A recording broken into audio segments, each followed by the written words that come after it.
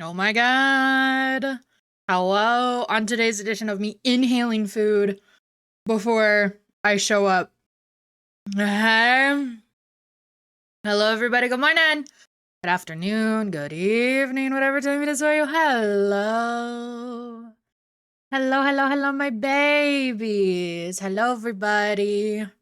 I want y'all to know I was speed running, becoming a good content creator. Oh. Thanks, Lutz. I was speedrunning being a good content creator during that just starting soon screen. I was inhaling food. I made an entire graphic to go live. An entire graphic with like dynamic placement of shit on it and everything. I was speedrunning that. I had to post it. And then I had to do the thing on Blue Sky where you go live. And now I'm here. Happy birthday, Day 4! Happy birthday, Day 24! Hi, Kari. Oh, so cool. I thank you so much for the 7 streak. I think you like me. A graphic, yeah. If you go to my Blue Sky... Hold on. Let me do my job. Hold on. Fuck. Hold on.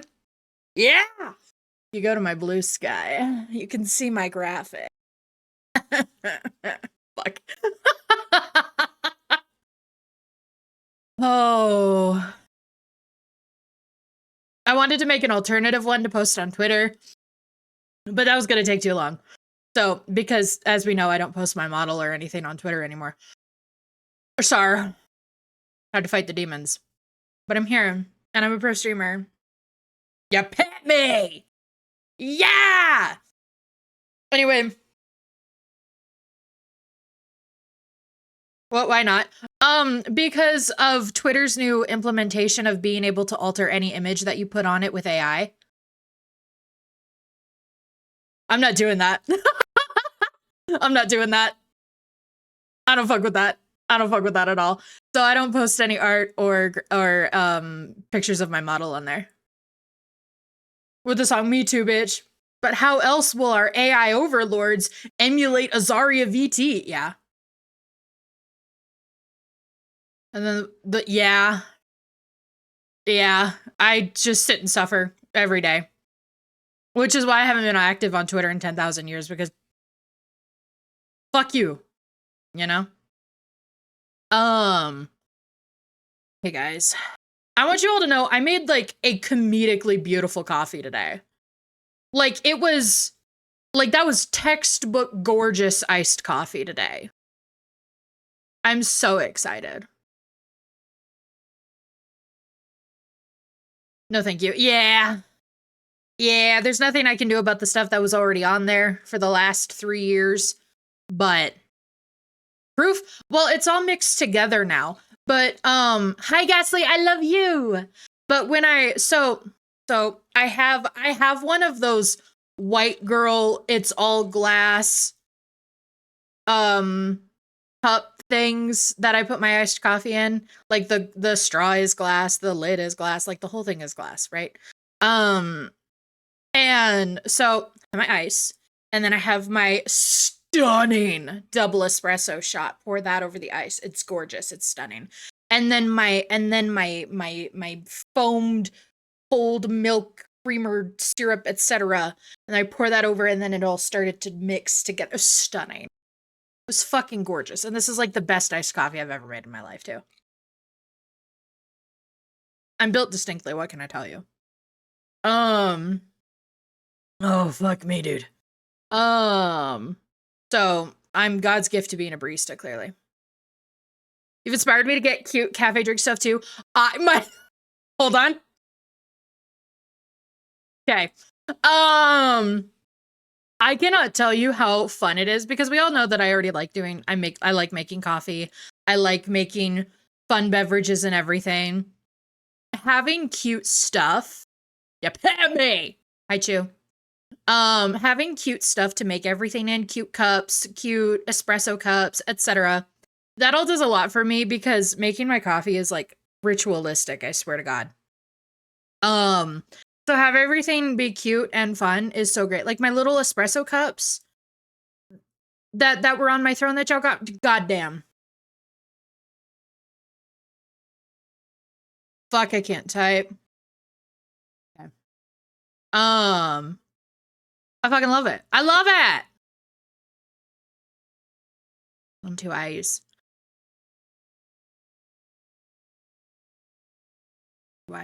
God damn, that's a good iced coffee. I'm fucking built distinctly, methinks. Do you feel fancy yet? Yes. I really do. I really do. Anyway, fuck, I want iced coffee. Bro, come over. I'll make you an iced coffee. I'll make you one of these bad boys.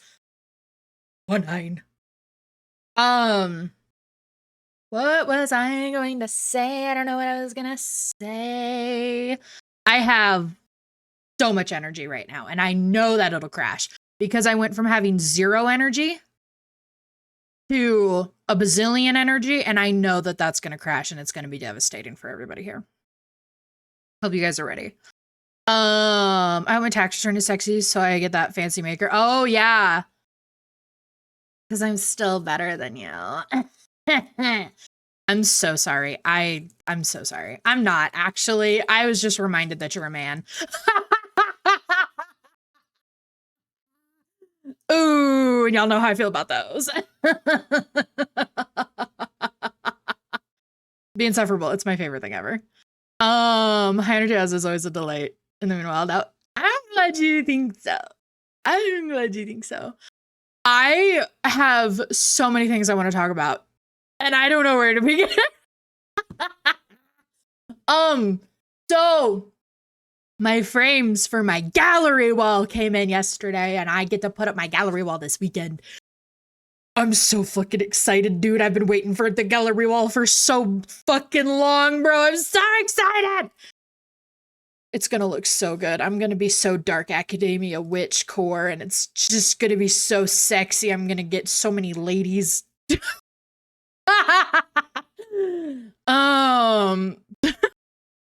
Fuck, dude. I can't do this. No, don't do that. I want you to know, this is everybody's reminder. If you have a shout out command that plays a clip of somebody's streams, I'm blowing you up because there isn't a clip out there that makes me sound attractive, normal, cool, any of it. Oh my God. I went to say hi in Kawhi's stream yesterday. Fucking got a shout out. Played a clip of when I was on stream with fucking Laka. And it was me doing the ugliest fucking witch cackle I've ever done. And I'm like, bro. And this is like the second time it's happened. I know only suffering, dude. I don't have attractive clips. And I'm never good at games enough to where it fucking plays a clip of me being cool, because that just doesn't fucking happen. Oh, I just fucking suffer, bro. Stop playing clips of me.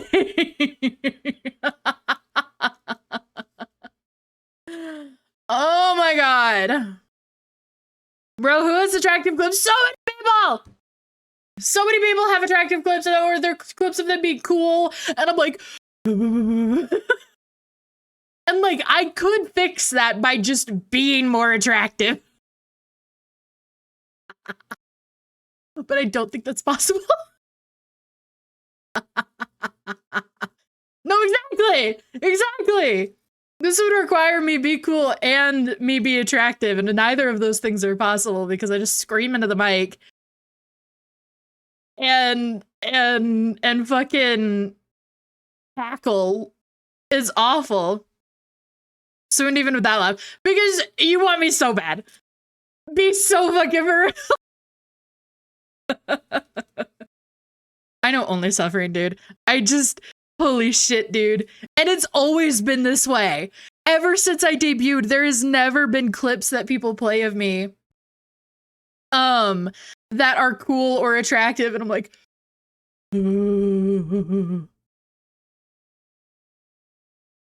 is you being a rat? Are you absolutely fucking clocking you? Next to the face. Fuck. Yeah. Sounds about right.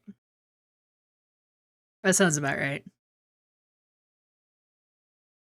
Oh, man. Yeah. So anyway, this is my official protest and my public fuck you to anyone who has that with their shout out command. I want people to think I'm attractive. And I know that means I need to be attractive, but it's not going to happen. Hi, Anarchy. How are you? Are you? I'm going to add that specifically to your shout out. No! Like a please. I'm gonna delete. Fuck. I'm gonna delete all clips that don't have you in them. I want that clip to play. I need it to work specifically like this. I need it to clip or play the clip where you did the most diabolical cackle because you got an orbital. I need that. I need that. Like I don't think I've ever witnessed a laugh so evil than when Laka got a fucking orbital in DBD. That shit was insane, bro. Speaking of DBD, I gotta breathe. Fuck. Speaking of DBD, the fucking Blood Moon starts what? In 2 days? Fuck that event, but I really want the Sable skin. Has everybody seen the skins? The skins look so good. If you don't play DBD, fuck you. Start playing DBD. I'm joking. DBD sucks. Has everybody seen the skins? Show us. I'm on it. Hold on. Everybody shut up. That's Blue Sky. On Twitter. I keep telling myself, when are you gonna go with your when are you gonna go into your Hagmane era and fucking obliterate survivors left and right? Wibber. I gotta fucking breathe.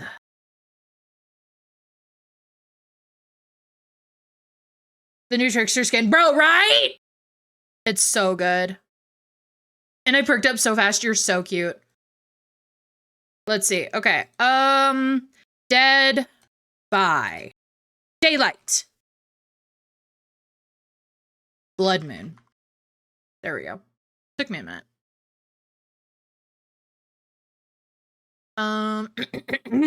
Okay. So we have oodles of new skins. And by oodles, I mean 4. No, I actually lied. We have more than that. So, no new skin for Nia.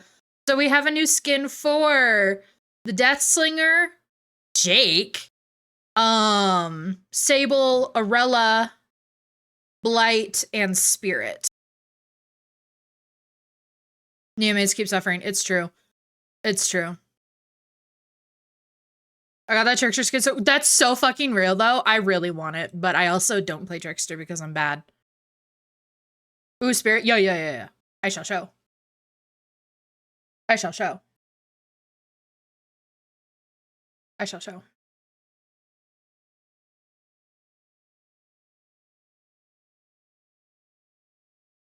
Actually, you know what we're gonna do?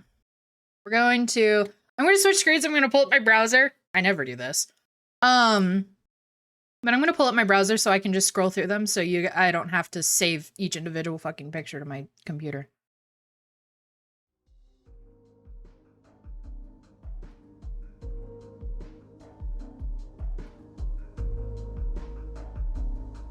Hey. So, ew. So we've got the Deathslinger skin. Actually, kind of nasty. Kind of nasty. Which I love. It's kind of gross. Kind of hate it. Yeah, I love it. Kind of fabulous. Yeah, that's really good. Really, really good. Okay, so this is the so sorry. The Deathslinger skin. And then we've got Jake. This fucking guy. I don't know, man. I don't know. Did a trailer mark? Fuck. Got Jake.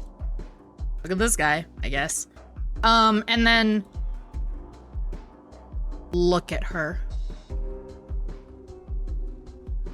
Look at her. They gave her black hair. Look at her.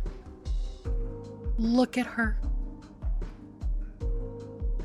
Now, I just want everybody to know, and I need everybody to be prepared that this is like the most likely scenario. This will likely be a fully linked skin, and I'm gonna be pissed about it. I'm gonna be pissed about it.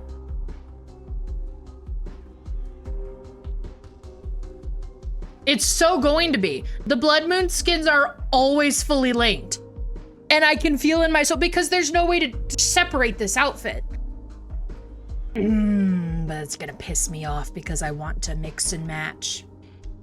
I hate fully linked. I hate them too. They piss me. That's the reason why I don't have the Red Riding Hood one.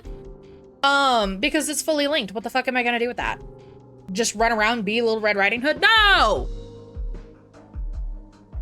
But this shit, it goes so fucking hard. I'm so excited. And now I get to match with my wife during the Blood Moon. Instead of just toss shit together.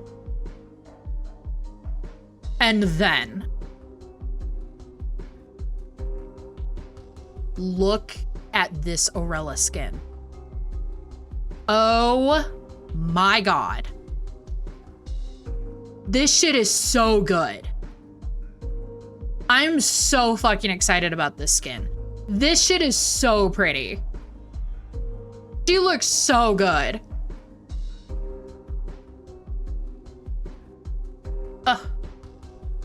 Blue, thank you so much for the 4-day stream streak. Thank you so much. So, absolutely gorgeous, stunning, incredible, show-stopping, perfect. I'm obsessed with this skin. I love it. Orella mains are eating good. Except the prestige skin. Ew. Ew. Okay, so we have that, and then we have a new Blight skin, which actually, shit goes hard. This is spooky. No, it's not your internet, it's my stream. It's my stream. Yeah. Because I had the audacity to show the Blight skin. I believe we're back. I believe we're back though. Frames have stabilized. No, you're good.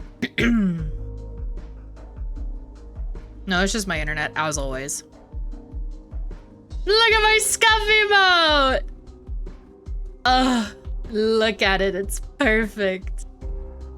I love it so much. I love it so much. That's so fucking cute. So anyway, here's the Blight skin. It's actually really scary, and I think if this thing sprints at me full speed, I will start crying. And then lastly, we have a new Spirit skin, which I don't like. I don't like that.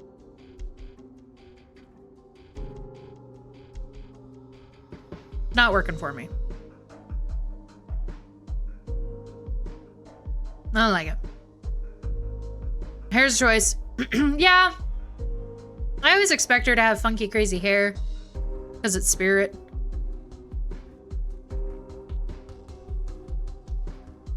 Yeah, I don't know. Me when I wake up, not gonna lie. I don't like it. I don't care for it. I don't care for it. It's not my favorite.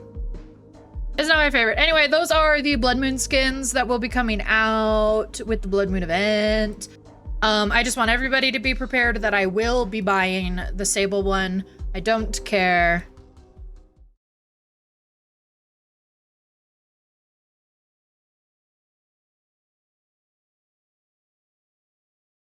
I cannot be stopped.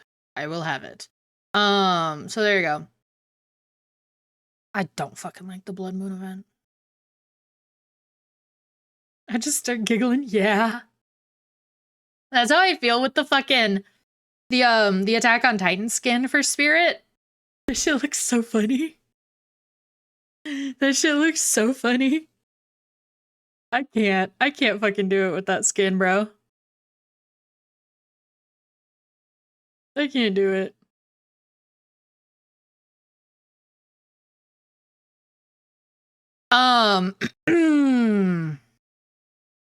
Fuck. I'm dying. I just want you all to know that I'm dying. Let's see. So besties, today, I'm very excited. So today we are playing a demo for a new visual novel. I'm very, very, very excited. Very, very excited.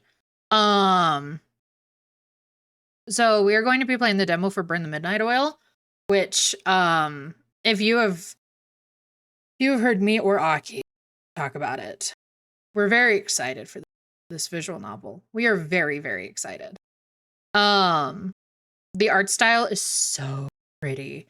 If you saw on the graphic that I posted on Blue Sky, I'm so sorry. The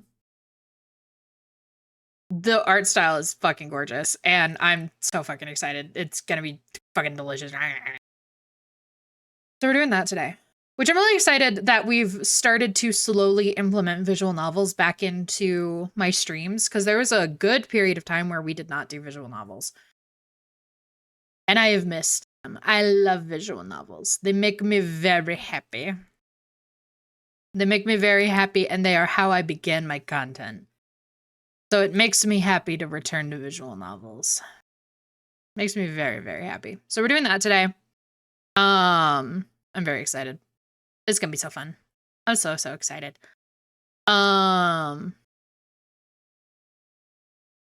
you think of anything else to yap about?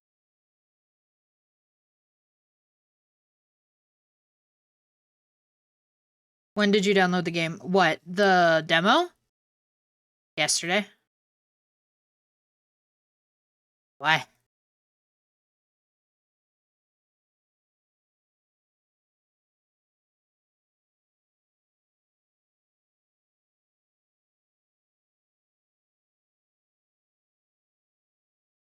Netflix, huge. Huge. Yeah, I downloaded it yesterday.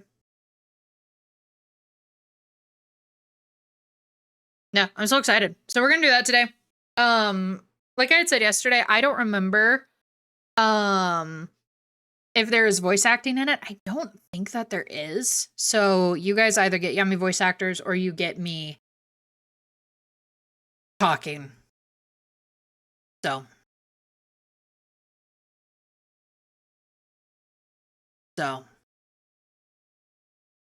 you're welcome. So you're there. Thanks. So, do I have anything else to yap about? Not fucking really. God, we haven't made it to 53 minutes yet. That's unacceptable, bro. Unacceptable, but I got shit to talk about. I so desperately wish I had an update on my chibi model for you guys. Oh boy. I wanna talk about my chibi model. Either give me voice acting or it's already voiced heard. Shut up. I wanna talk about my chibi model so fucking bad. I haven't gotten an update for her yet. Well, in a while. Lose my marbles. Plug your merch. Hey! I have merch! Right there. It is, in fact, an entire collection of merch. Not just an item or two, nay. An entire collection. Oodles of things. I'm so excited to be able to get the payout from Throne so I can order my merch that Psycho got me. I'm so excited. And then I get to have my own merch. I have a little standee of me, bro. Get a free keychain if you're in the US and sign up. It's true. It's true, you get a free keychain. Picture this, me on a keychain. Tell me about your covers. Hey! Sometimes I sing covers, sort of. Sometimes people like them. They're on YouTube with sick-ass music videos, or on Spotify. Oh yeah. Oh, my 2.0 shirts got me too! Died. My passion for wanting the 2.0 shirts really got me. But I too want them. Express confusion about the 2.0 shirt. I don't know why. I don't know where they're at. I don't know why they're not out.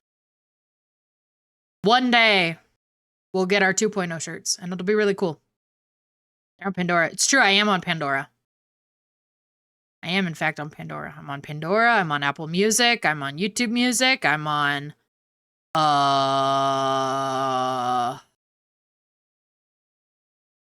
other ones that I don't remember.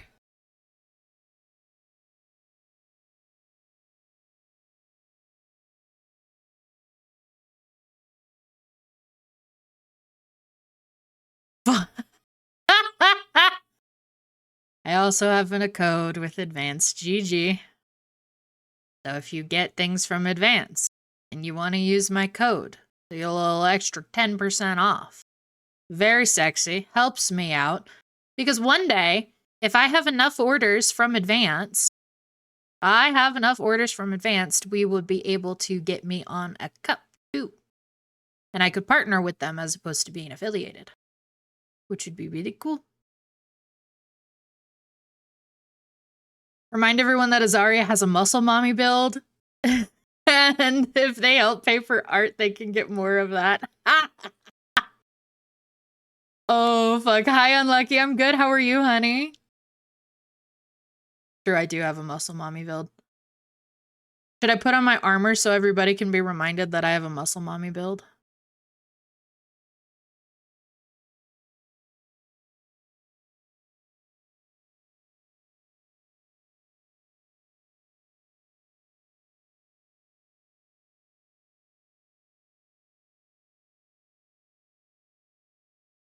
You know, motherfucking Somnia exists and wants to debut. Also true. Not that link. Almost. No, not quite. There we go. Double it. For those who don't know, is my best friend and also my roommate. And is trying to re-debut with her new design, which she has been so eager to show everybody for so long. And for those who don't know, debuting is expensive as fuck. So I have that thrown into my links for a little treat. You're welcome.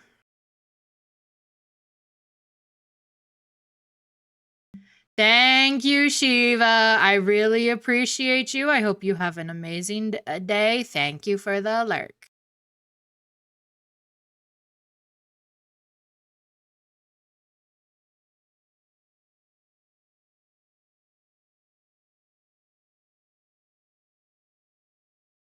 Okay, bye.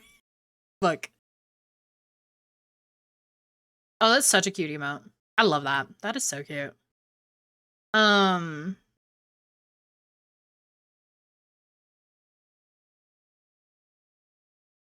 Where can all of our lovely Loomies gather and want you? Fuck. Oh, in my server, I guess. Fuck. Fuck, dude. It's like, I don't fucking know. Here? Oh, an additional promoting myself news for everybody. We are 4 followers away from our follower goal, which, for those who don't know, is 4175. So we are approaching 4200, which is very, very exciting. Imagine needing Discord to yearn for the Primordial. Yeah, honestly. Imagine needing the Discord in order to yearn for me. What the fuck, bro? Can't yearn for me without it? Unbelievable. But yeah, we are 4 followers away from 4175. Which is very exciting. We are so close to 42. You'll be at 37,000 followers and still set goals for 3725. Yeah. Yeah.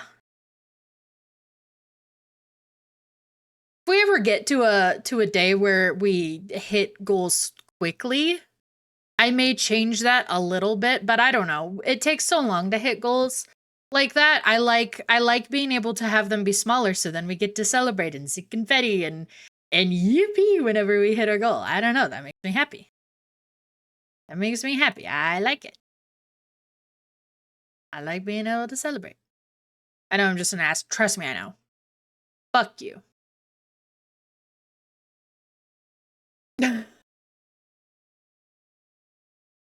25 people that follow her is important at 37K. Then you got it, Laka. Exactly. Exactly.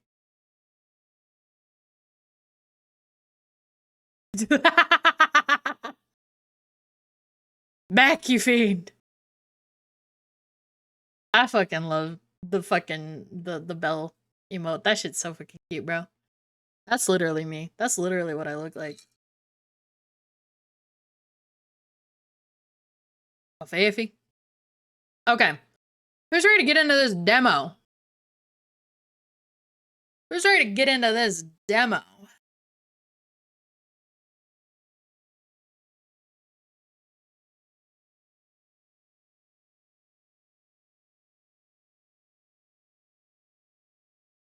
We not have a Twitch category? Oh. Hold on. Am I stupid? Can somebody verify my intelligence, please?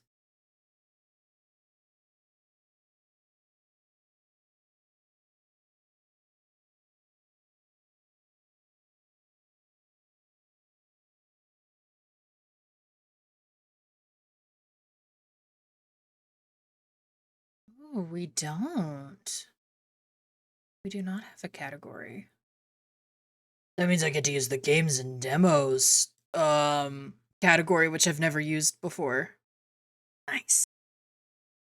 Yeah, we don't have a category.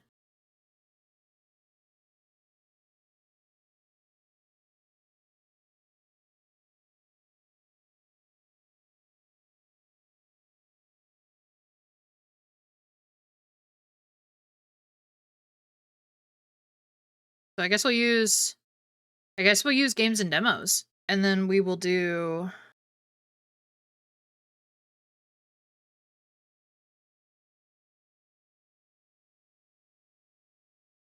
Did I make one anymore?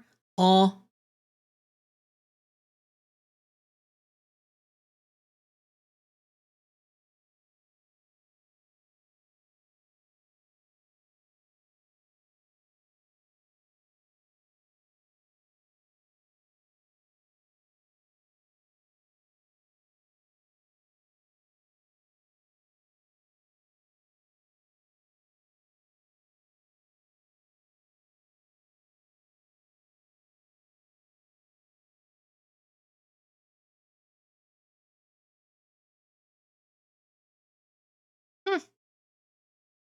So intriguing.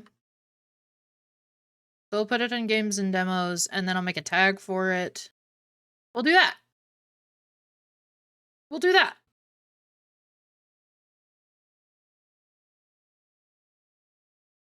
Nice. Nice. I'm so pro streamer. I'm so pro streamer. So when everybody has to agree with me. It's actually required by law that you agree with me.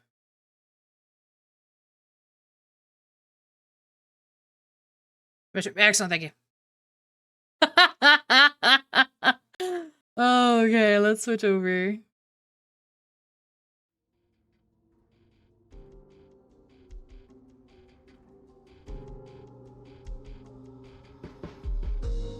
Yo, why are you big? What the fuck? Why are you big? Oh. Oh.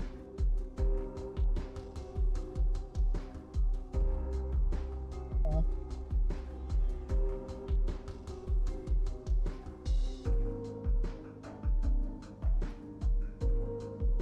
Oh. That line up? Yes. Oh, too much. Yeah. Oh.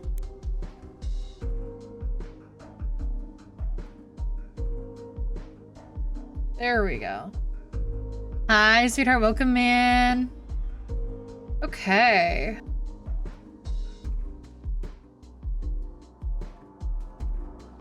Okay. We're gonna pause Spotify so we can have the game soundtrack. Which I'm going to turn the music down for. Loud as hell.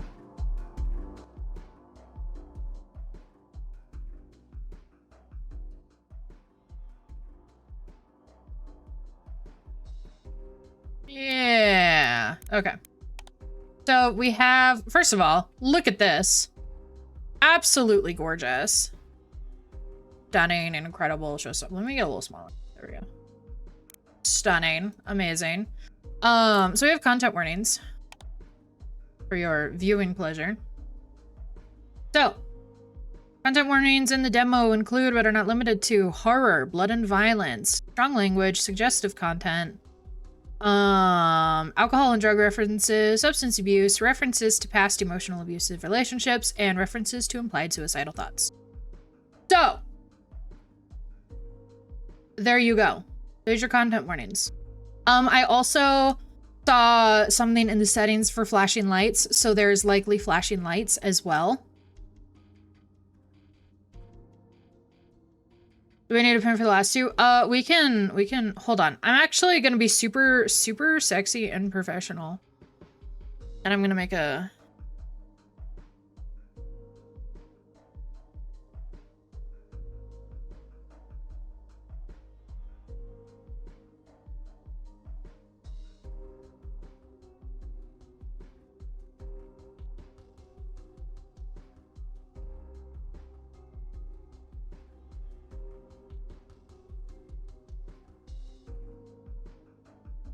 I can't type, hold on.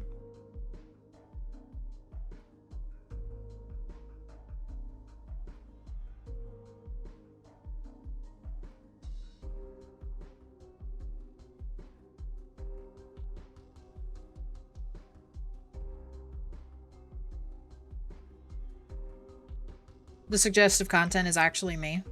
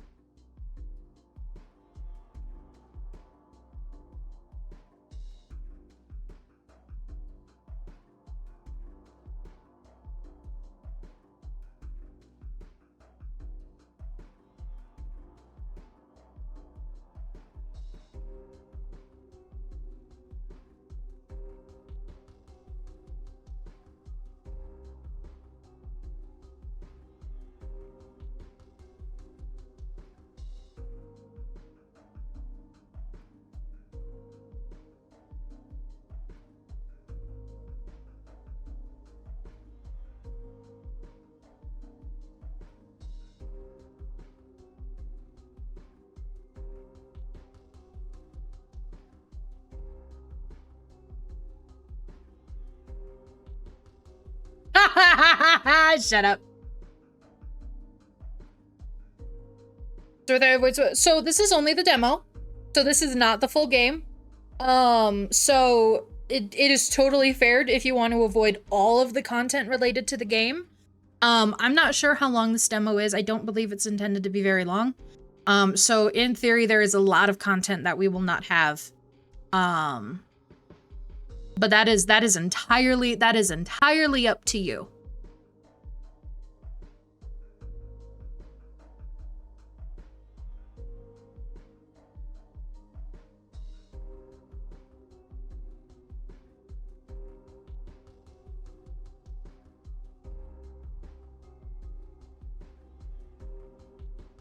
There we go.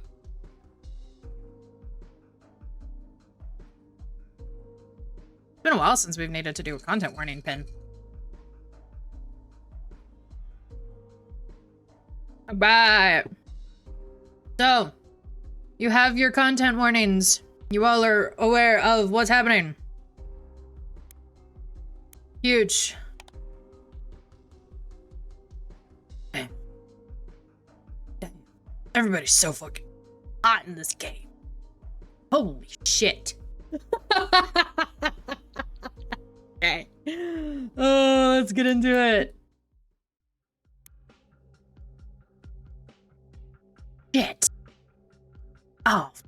Fuck, I forgot you have to pick. I think we gotta play Cersei. God damn. And 2A.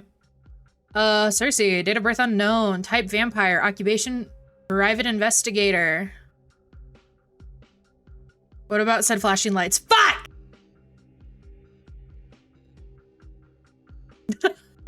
Fine. Close your eyes.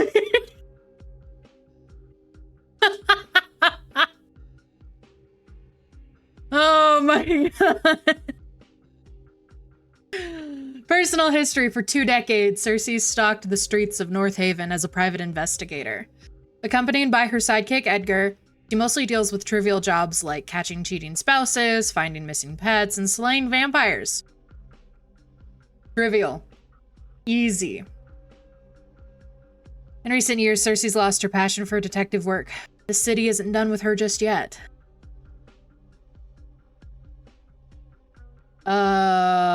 When she's approached by 2 different clients looking for the same person, she decides to take on this one last case.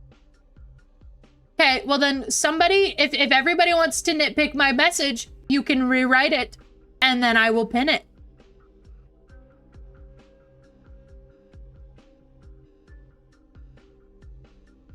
And blow you all up.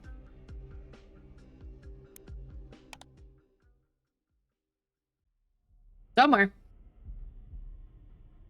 Don't remember the month. 1968. Something not quite human sits on the edge of a stranger's bed, leisurely lapping at the blood coating her fingertips.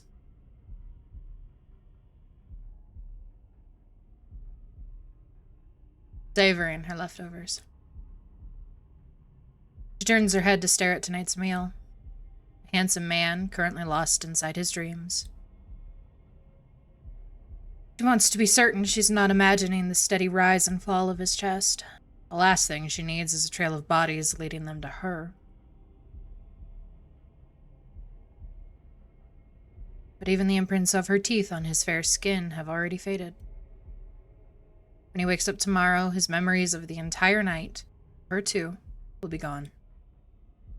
He'll go on with his life like he never met her. He'll get married, have a kid or 2, grow old, die. She'll remember him for a while. She won't be sad about it, or miss him, or ever ponder what could have been. He's not the first meal whose bed she's seduced herself into, and he could never be the last. So pretty. Yes, you are, Cersei. Goddamn.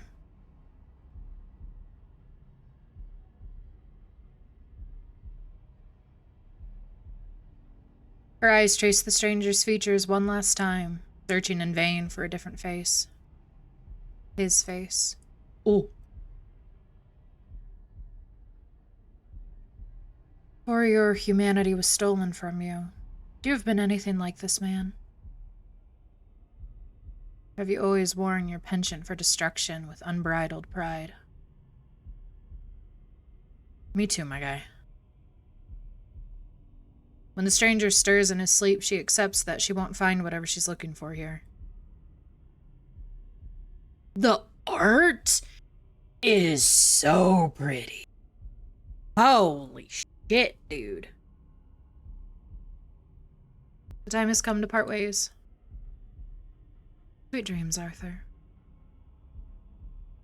At least, he thinks that was his name. God damn. I love when women Maker. It is midnight, and I am writing to you from yet another city whose name I couldn't be bothered to learn. I'm not sure what day it is or how long it's been since I bid you goodbye for the last time. Maybe it's been days. Maybe it's been weeks. Maybe it's even been years. Since your death, I haven't had anywhere to call home. I only stay in one place long enough to take shelter while the sun is out, then I'm back on the prowl. Mostly men. I desperately want them to remind me of you, even though none of them look anything like the you I knew. Living or dead, I suspect no one will ever remind me of you. I should be grateful for that, shouldn't I? Maker. I have taken to hunting every night just to keep sane. I don't think it's working. I missed it. At least I don't think I'm making things worse. I'm keeping busy, which means I have less time to think. That's a good thing. Go all together. Yeah, the vibe's immaculate. Thank you, Doppel. Have a good one. If I think too hard or too long, I'll start thinking of you. I make bad decisions when I think of you. Maker. Remember how you always used to say that creatures like us weren't made for rules? I always disagreed, but only out of spite. We both knew you were right. I hate being told what to do. Amen. Period. I hate it so much.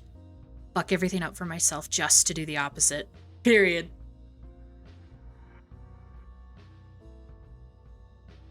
I thought of doing audiobooks. It is in fact a dream of mine to do audiobooks. It is in fact a dream of mine to do that. Fuck. I miss it now, though. If you were here, I wouldn't have these doubts. I wouldn't have to worry about right or wrong. You would make all the decisions. You alone would be responsible for the terrible, terrible consequences of our actions. Without you, I find I'm no longer just lonely. I'm alone. You promised me even death could never part us. So why didn't you take me with you? Shit. Fuck, I need to drink water. So I'm fully narrating today.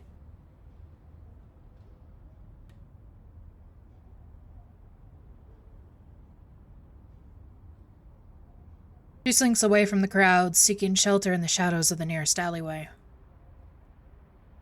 Shit. So this is it. All those years lead to this? She's still doing the exact same bullshit she used to do when she was trailing after him. Only now she's doing it alone. And to what end? What is the point of living like this? Hell, can you even call it living? What? She almost doesn't dare say it. What if I just ended it? She's already died once. Second death doesn't even have to count. And budget and arts. You know what? I'm not mad at that. I really am not mad at that. It's a visual novel for a reason, and I am more than happy to look at a beautiful game and need to just narrate it myself. You know? I am A-okay with that. Some might call it suicide, but Cersei gave up on heaven a long time ago, if such a place even exists. She was barred from entry many murders ago. All things must end someday anyway. Perhaps it's my turn now. That thought brings her a strange sense of peace. Hi, Faye! She slows her heart down, leans her head back against the brick wall, and just listens. She hears traffic. She hears laughter. She hears music. She hears colleagues stumbling to their next bar, arguing over who owes the next round. She hears couples spilling out of the cinema, giggling and necking and whatever couples do. She really, really strains her ears. She can even hear a couple of homeless drunks laughing their asses off over a joke that definitely doesn't deserve such unfiltered glee. It all sounds like life. Fuck. Me too, girl! All these years. All these years. And she's ready to kick the bucket because what? Because he's gone? She can't even make it a year without him? How is that? How is that fair? It's not. It's not fair at all. Stupid. It's stupid. It's stupid. And worst of all, it's humiliating. She's mourned enough, doubted her decisions enough. She wants to live, so she's going to live. Period. Yeah. Yeah, that's right. She'll keep going out of pure fucking spite, if that's what it... Oh! Well. Well. Something drives through her chest, narrowly missing her undead heart.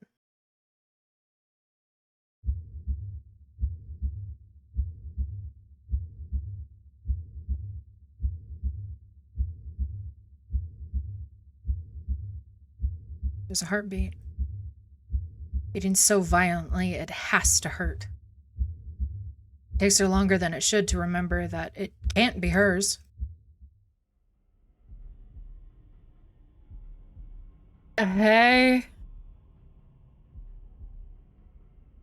Her eyes shift from the improvised stake in her chest to the man responsible for it.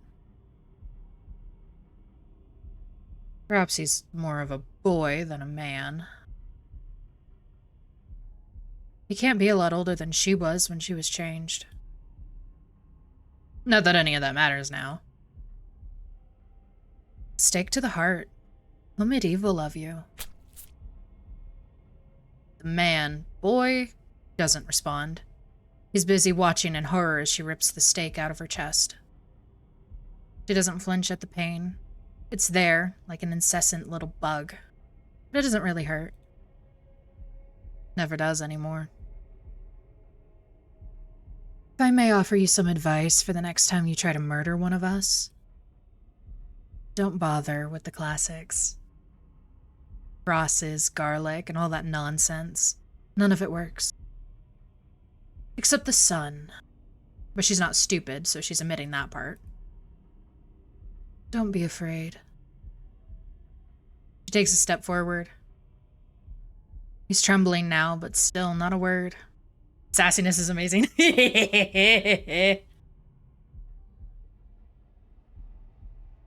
You're the one who tried to kill me. Shouldn't I be the one to fear you? She catches her hand right before it touches his face. She hadn't even realized she was reaching for him. It's a bad habit of hers. She's always cold, so she's always reaching for warmth. Why don't we play a game? Why don't you guess what can kill me? She doesn't like the silence. She wants to make him talk.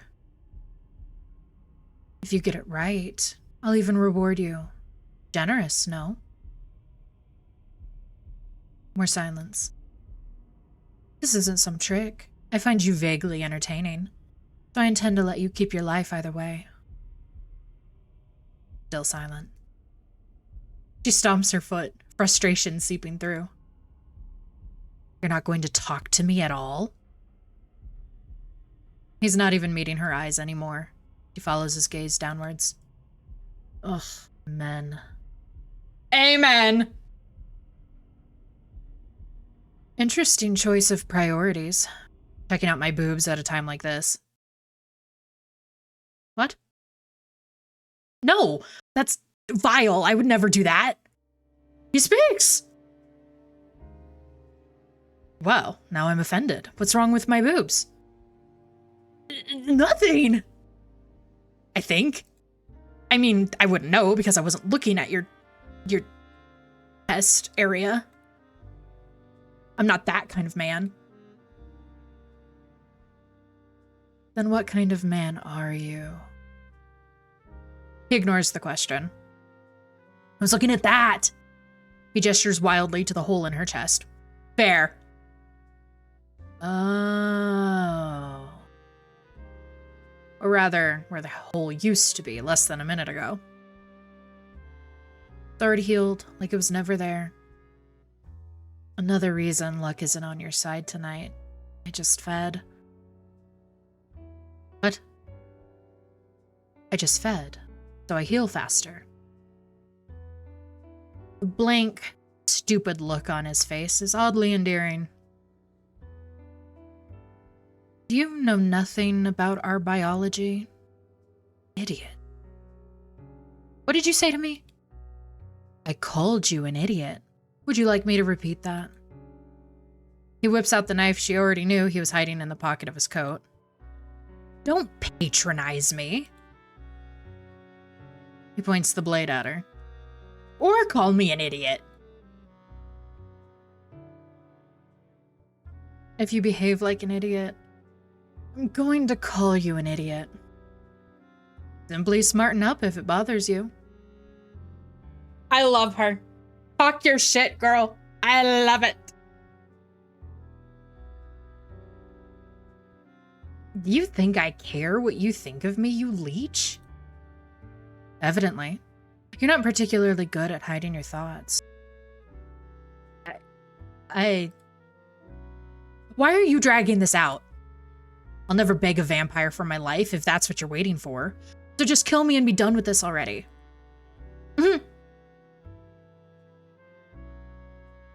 She sort of, kind of, not really tries to stifle her laugh. It pisses him off even more. What's so funny? Sorry. It's just...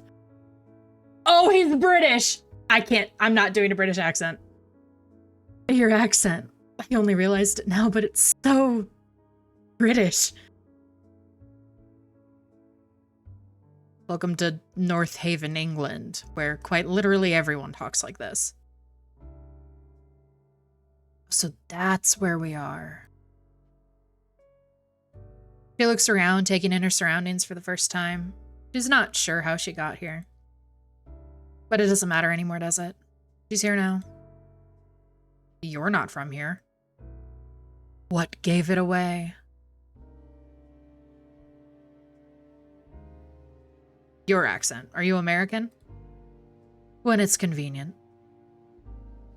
Suppose it doesn't matter where you come from. You'll fit in perfectly with the other bloodthirsty freaks in this city. You amuse me. I definitely can't kill you now. Why not? Why, you almost sound disappointed. Of course not. But it doesn't matter what I want. Do it anyway. Why? Because we can't both walk away from this. It doesn't work that way. He's got a death wish for sure. Oh, for sure. Says who? He rolls his eyes. How about this? If you don't kill me first, I'm going to stab you in the back as you walk away. With that silly little kitchen knife. I've seen babies with stronger grips on their toys than you've got on that. His grip loosens. Meanwhile, I could kill you with minimal effort. Right here, right now. I could snap your skinny little neck with my bare hands and not even break a sweat. Only, that wouldn't be very fun, now would it? I don't kill as often as you may think, so I like to take pleasure in it when I do. I'd make it slow. Slice your neck, but keep that cut shallow enough that I have to suck the blood out. I prefer to drink straight from the tap, you see. More intimate that way. Once I've drained you, I'll dump your corpse behind one of those bins and skip town. By the time someone finds you, I'll be long gone. Nobody will even know I was here. He lowers his knife, averting his eyes to stare at nothing in particular. What do you want? Do what you want. There's no one left who would care enough to try and find me anyway. Oh, he's moody. She recognizes the frustration in his eyes all too well. She's seen it countless times in her own reflection.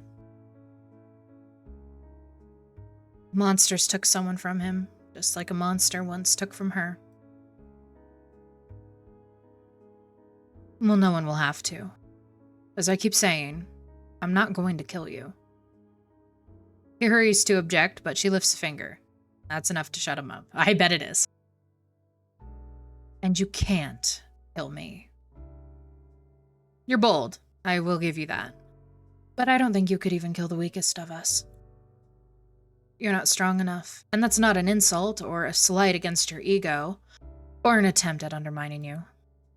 It is simply fact. You are too weak. Don't you think you're underestimating me a little too much? No. I see you exactly as you are. You're no threat to me. You're no threat to anyone. You want revenge, but for whatever reason, you can't kill the one you actually want dead.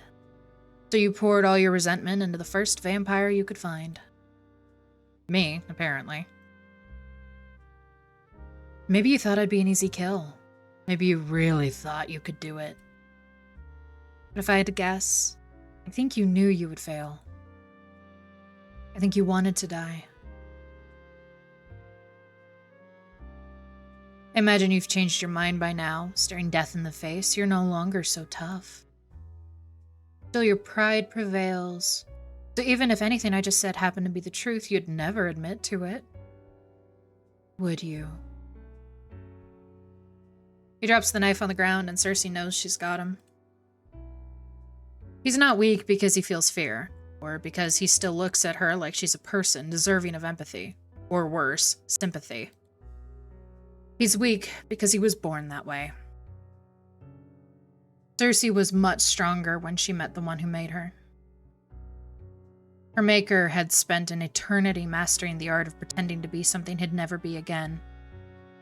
When she laid eyes on him, she'd still seen what he really was. A monster. But even knowing that, she'd still lost to him. She'd still been too weak. Not anymore, though. If you'd like, I could teach you. Seeing his confusion, she elaborates. How to kill vampires, I mean. You would teach me how to kill your own kind? Yeah, why not? No matter how much of an idiot you think I am, surely you don't think I'd believe that's a genuine offer. Your kind prey on the weak, but your loyal to your own. Even I know that much. He's not wrong. Contrary to popular belief, most vampires are social creatures. They thrive when they're together. In theory, at least. Reality is more complicated. It's frowned upon, I know, but I don't mind offending people. As a matter of fact, it might just be my favorite pastime. So it's not just me. You're insufferable with everyone. That is correct! How dare you? But yes. Yes, I am.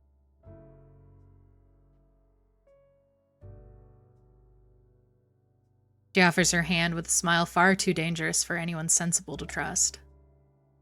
What do you say? Do we have a deal? Only an idiot would strike a deal with a devil like you. Or someone moderately desperate. A moderately desperate idiot, then. Sighing, he takes her hand. She bites back a grin. Before I forget, what's your name? Edgar James Thorne. God, you are British! That sounds so pretentious. I'm just gonna call you Eddie, okay? If you must. What about you? What's your name? If I told you, would you even use it? Well, yes? That's what people do, isn't it? Call each other by one another's names? It's been a while since anyone had used her name. But she supposes it would be rude to withhold it from him now. They call me Cersei. So may you. His grip on her hand tightens. I'm gonna ask you something, Cersei. Yes? When you've taught me all that you can, what's going to stop me from killing you? She allows herself that grin now, showing him all her teeth. Nothing but your own compassion. Kind of eating up the writing so far. Damn. Deppin. Debt. North Haven, 1986. Finding Elysium isn't difficult. The dark doesn't bother Cersei the way it might others. Even if it did, she's navigated these tunnels enough times to remember each step. Getting inside that poses some trouble. Wasn't always such a hassle. Cersei was once a regular at Elysium. Cautiously welcomed by its patrons because of her relationship with Lazarus. Been 6 or so years now since she'd been warned to never show her face here again. Of course, that flimsy ban has never stopped her before, nor will it stop her tonight. The bouncer standing guard cut straight to the point. Since you managed to find your way here, I take it you've got an invite.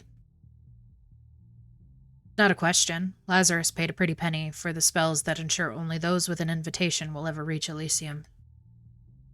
Fortunately for Cersei, no one remembered to amend those spells when she was banned. She's so pretty. She's so pretty. I love when women...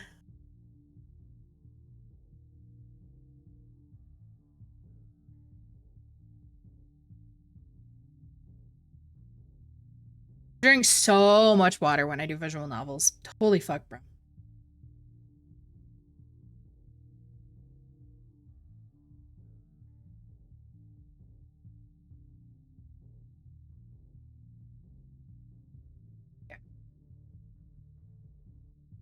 Yeah. Oh, you don't recognize me? Should I? Yes. But, given that she doesn't recognize him either, he's probably new. Lucky me. What do they call you? He might not recognize her, but he'll definitely have been warned of her name. She thinks quickly. Donna. Not going to be on the list, but it doesn't need to be. What her talent is for. Ooh. Oh, I clicked on things. Hold on. Talents and gifts. Gifts are innate powers passed down from generation to generation through vampiric bloodlines. The further away you are from the primordials, the original line of vampires, the weaker your gift will be. Most modern vampires do not have a gift, making it a symbol of status to have one. Even though some gifts might arguably be more of a curse than a blessing. Thank you.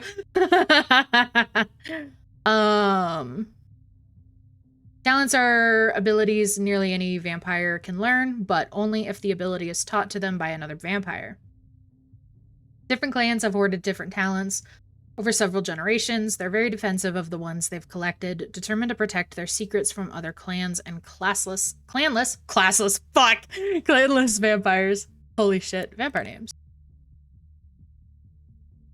When a vampire is born, their maker, sometimes their clan, will grant them a new name. It is not only a sign... Hi, spooks! It is not only a sign that they have been reborn, but also a symbol that they have been embraced by their new kin. Of course, there have been exceptions, instances where a vampire's creator has allowed them to choose their own name. However, it would most likely be assumed that your kin has decided not to accept you as one of their own. When asking a vampire for their name, it is customary to ask, what do they call you, or what do they know you as?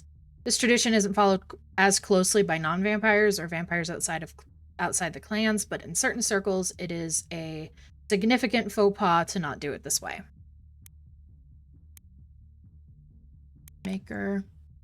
Creator of another vampire. It is the duty of the vampire's creator to mentor their apprentice. This tradition isn't always followed by the clanless. Vampires abandoned by their creators are often at a disadvantage in the world, especially in vampiric society.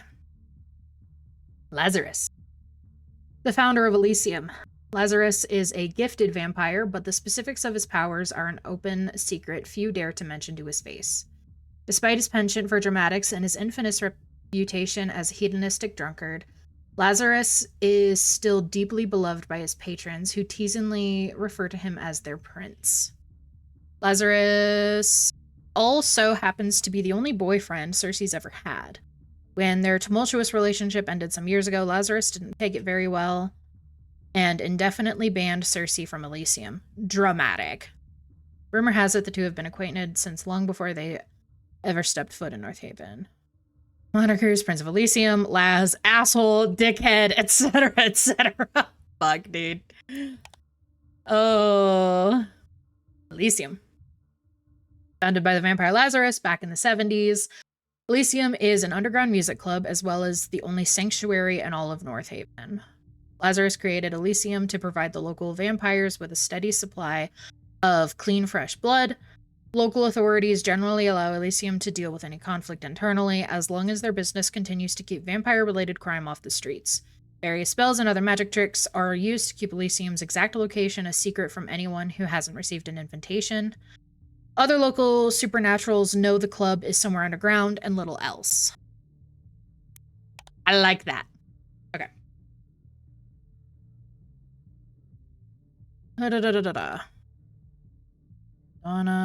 Donna. He flips through the guest list till he hits the bottom of the last page. Yeah, no Donna. He takes a more aggressive stance. It's all bravado. He reeks of insecurity. He will gladly exploit that. Amen! Intimidate him, persuade him. Persuade him. She's so pretty. Huh. Well, of course I'm not on that list. I'm not one of your every night patrons. I've been personally invited by your boss. The bouncer shuffles his feet, red eyes running over her form. When Cersei smiles, he nervously smiles back. You're certainly his type. Still, I can't let you in on your word alone. If you wait here, I'll quickly confirm with Nisha.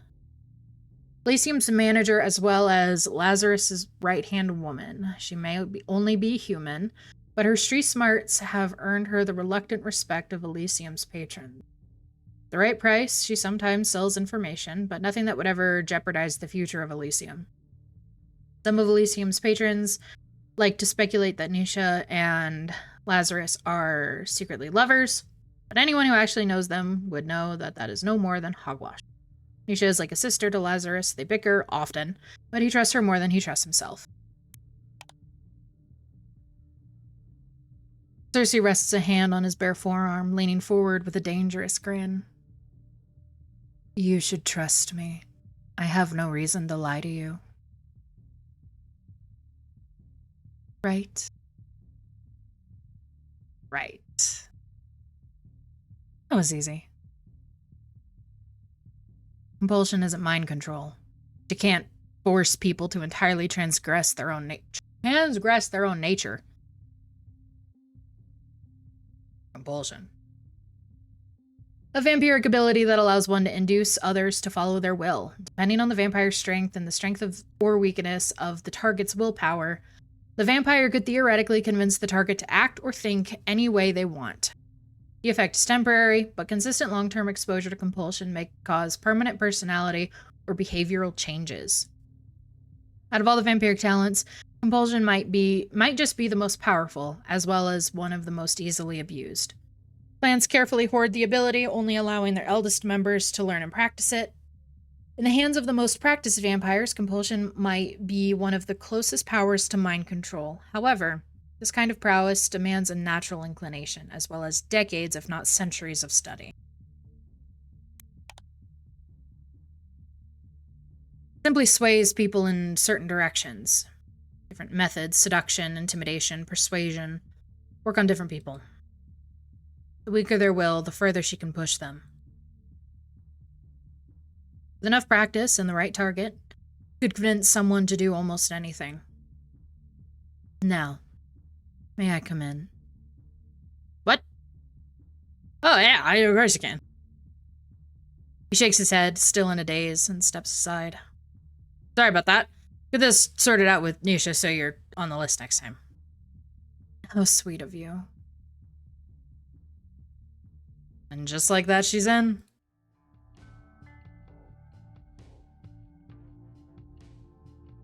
Got a vibe? Okay.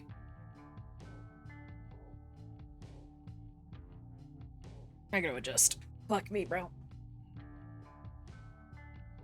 The only sanctuary in the city for creatures of the night.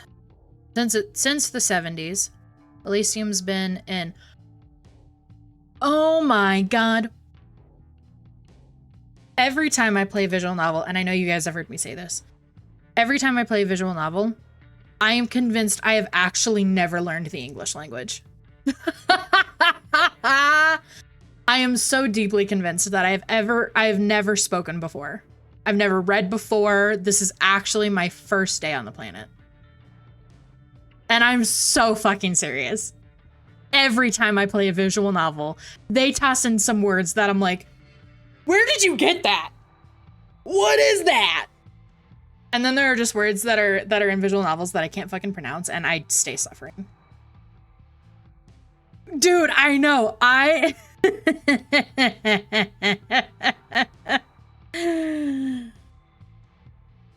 Oh man, I think about that often. I think about that often when I think about voice acting, and I'm like, God, Azariah, you're fucking stupid and you can't fucking read. Why do you think you can voice that? Oh man. All I know is suffering.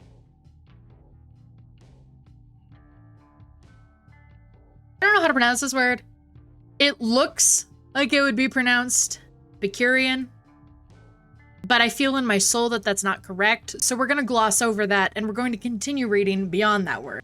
Haven for vamps together and feast without repercussions. Nice. Every day, I suffer when I read a visual novel. And, like, it's never, like, super, like, obscure. Well, okay, so that's actually a fucking lie. I have done, you know that actually? I'm God. I have read so many visual novels that have the most obscure, long, insane words. And I'm like, y'all are doing the most. But then in instances like this, where it is just like a really normal word, I've actually never spoken English before. I'm actually brand new. The fuck, bro? Oh my god. Donors. How the vampires in Elysium refer to the human staff who consensually donate blood to them. Nice. Some donors do it for the money, or in hopes of one day becoming vampires themselves, but most of them simply find it to be a pleasurable experience. What?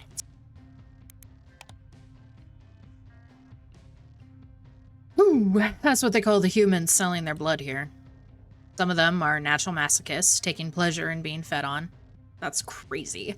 Imagine being a masochist. That's unbelievable. Others are only here to make good money. Also real. Most are here for both, and a select few loonies come here with dreams of one day becoming vampires themselves. I love how moody and broody she is. I love that she's constantly pouting. I love her. But to my knowledge, few, if any, have yet had the honor of experiencing the change. Pick that up. Have you considered shutting up? I actually don't know what you're talking about. Maybe you're projecting. Have you ever thought about that, Atlos? Maybe you're projecting. The act of a vampire bestowing vampirism upon a mortal. Those who have experienced it themselves say it is both the most pleasurable and painful experience one could ever have. Like newborn fledglings have only two immediate desires: to be embraced by their maker and to feed the hunger, alternatively known as the first death. Nearly been a year since Cersei last set foot in Elysium. One quick look around promptly reminds her why she's been avoiding the hellhole. Nothing's changed. Everything's exactly the same. Cersei inhales her stale lungs, breathing in the irresistible... Hold on.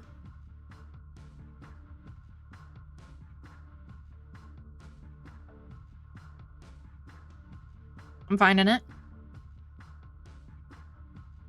What the fuck is that word?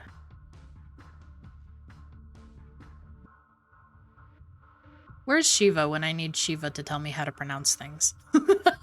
That's another thing for those who have not been around with me for too many of my visual novels. Because I'm stupid and can't read. Shiva usually is present in chat when I play visual novels, and they tell me what words are and how to pronounce them. Oh, man. Hold on.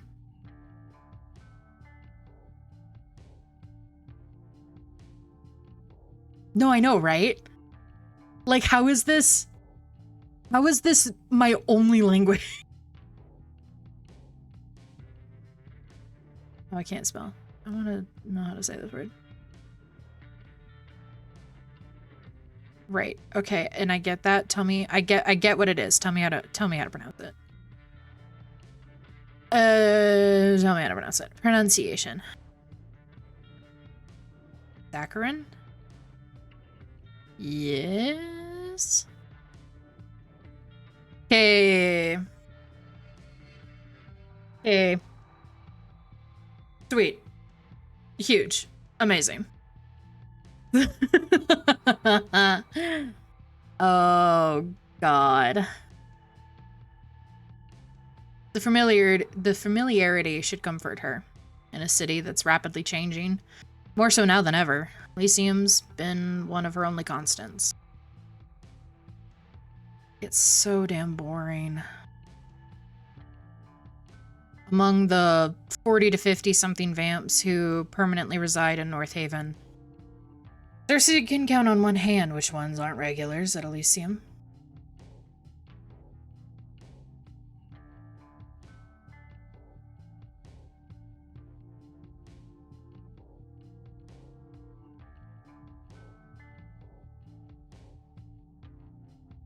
Sorry, I wanted to blow you up upon reading all of those words that you use. Fuck. They're a tight-knit group who come here night after night to dance, drink, and smooch. As for what brings Cersei herself here tonight, same reason she always comes to Elysium. She's looking for someone. Let's see. Double checks the picture the client provided. It's an old photograph, a blonde guy, cute enough if you're in his age group, with baby blue eyes and a smile that's up to no good. Didn't realize you had fucking Megamind as a Twitch mod.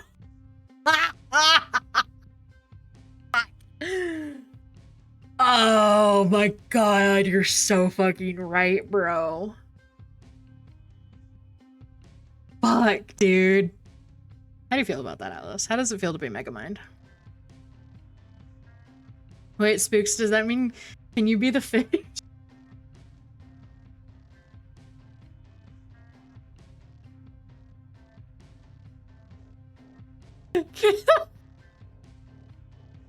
The fish. I don't fucking remember his name.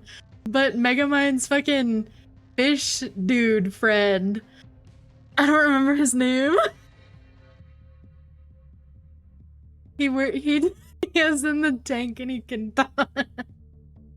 That's literally you too. Fuck. Oh my god. He has no name? It's just oh, it's Minion. Right. Minion.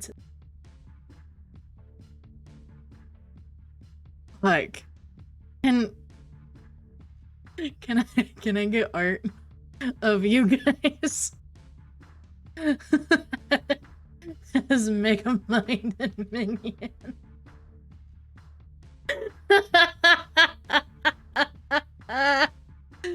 Oh my god, I can't breathe. Oh fuck. Fuck, that would be so funny. Oh my god, okay. Pull of my new headcanon. It's already a minion looking. No, exactly, exactly. Oh my god. Okay. Basically, I'm looking for a less alive version of this guy. Cool.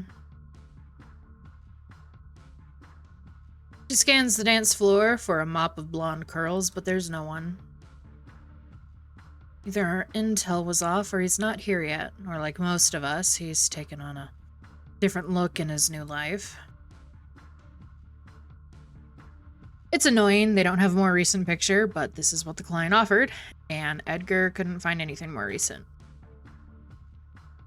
For now, she should find someone who might have a better idea of where she can find him. Question is, should I find Nisha or Les? Should I find Nisha? Fuck that man thing. Lazarus may have founded Elysium, but it's his right hand who runs the place. I know that's right. As a human, Nisha hadn't been a popular choice for the job. She fought hard to earn the patrons' respect. Now everyone, human or vampire, in Elysium turns to Nisha when they've got a problem. And anyone who messes with Elysium's equilibrium will also have to answer to her wrath. I'll have to talk to her if I want to get anything done. Ignoring the urge to make the objectively worst decision. There she goes looking for Nisha. Hey, girly pop. It doesn't take long to find her. She's at her favorite spot, leaned back against the bar, a cig hanging haphazardly from her red lips. The way her eyes curve in amusement when she spots Cersei says more than words ever could. Is that who I think it is? Welcome back from the dead, babe. I wouldn't call Nisha a friend, but we do get along. It helps that Nisha's a businesswoman. Though her loyalties will always be to Lazarus and Elysium, Nisha appreciates making a little extra on the side when she can. Only instead of selling her own blood, she sells information. It makes her more valuable to Cersei than any donor ever could be. Missed me. I guess. It does get pretty dead around here without you. No pun intended. She puts out her cig on the bar counter. Where have you been this past... Shit, has it been a year already?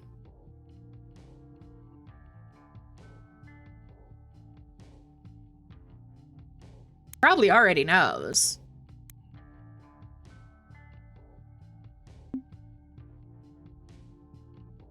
Right. There we go. Ignoring how Nisha's obviously been keeping tabs on her. After all, it's her job to track potential patrons and threats. Cersei elects to play nonchalant. Oh, I've been lazy lately. Asked Daddy to accept fewer cases for a while. That's a shame. Thought you were one of the lucky few to actually enjoy your job. So did I. I take it you still enjoy yours? Most nights. Anyway, who said you're only here to break the ban when you've got shit to do?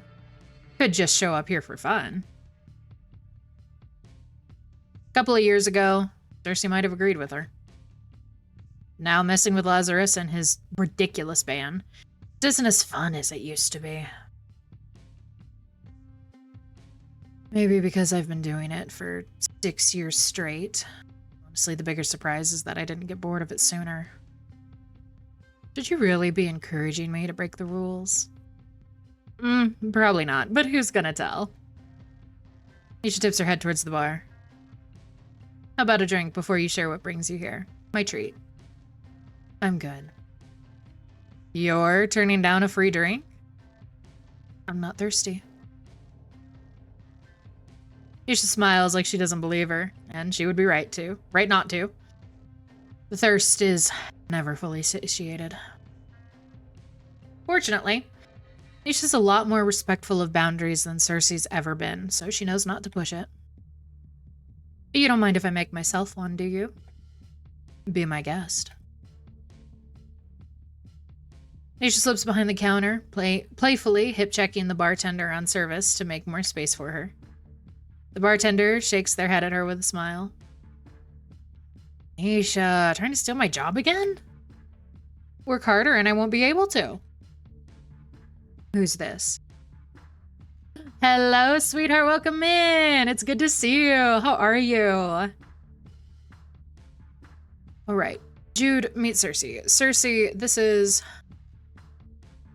a young vampire who works at Elysium. Jude mostly bartends these nights, but they also work as one of Nisha's many ears inside and outside of Elysium. Before Jude became a vampire, they used to be a donor. And they're not binary. I'm doing good. We're playing a visual novel demo today that I've been so excited about. So, I'm having a good time. Hi, Hengast. How are you? Actually, I don't think I care. But you know what? Never mind. Dang, cabbages. Period. Jude looks more amused than offended. So you're the one they call Cersei. Weren't you banned for forever? No one actually cares about that. Except maybe Lazarus, depending on his mood. Then why do you continue to make it a pain in the ass for me every time I visit? Does it matter? You always find a way in, don't you? No thanks to you. Cersei eyes Jude, who's watching their interaction with strange interest. You're new. Sort of. Jude, you said? Yeah. Like the song. Their skin can't flush, but they still look bashful. Like the song. Cersei's attention returns to Nisha. Why are there so many new faces? First the bouncer, and now this. Jude isn't new. They've worked here for quite a while now. Used to be a donor, actually. Cersei doesn't bother hiding her surprise. Lazarus actually changed one of them? No, not Lazarus. Not directly, at least. Another vampire passing through town lost control of his hunger, drank too much. You know how it goes. Lazarus made him change me. Nisha's frowning. But then she notices Cersei watching her and fakes a smile. He saved their life. He did. He really did. More like he ruined it. You wouldn't have been in that situation in the first place if Lazarus hadn't hired you. What happened to the one that made you? Nisha answers for them again. Oh, he's dead. Like, dead. Good riddance. I suppose congratulations are in order, Jude. You survived your Fangling year. Your what? Can I take a note? I love when visual novels do this kind of thing. They have a glossary of terms that are unique to the game, or if they're utilizing a different language, or what have you. I love it. I love when they do this. This makes me very happy. A slang term used to refer to newborn vampires. After a year has passed, given that the vampire didn't get themselves killed, one way or another, one will no longer be considered a fang.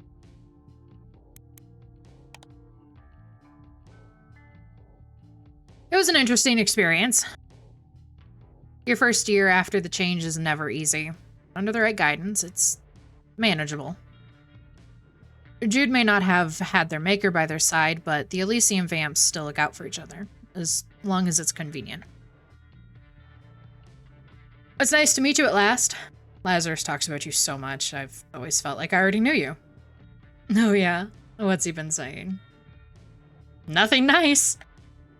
The other night, he went on a rant about you for hours, said that in almost 200 years of unlife, you're the worst bat he's ever met.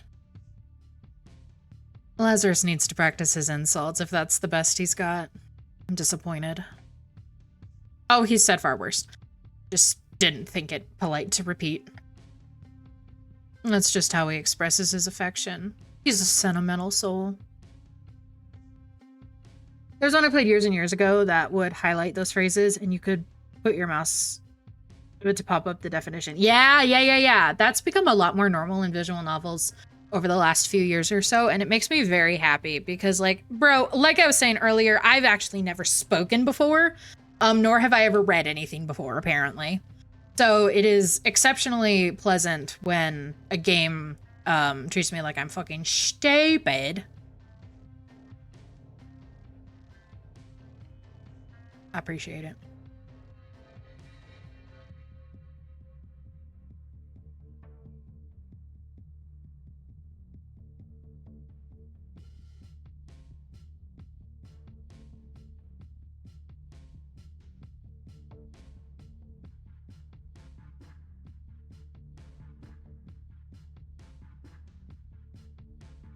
Oof. I was reading messages from, you know, motherfucking Somnia. Thank you.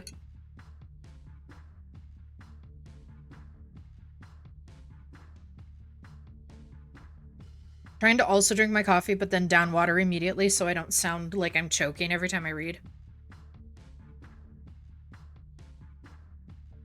Eh.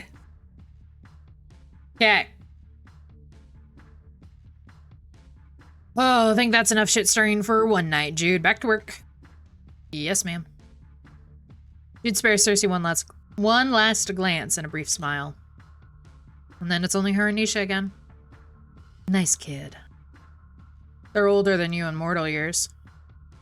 Oh, like I said. Nice kid. No. Huh?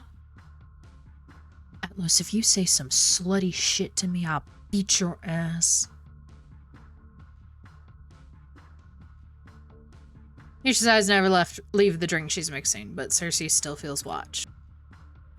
So, if you're not here to keep me company, why are you here? I'm looking for someone. You'll have to be a little more specific. Cersei holds up the target's photo for Nisha to see. He's a Fangling. I don't know what they call him, but our client says he's been lurking around Elysium for the past couple nights. I'm hoping I'll find him here tonight, too. Nisha isn't even looking. Cersei pushes. Recognize him? No one sets foot inside Elysium without Nisha knowing. Nisha knows Cersei knows that, which is why they both know it's total bullshit when Nisha barely glances at the picture before she shrugs. Boys like that are two a penny in North Haven. What makes you think I would remember? Here we go. Unless you've got something to help remind me.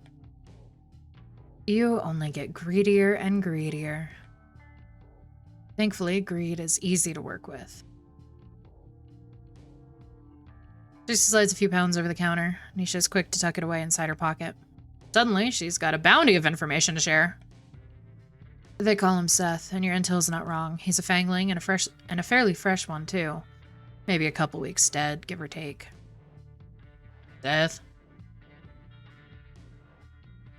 To slay him for unknown reasons. Damn, they said, fuck this guy in particular. I also can't apparently keep the two voices I'm doing straight. Fuck, dude. He has no one. Whoever made him, they're no longer in the picture, which doesn't spell great odds for him in this world. He's only been here twice before, but he should be here tonight unless he's too scared. Why would he be scared? He's been on trial so far. If he wants to stay on the list, he needs to start paying. But without a job or someone to sponsor his undead life, well... let's just say his options for gathering enough money aren't exactly legal. Not that we care how he earns his keep, as long as it doesn't bring us any unwanted attention. But now that you're after him, I guess I can't forget about all that. He definitely won't be able to pay after you're done with him. Hi, Tiberian. Say I'm sorry, but you're not. I know. How's the game been? It's been really cool so far. The art style is absolutely magnificent. It is so pretty. And I'm enjoying the writing so far. I'm good. I hope you are having a good day. I hope life is treating you well. Nisha strains her drink into a chilled martini glass. Your favorite characters? We've only interacted with like two actual characters, which is the character we're playing right now, which is the fine, delicious lady on screen. And then our partner in law. And then everybody else has been side characters so far. So we haven't really met anybody yet. I do love our main character though. She is phenomenal. Can I ask what he did? I'm sure you already know. Why pretend you don't? Nisha sips her drink. Cersei waits. Long one sadly, but hey. Golf came from last week. You playing golf now? You old man? Oh, you're playing golf?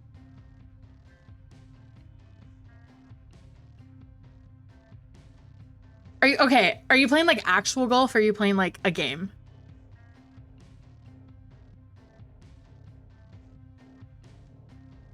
Hi, Mia.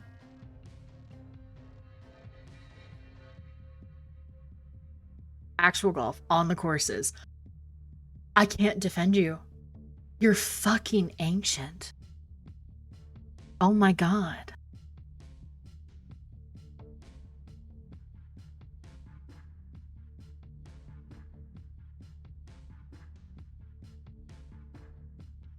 Thank you, Mia. I hope your day's going well. Remember to take care of yourself. Stay hydrated.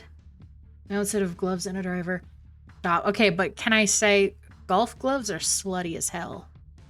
That being said, I've always wanted to play golf purely so I can drive golf. What's wrong with golf? Absolutely nothing, but that is old man shit. That's old man shit right there.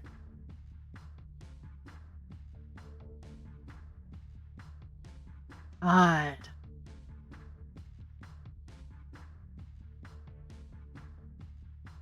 Honestly, good for you, old man. Go get him.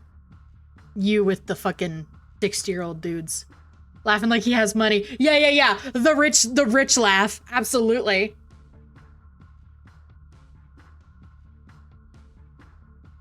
That's so funny. That's so fucking funny. Oh. Carry on, old man. Play your golf. Give it time, Gramps. Man, and you know it's rough when Spooks is calling you old. That's how you know it's fucking rough. Rest in peace, Tiberian.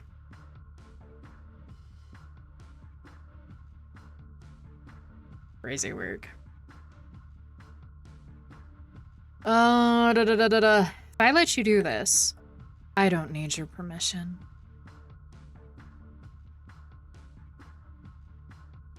Badminton. I'm not talking to any of y'all. Y'all are old. Y'all are old as hell. I ain't talking to y'all now. Nisha rolls her eyes. Fine, you're right. I do know Seth's a piece of shit and doesn't deserve to exist. Most of Elysium's clientele, including yourself once upon a time, are pieces of shit who should be dead. Doesn't mean you can kill all of them.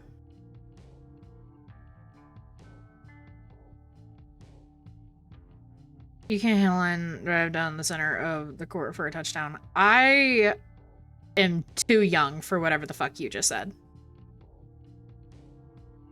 So, you carry on. I'm only allowing it this time because Seth isn't a regular piece of shit. He's a piece of shit whose body count is going to lead the pigs to our doors. And I really, really, really don't want to see Orion's holier-than-thou mug more than I absolutely have to.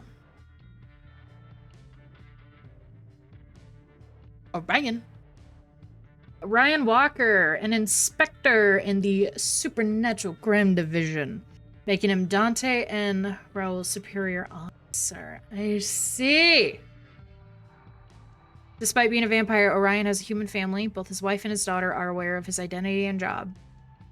Officially, Orion's daughter Alice is adopted and not his biological child. Vampires shouldn't be able to have children, making Alice a miracle that has to be kept a secret.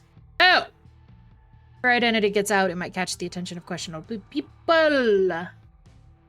Perhaps it is because of this similarity that Orion finds it difficult to not constantly worry about Dante. So Dante is the other character that we could play. I see. Whatever you plan on doing to Seth, spare me the gory details. The less I know, the better for both of us. Go ahead. Hey, Dante. Yo! Just don't do it anywhere near Elysium. From the Bible! We have a zero-tolerance policy towards violence between vamps here, in case you forgot. How's that going for you, by the way?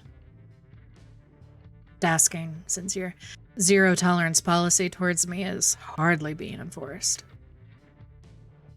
You're already banned. What are we supposed to do? Ban you again? You could unban me. You're not going to put any real effort into keeping me out. Nisha attempts a weary smile, but ends up sighing instead. You act like it was my decision. Right, I almost forgot.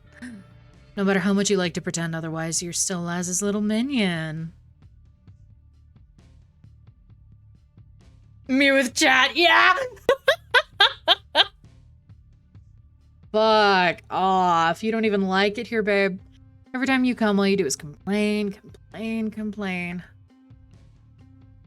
And you should know better than to take this personally. You dated him. You know what Lazarus is like.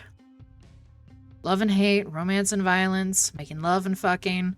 It's all the same to that beautiful, messed up mind of his. Another sip of her drink.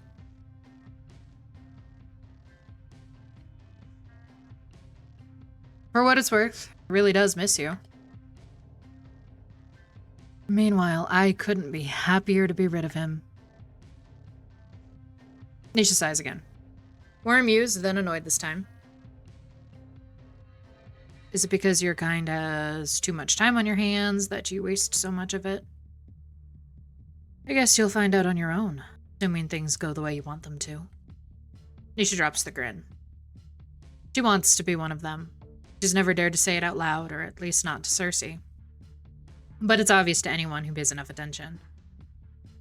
Personally, I would never wish the change upon anyone, not even my worst enemy. But every now and then, I meet someone who thrives in the night. Someone who might as well have been born to be one of us. Nisha's exactly like that. But Cersei will never change her. And unless Lazarus permits it, neither will any of the other vampires that hang around Elysium. Nisha's only chance is Lazarus. We'll see how that turns out for her. Speaking from experience, he loves to disappoint. Back to the Fangling. Will you keep an eye out for him? Please? Pretty please. Right, alright. I'll even send him your way if I see him. In return, you'll make sure he's dealt with far away from here. Deal? Sure. I'm serious, Cersei. Unless you want Lazarus to learn of our little partnership. But Cersei couldn't care less if Lazarus learns that Nisha's been working with her detective agency for years. It's not her who's going to get in trouble. It'll be Nisha, his right hand, who gave away intel on his clients at his club. But it'd be inconvenient to lose our best informant. So, also, Eddie would nag about it for nights. I'll be discreet, don't worry. That is all I ask.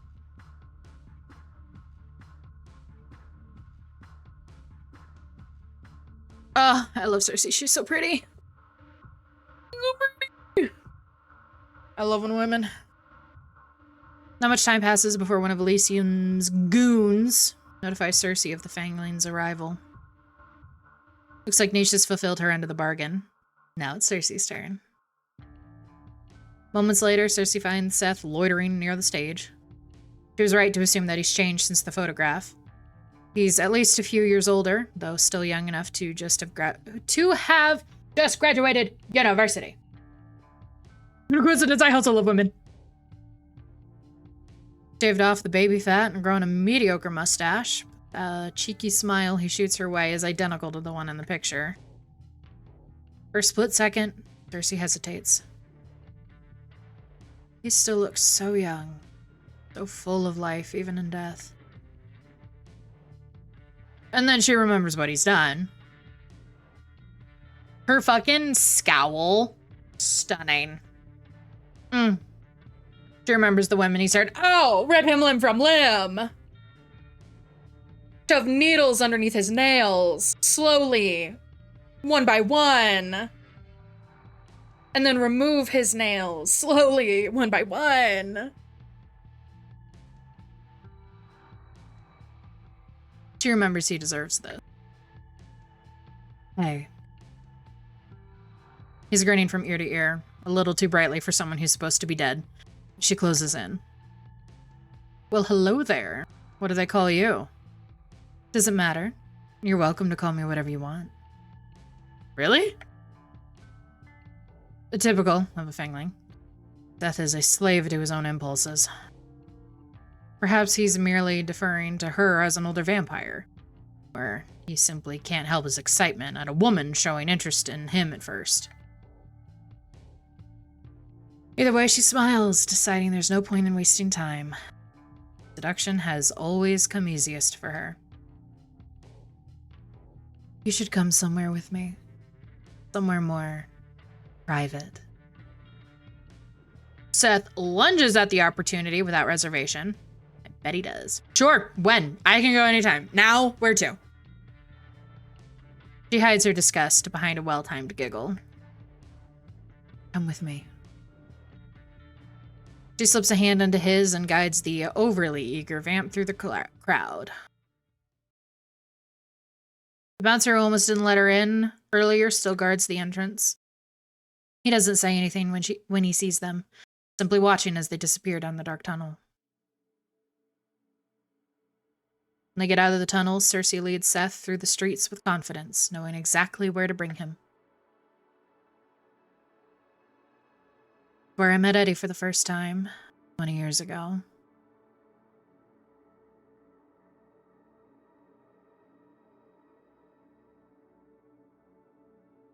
Tina, it's a good thing you're not Seth. Because apparently he hurts women. You don't hurt women, do you, spooks? Because remember that whole spiel I went on about shoving needles under your nails slowly, one by one, and then removing your nails one by one? Right.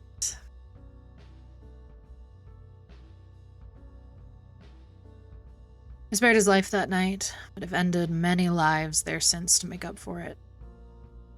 Got me like, no.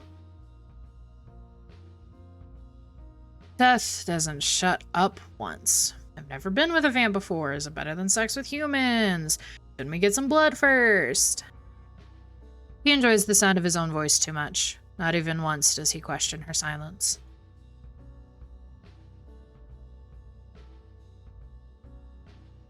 Cersei stops at the end of the dingy alley, far away enough from Elysium to maintain her end of the deal.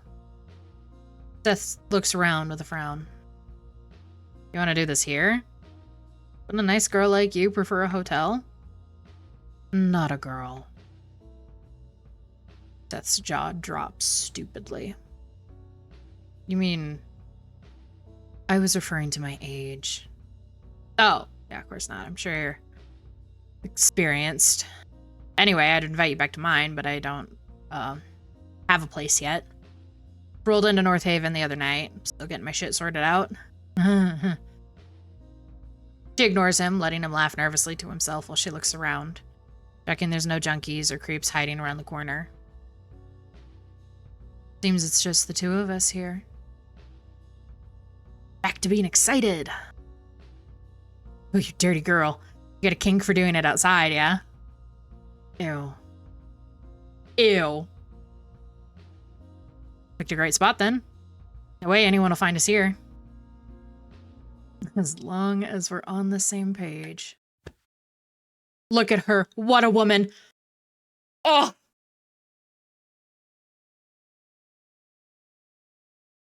I hope you rest well, Tiberian. Remember to stay hydrated. Remember to eat.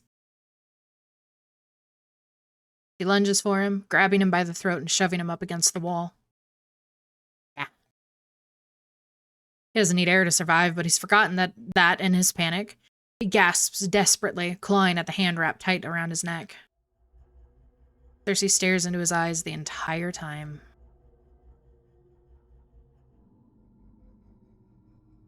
She doesn't want to miss the moment the fight leaves him, the moment he realizes he doesn't stand a chance. She's older. She's stronger. She's going to kill him. Hell yeah, have a good shower and have good sleeps. Going to fucking kill him. Please. She only notices he's crying when a stray tear hits her skin. Typical. When threats don't work, they always resort to begging. Please don't. Please don't. Please. I don't know what I've done to piss you off, but she can feel the joy seeping out of her as Seth's crying grows louder. Forgot how annoying it can be to kill fanglings. They're too sensitive. Whether it's pain or pleasure, they feel everything too strongly. That's why they don't last long without an older vampire to guide them in their first year. Leave them to their own antics, and they'll fuck like rabbits and die like cattle. Why are you doing this to me? Quit wailing, and I'll get to that part. A little hard to not wail when you're about to kill me, but sure, I'll be bloody quiet. She lifts her chin, daring him to speak another word. I'm waiting. Perfect. Listen, I think we can both agree you've been stupid. Least you could have done is be more careful with where you take your meals. Not eaten as many sheep from the same pen, then maybe no one would have noticed. But no, on top of that, you were childish enough to play with your food and leave evidence behind. She sees the exact moments her words start to seep into his dumb little brain. The games you like weren't very fun for your playmates, were they? Of course you liked that they didn't like it, didn't you? That's what this is about? They were fucking into it. And you talk like I've been touching them. I haven't. I never said that. I'm not sick. My mom taught me better. I see. So she warned you not to stick your dick where it's unwanted. She forgot to tell you not to eat people? Don't bother denying it. You torture them, Seth. You snack on their flesh while they still breathe. So what if I like to steal a bite? Blood is good enough to drink, but their flesh is too dirty for us? Every vampire's tried meat once. Yes, even you. I know you have. Like I already told you, they fucking enjoyed it. Her fingers twitch, her grip on his throat threatening to tighten. Did they tell you that? Or after you drained and defiled them?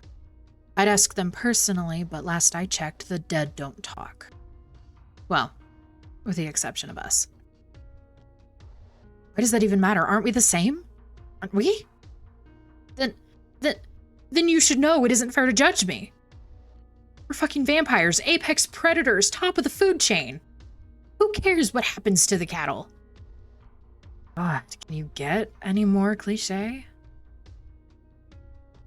See, that's the problem with vampires like yourself. You have no regard for consequences. You think that just because you can, you should. Let me clue you in on a little secret. She squeezes hard, strangling him. You shouldn't have. Release him. You have got to be kidding me. Release him. I will not repeat myself. There's only one vampire in this city who would dare order Cersei around like that.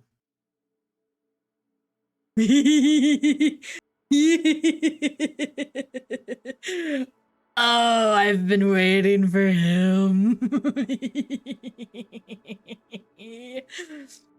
I've been waiting for him.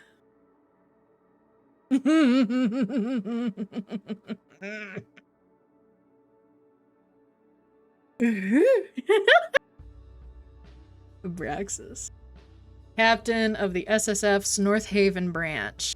Lone vampire on his team. His agents respect him as a leader, but his loyalty to the SSF has made him unpopular with the local supernaturals. Rumor has it is that Abraxas once lived as an aristocrat. And he still owns a mansion somewhere at the outskirts of North Haven. He has declined to comment.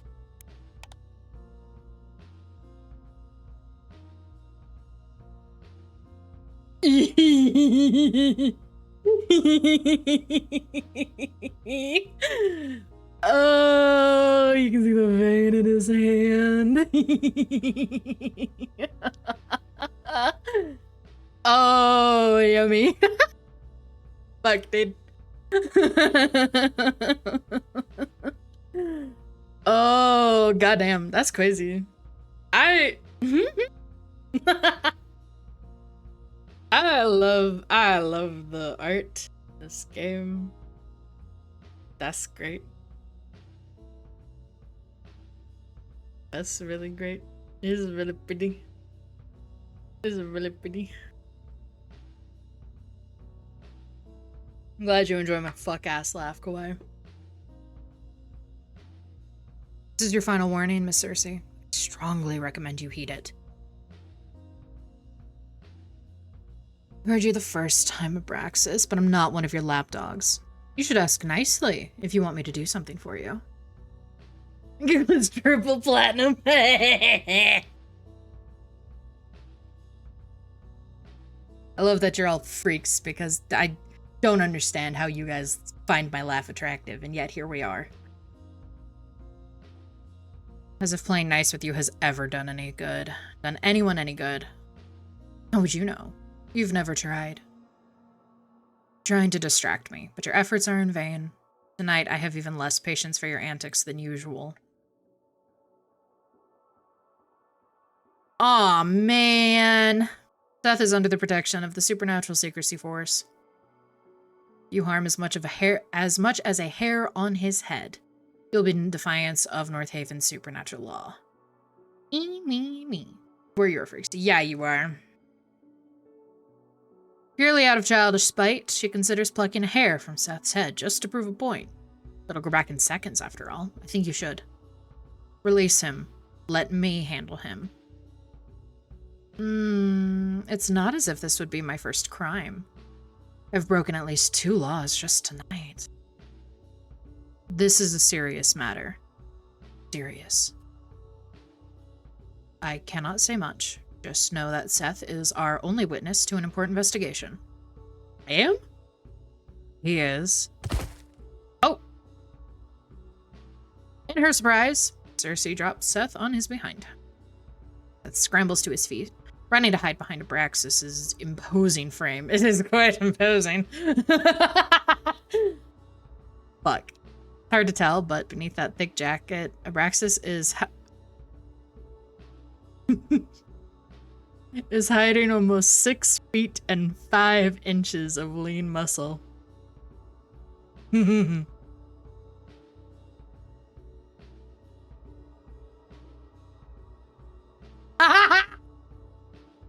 Fuck. Oh my god. If only he'd use those muscles for something productive. Like throwing me around a bedroom. She's me. She's me.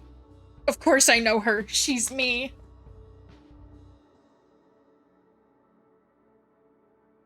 But I digress.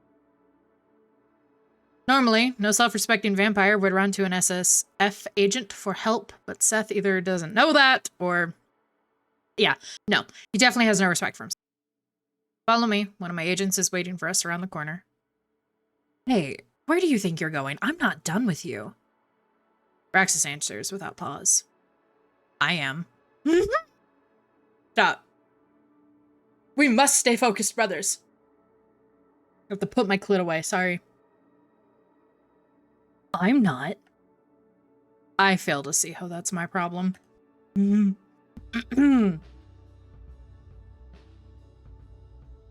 think I'm gonna get some freak nasty enemies to lover shit with these two?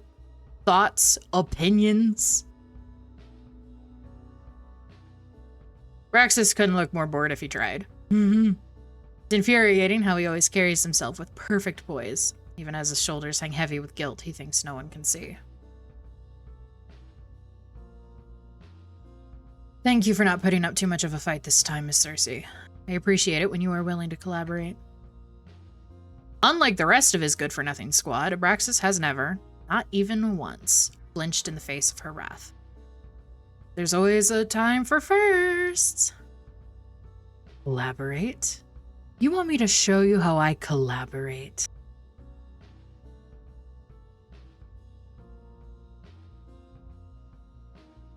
I am so normal about the height difference. I'm so normal about it. I'm so normal.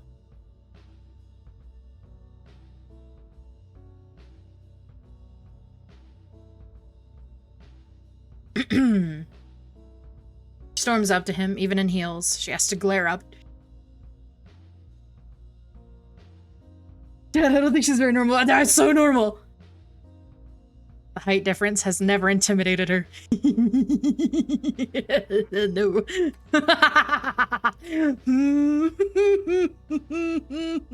Stop.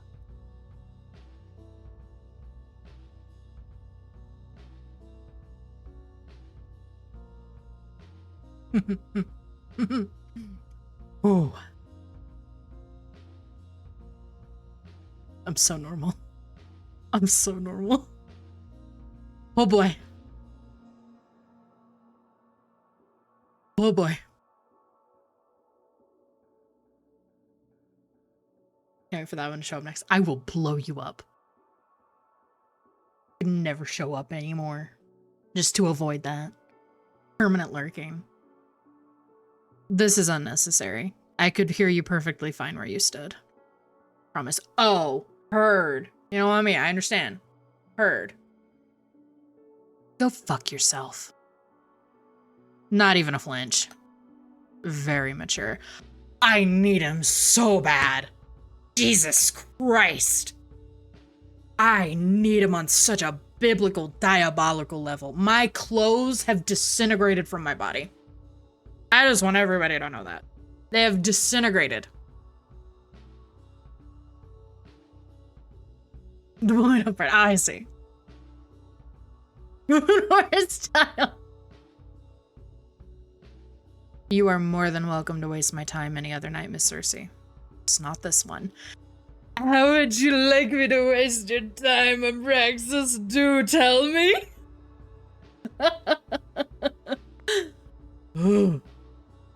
My Gucci. He tries to sidestep her, but she follows, blocking his path.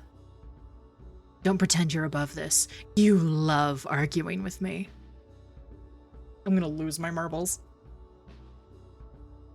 That's why you're always in my business, messing with my work. His brows furrow, the only hint that her words have affected him in any way. I am not in your business. You're in mine. Right. Sure, that's why I stalked you here. Oh, wait. That wasn't me. That was you. Oh, please, I did not stalk you. Then how'd you find us? Coincidence. I'm tweaking right now. Coincidence. Seriously, that's the best you could think of? It isn't the first time you've brought prey to this alley. I was in the area looking for Seth. Figured it would be worth a look. So yes, it is nothing more than a coincidence that I found you.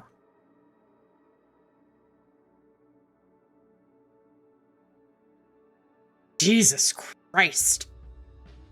He moves to pass her again, but she moves again to block him. Do you even know who you're protecting here? Do you know what this bastard does to his victims? He doesn't just drain them, he tortures them. He deserves worse than death. You're one to talk, you just tried to kill me. Seth pushes out his chest, mimicking Abraxas' stance the best he can. You saw what she did, you saw everything. Right, Captain? Quiet. But Seth only gets louder. You did. You saw how this she-devil threatened me. That's attempted murder. What are you waiting for? Do your job and arrest her. Cersei doesn't rise to her own defense. There's no need.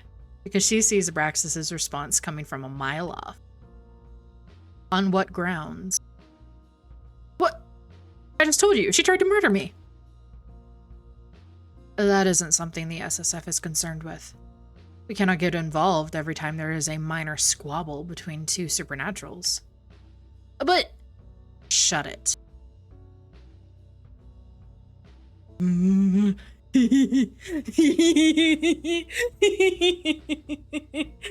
Oh my goodness.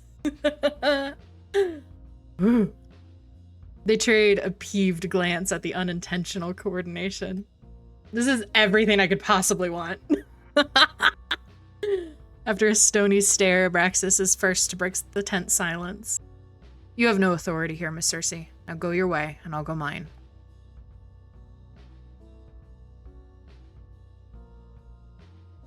The palm of his cold hand ghosts along the small of her back, gently pushing her aside, and he grabs Seth by the elbow to drag him out to the mouth of the alley.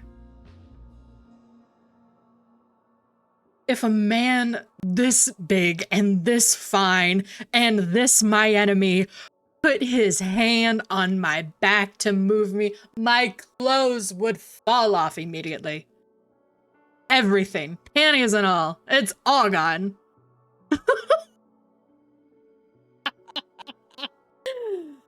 Oh my god. Anyway.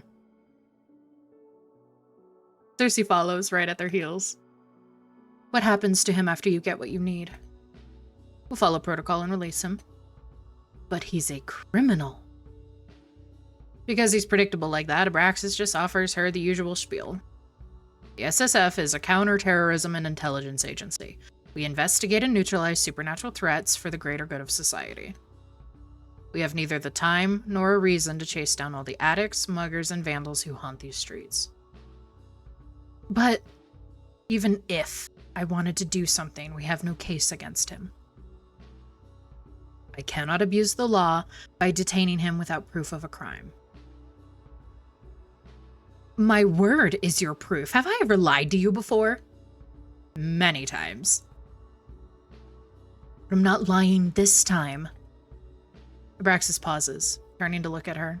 She meets his assessing stare with confidence. If you have proof that this vampire has violated supernatural law, you should gather your evidence and report it to the Supernatural Crime Division. I'll put in a word with the inspector, or whoever's on shift, to make sure he's looked into as soon as possible. And if he is indeed guilty of the claims you make, I'll personally ensure that he gets what he deserves. Now, will you please step aside and let me do my job? She steps back, hiding her fangs between tightly pressed lips. Fine. She's not gonna report shit. By the time they get through the backlog to his file, Seth will have already fled the city. She'll surrender him to the SSF custody for now, no other option, as soon as he's out of their sight. Seth snickers under his breath. Oh! 1 second, Seth's taunting her. The next, he's curled up on the floor, clutching his broken nose as he cries out in pain. What was that for?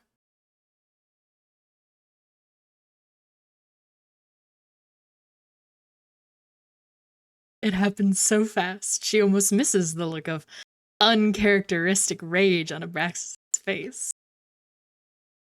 Mind your tongue in the presence of a lady. Oh my gosh! I'm speechless, truthfully. I'm speechless and I'm horny. Oh my god.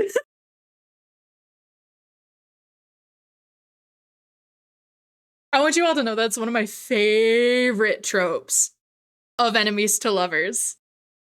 Is when said enemy will put that aside for a minute when the other person is wronged. Because you can't be wronged by somebody besides them. And that's... Oh.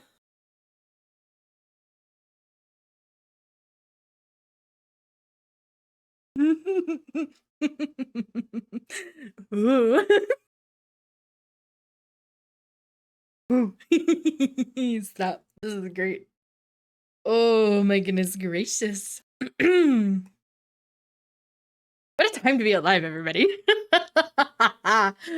Clearing his throat, he actually has the audacity to look sheepish when his eyes meet Cersei's. We'll take a detour. The nose will heal before we reach the office. Hope your car crashes on the way. For a split second, she thinks she sees the ghost of a smile grace his lips.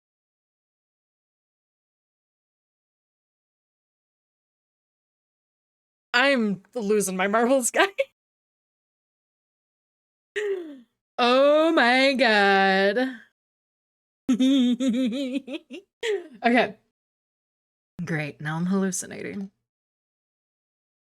Good night to you too, Miss Cersei.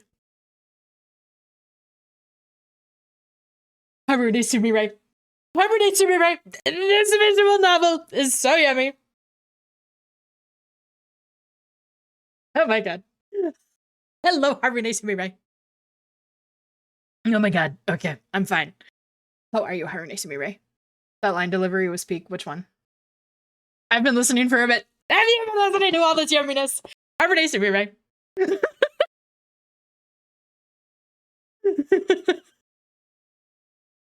I'm losing my marbles, Haru. The one you just did. Oh, the good night to you too. Oh, okay. That's great. I love when I'm good at my job. Don't call me fuck ass. I'll beat your ass. You're adorable. I am a slut for enemies to lovers. I am a slut for it. Anyway, how are you? I hope you're having a great day. I hope you're having a wonderful, divine, fabulous, amazing day. Hot in here. I need to turn on my fan. Anyway. He grabs the back of Seth's hoodie, effortlessly lifting him with one arm and carrying him out of the alley. And the veins on his hands. Oh! Okay. Sorry. I'm putting it away. Please ignore any clothing exploding off the streamer. God forbid. God forbid I enjoy a little something from time to time. God forbid. I have great lunch and I'm chilling now, but it's getting less chilly here. You know what I mean? Fuck, dude. She doesn't watch them leave. She's too pissed to spend another second here. Oh, she's a bat. When she's certain she's still alone, she transforms and flies into the night.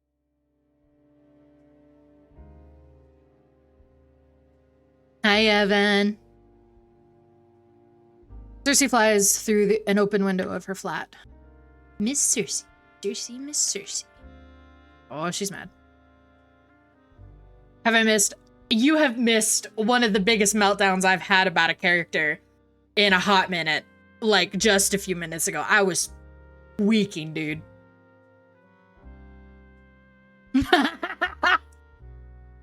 Transforms just in time to land on her feet inside. There are a couple clips from it because I was in fact losing my marbles. Who the hell does he think he is? Fuck. Ew, women!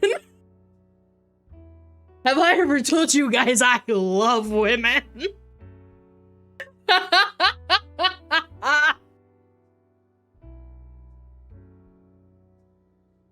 Woo!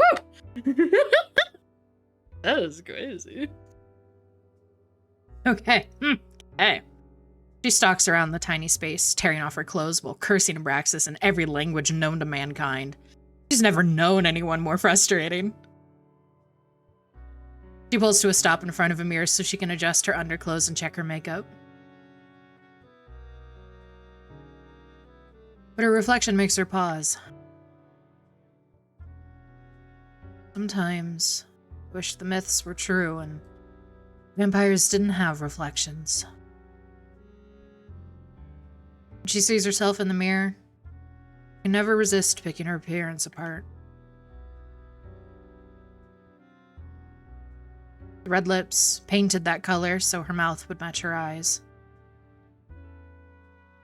The black hair she frantically restyles every change of the season. The body that stopped aging the year she thinks she turned 22, only a few days short of 23. She tries to carry herself to show she's older than she looks. Staring herself down in the mirror, she can't help feeling hopelessly young. In the near 100 years of her existence, she has reinvented herself dozens of times. But why do I still look so like the girl I used to be?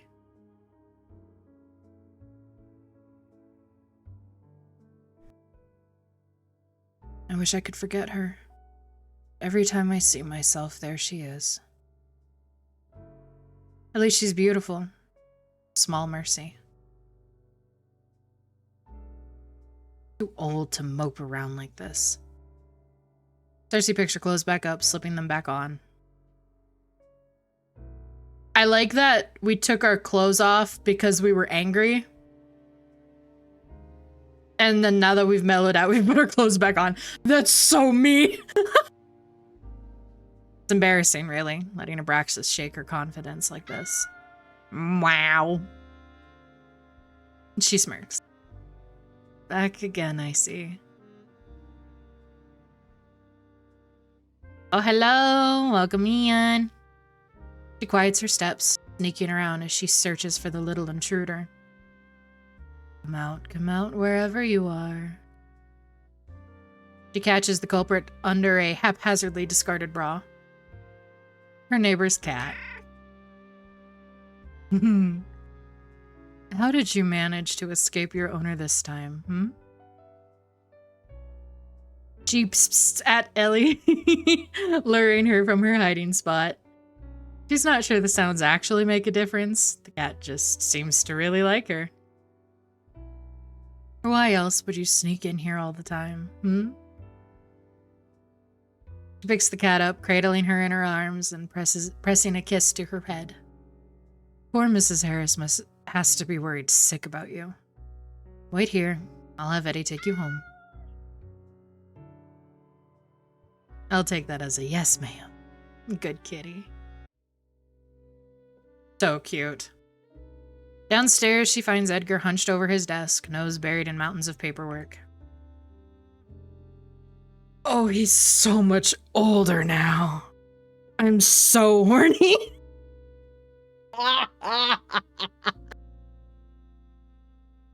Oh my god.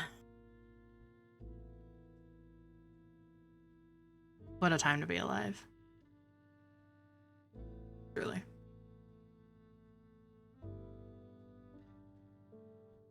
Okay. Ooh. When Eddie's working, he might as well be dead to the rest of the world. The only sign he's an actual living person, and not an eerily realistic statue, is when his hand moves to scratch at his 5 o'clock shadow. Sometimes it's all too easy to forget that Edgar isn't the same boy I met 20 years ago. Edgar is the only human companion she's ever had. She knows their relationship isn't conventional. Vampires don't keep the company of humans they aren't feeding on or sleeping with or planning to change. But Edgar isn't a blood bag or a quick fuck or a toy to her. He's a friend. Perhaps her only friend in this world. When we first met, he looked the same age. Perhaps that's why it feels so strange to watch him grow old while I don't. Growing old suits him. Yeah, it does. Cool. Where he used to be cute, he's now handsome. At least in her opinion, that is. I want you all to mind your business. Cersei crawls over the desk and into his lap. She buries her nose in his collar and inhales. Smells the same as always. Like coffee, tobacco, and cheap body wash. Comfortable. She's done this enough times that it barely phases him anymore, which is disappointing. Oh well. Just means she has to try a little harder to fluster him. Very comfortable. Glad one of us is. Bored, she slips out of his lap and sits on the edge of the desk instead. You'll never guess what happened. Abraxas messed up the job, didn't he? Talking about Ellie. Being reminded of Abraxas sours her mood. How'd you know? Heard you cursing up a storm upstairs. Oh, right. Thin floors. Edgar doesn't ask for details.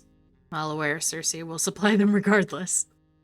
It never takes much for her to go off on another one of her rants about Abraxas from the Supernatural Secrecy Force. They've been a thorn in their operations since the very start. Separate from the Supernatural Crime Division, the SSF are an intelligence agency specialized in so-called counterterrorism.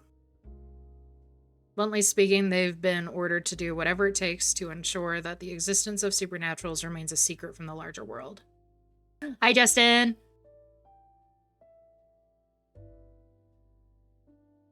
Sounds like a primordial right after saying it is I do love hitting y'all with an in this essay, I will.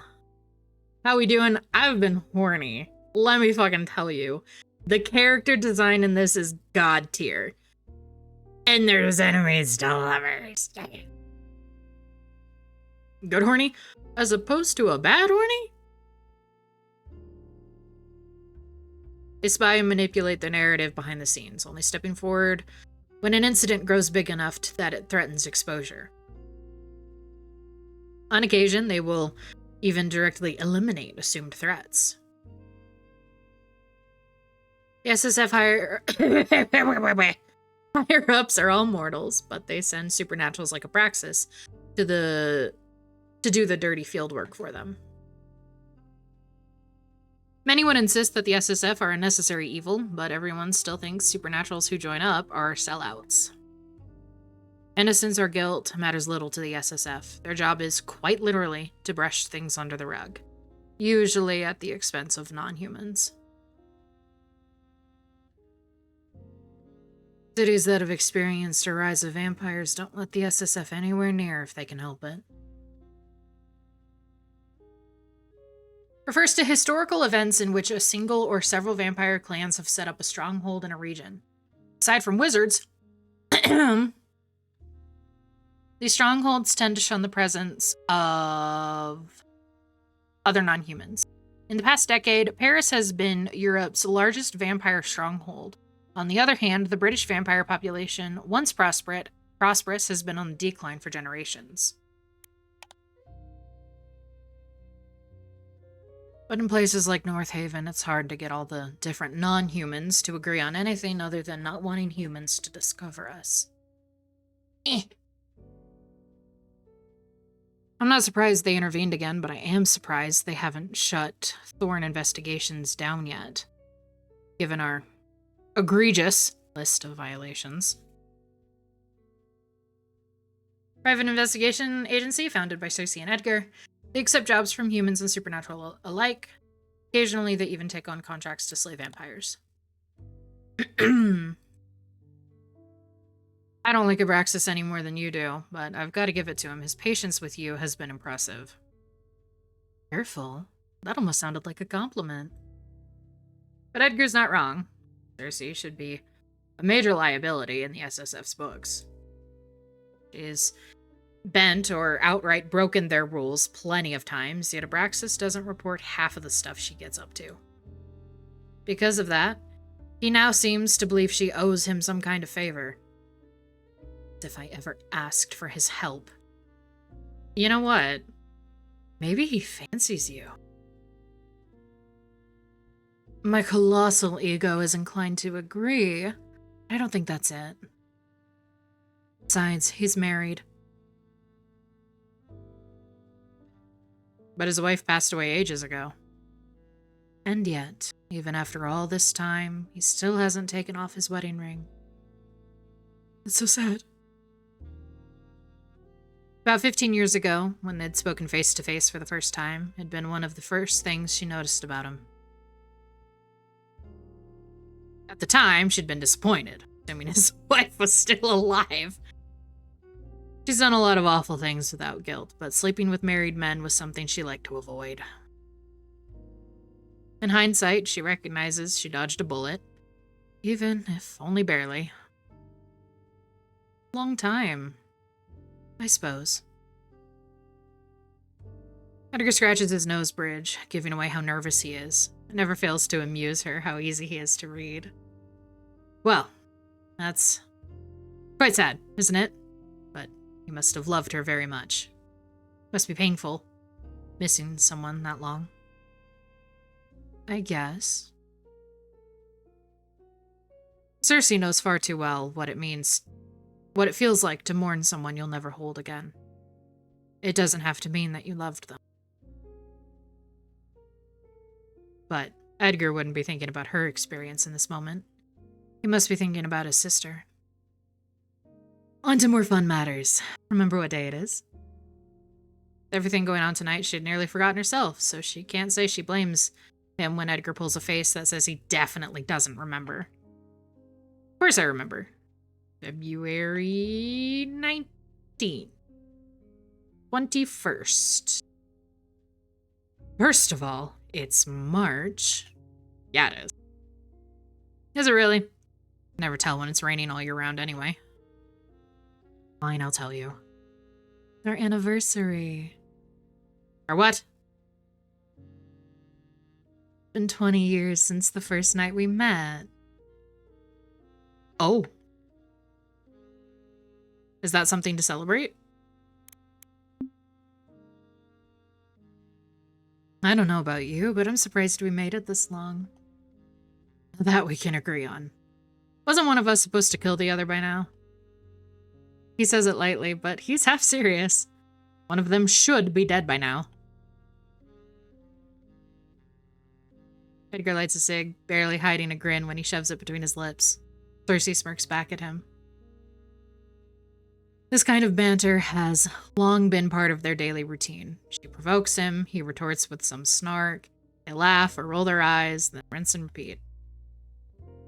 It had taken a while to get here, of course. When they'd first met, Edgar was so angry with the world, he took everything as an insult. He's mellowed out over the years, gotten better at reserving his anger for when it's actually warranted. Most of the time. I should let our client know that we didn't get the fangling. Ugh. It's annoying, but they don't have any other option. Their anonymous client was clear in their instructions. Seth must die tonight, or else no reward. With Seth in the SSF's custody, there's no way they can get to him before the sun's up. Off. Just realized. We'll have to return the deposit, won't we? It's the right thing to do. Can we afford to do that? Per your request, we've taken fewer jobs as of late, so we're stretched even thinner than usual. If we want to feel more secure about keeping the lights on, you could take a few more cases. Spend less on clothes. Why would I do either of those things when you're always working so hard to make sure we're a month ahead on rent? I've only got so much hair, Cersei. And I've only got so many dresses. Edgar heaves a sigh. Thought you might say that. I'll just take it out of my own pay then. She nods, pleased with his quick thinking. Anyway, that can all wait till tomorrow.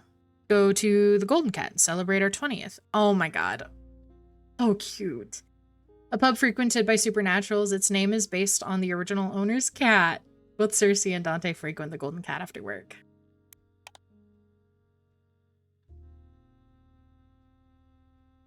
You don't need to use our anniversary as an excuse. We go there every night. But tonight will be special. Drinks on me.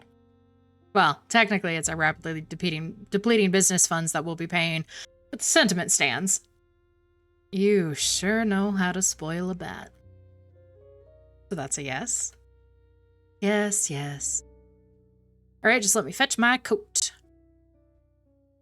Why do I feel like I'm forgetting something important? Oh! They share a knowing look. I only know one person who knocks like that. You take it. I always answer the door. Only because you're so good at it. Edgar puts out his cig and walks over to the door, opening it to reveal. Edgar, Cersei, thank goodness you're still here. Mrs. Harris, the next door neighbor, rushes inside. She's a kind old woman who thankfully never complains about the suspicious people going in and out of Thorn investigations at all hours. Helps that her eyesight isn't what it used to be. Same goes for her hearing, actually. I'm so sorry to bother you. I know how busy you are doing your detective work, saving the day and all that, but I can't find my baby anywhere. Her baby being her cat, Ellie. I feel awful bringing this to you at this hour. Would you mind having a look for her? I couldn't sleep knowing she's somewhere out there cold and alone and lost. Shivering to death, my poor baby. Her wailing's loud enough to wake up the entire building. Edgar starts to sweat. Edgar doesn't look like he's in the mood to go on a cat hunt. Luckily for him, they won't have to. Good news, we already found her. Her bawling immediately stops. You did? Yes, she's upstairs. She is? Edgar guides Mrs. Harris to the sofa. She sinks into it with relief. Oh, how lucky I am to have the city's finest detectives as my neighbors. Not that hard to find someone who's hiding inside your own home. Cersei retrieves Ellie from upstairs, hesitantly returning her to her owner. Edgar watches the exchange with amusement. He's been nagging for ages that she should just stroll down to the shelter and pick up a cat of her own. Sadly, I lack the confidence to keep something living alive. Thank you, thank you, thank you. Mrs. Harris hugs the cat to her chest. Ellie lets out a not-so-pleased meow. You've saved my baby again. However can I repay you two? It's nothing. We're glad to help you anytime, free of charge. Nonsense. I'll bake you biscuits and bring them over tomorrow. Knowing she wouldn't even be able to eat them, and no good could come from having Mrs. Harris lurking around unless necessary, Cersei tries to tell her. There's really no need. We'd love that. Thank you so much. Seriously? Edgar looks offended. I'm always serious about dessert. I love him, bro. Very good, Mr. Thorn. It is important for growing boys to eat plenty. Good joke. The only thing Edgar's growing is a pitiful beard. Edgar rubs his jaw. And for that, you need plenty of calories. Sure, sure. Cersei gently gets Mrs. Harris up out of her chair and guides her to the door. All the way there, Mrs. Harris rambles about what she's going to bake tomorrow. Cersei almost has to shove her out the door. When it's finally shut behind her, Cersei turns to glare at Edgar. What? It would be foolish of me to turn away free food. Anyway, with Mrs. Harris gone, there's only one thing left to do. Drinks? Drinks. The Golden Cat is almost the polar opposite of Elysium. All supernaturals, even a few humans who are in the know, come here. As long as you keep your fangs, claws, wands, whatever you got to yourself, welcome to pop in for a drink.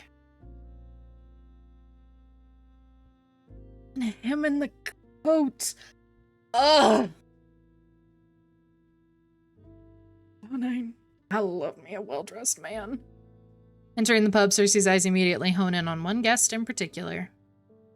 Oh, look, it's your little friend. Oh boy! Look. Raoul, a local cop with muscles that aren't just for show, seated near the bar, nursing a beer in one hand. Don't call him that. The way you phrase it makes it sound indecent. But he is your friend. Last I checked, your only friend. You have other friends. Richard, back in my hometown, though I haven't spoke to the Pratt in some time. Or even thought about him in a while. And, there's you. We're friends, aren't we? Oh. Of course. Embarrassed by how much his words mean to her, Cersei's quick to change the subject. Thankfully, Edgar doesn't seem to mind, looking more than a little flustered himself. Oh my god, they're so cute. By the way, I was like, gay, right? What makes you say that? He's never responded to any of my flirting. Perhaps he's just not into you. No, he's definitely gay. Fuck.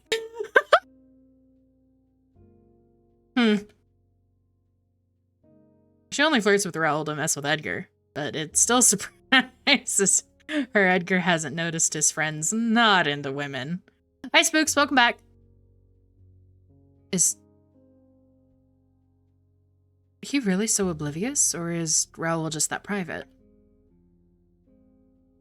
Thinking it was gonna be fun. What the fuck is butt water? Maybe it's easier for her to tell because she also enjoys the company of her own sex. Goodbye, Icon. Okay. You don't know? No. Wait. You've been flirting with him? What he was mulling over? God damn! Are they good? I walk up to Raoul. Edgar greets him first. Making you forget the night. Oh, I'll do that sober. Evening, Raoul. Did you get off work early tonight? Edgar and Raoul have an interesting friendship. You can call it that. They meet up every few weeks, but it's never a planned thing. They'll just sit next to each other and chat over a few drinks, bonding over being humans in a world of supernaturals or whatever. Well, hello, Edgar. Fortunately, I'm technically still on the clock. Good to see you as well, Cersei. Have you been well?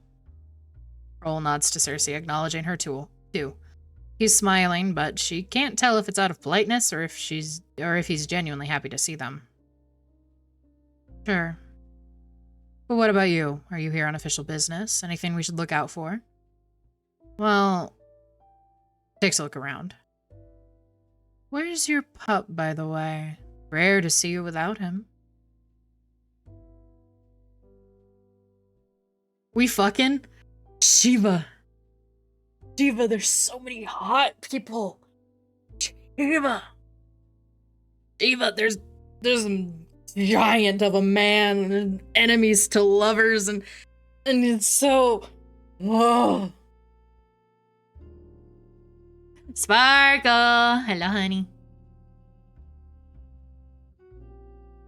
Everybody's so hot. Over these people. Yeah. Everybody's so hot, dude. Fucking goddamn, I love it here. Barely a moment after he's mentioned, Cersei watches Dante, Raoul's police partner, step inside the bar. Dante! A half-human, half-hellhound, who works in the supernatural crime division, having struck a deal with his boss and late mother's friend, O'Brien. Dante is unable to resign for the moment. But fucking rest in peace, my guy. To protect his real identity, Dante pretends to be a werewolf. A woo! The only one who knows the truth is Orion. Okay. Yeah, man is wearing a collar, and I love when men are in collar. Doing a voice. That is correct. I don't know at the moment who I would have you voice. Out of who I've seen so far. What do I gotta do to get you in the Dante cosplay, though? Put the collar on. Okay. I don't know who I would have you voice yet.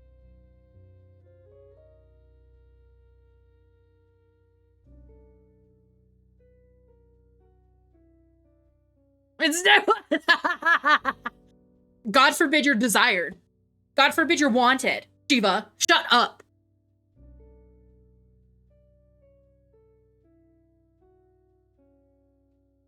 Also, actually, on top of doing the Dante cosplay, can you also do the Cersei cosplay, which is this lady right here? Do them both. Okay? Okay. Thank you so much. I know you ain't giving him shit for that topic. I am. Yeah, I am. Fuck you. It looks so good on me. That's what I'm saying. God, and she's such a baddie, too. She's so bad. I love her. No, I'm really glad that I picked Cersei to play because she has been so fun. She's so sassy and she is that bitch. I love it. She has been so fun. I love her.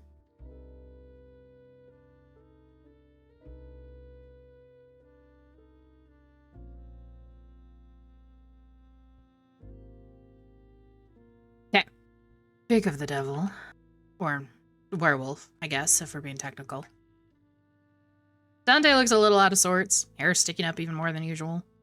He notices them immediately, but doesn't even spare them as much as a grunt of acknowledgement. Rubbing his arm, he instead stops at the other side of the bar to order a beer. I've always thought of him as a loose cannon, waiting to burst. He looks especially on edge tonight. Something's rattled him. Then again, Dante's never behaved the way you expect an officer to. Perhaps that's why I mind him less. Is he avoiding us? I think he can hear you.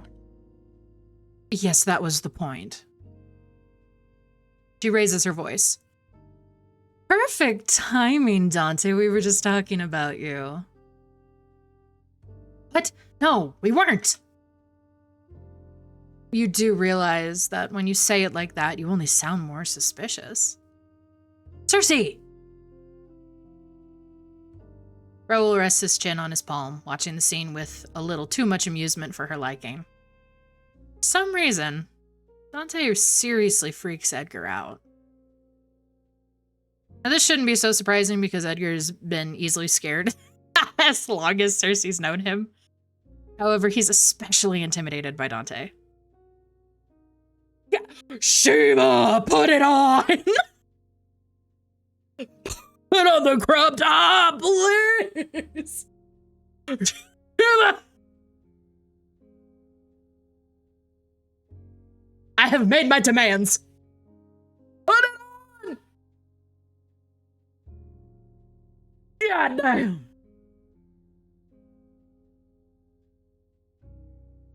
God damn. I know Shiva ain't even listening to me.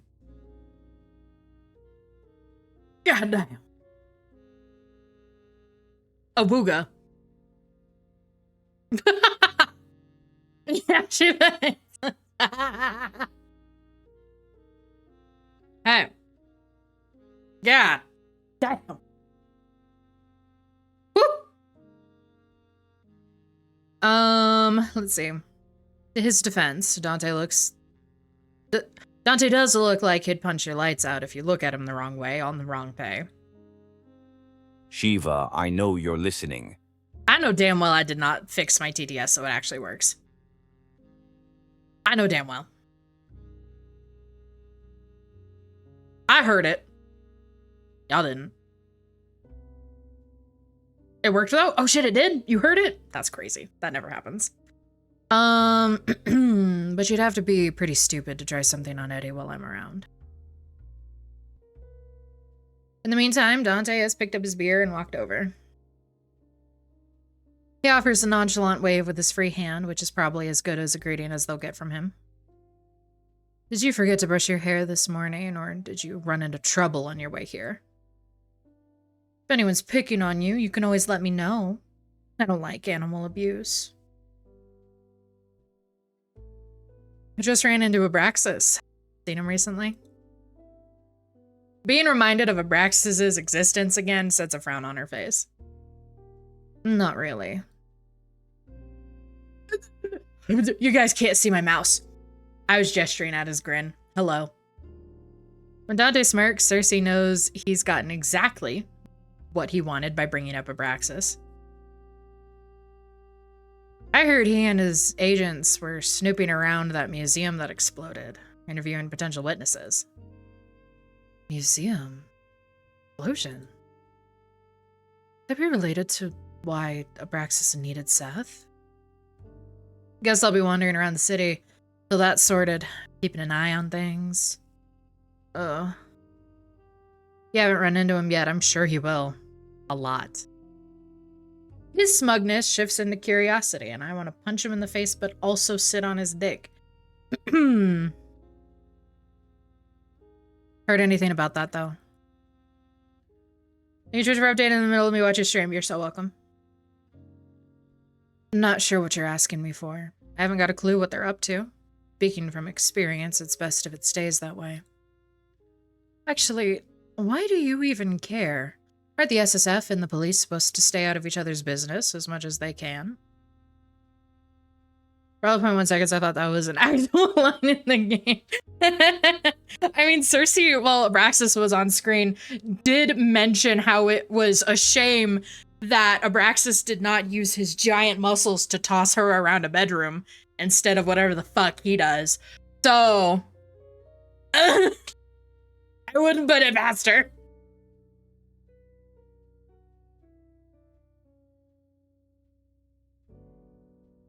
Unless it's related to whatever the two of you are working on. Raoul wouldn't tell us anything, but maybe you will. You didn't give me the chance to say anything. As if you would have told me the truth if I did. She could have forced him to. She really wanted to. She could use compulsion on either of them right now. There wouldn't be much they could do about it.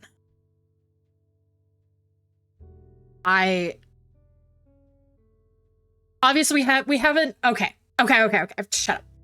We haven't met the other love interests for Cersei yet. So there's time, but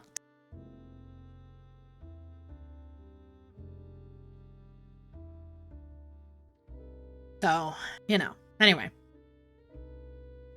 Dante's trickier than because he's about as stubborn as one gets.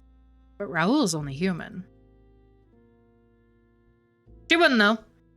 Not because she's squeamish about compelling either of them. She's just not curious enough. So if Dante will tell her anything, she'll take it. Well, since you asked so nicely. No. You suck. I don't. That's your job. You're so fine though, and I don't think he's a love interest. I do think their relationship is purely platonic, which, side note, I do actually love. I do love that they have just a deep platonic friendship. I love that. I think that's wonderful. Makes me very happy. He's so old and fine though, man. He's so tired. Ah. Okay. Edgar and Shane take it away from Dante interrupts. Hi Zeno, hello honey, how are you? Okay, well, you two look busy and we're in desperate need of a drink. We'll leave you to it. But, come on, Cersei, you've bothered them enough for tonight. How dare you? I'm perfectly lovely and pleasant to be around. Raoul waves to Edgar. Good to see you, Edgar. Yeah, cheers.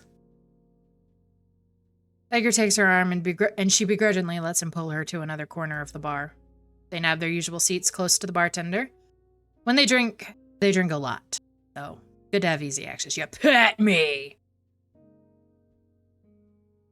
In order to maintain some level of dignity, we've agreed to never discuss exactly how much of our income goes to the Golden Cat.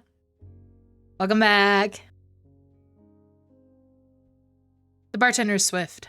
In a minute, have their usual drinks in front of them, some cocktail for Edgar, and a totally not conspicuous glass of red wine for Cersei.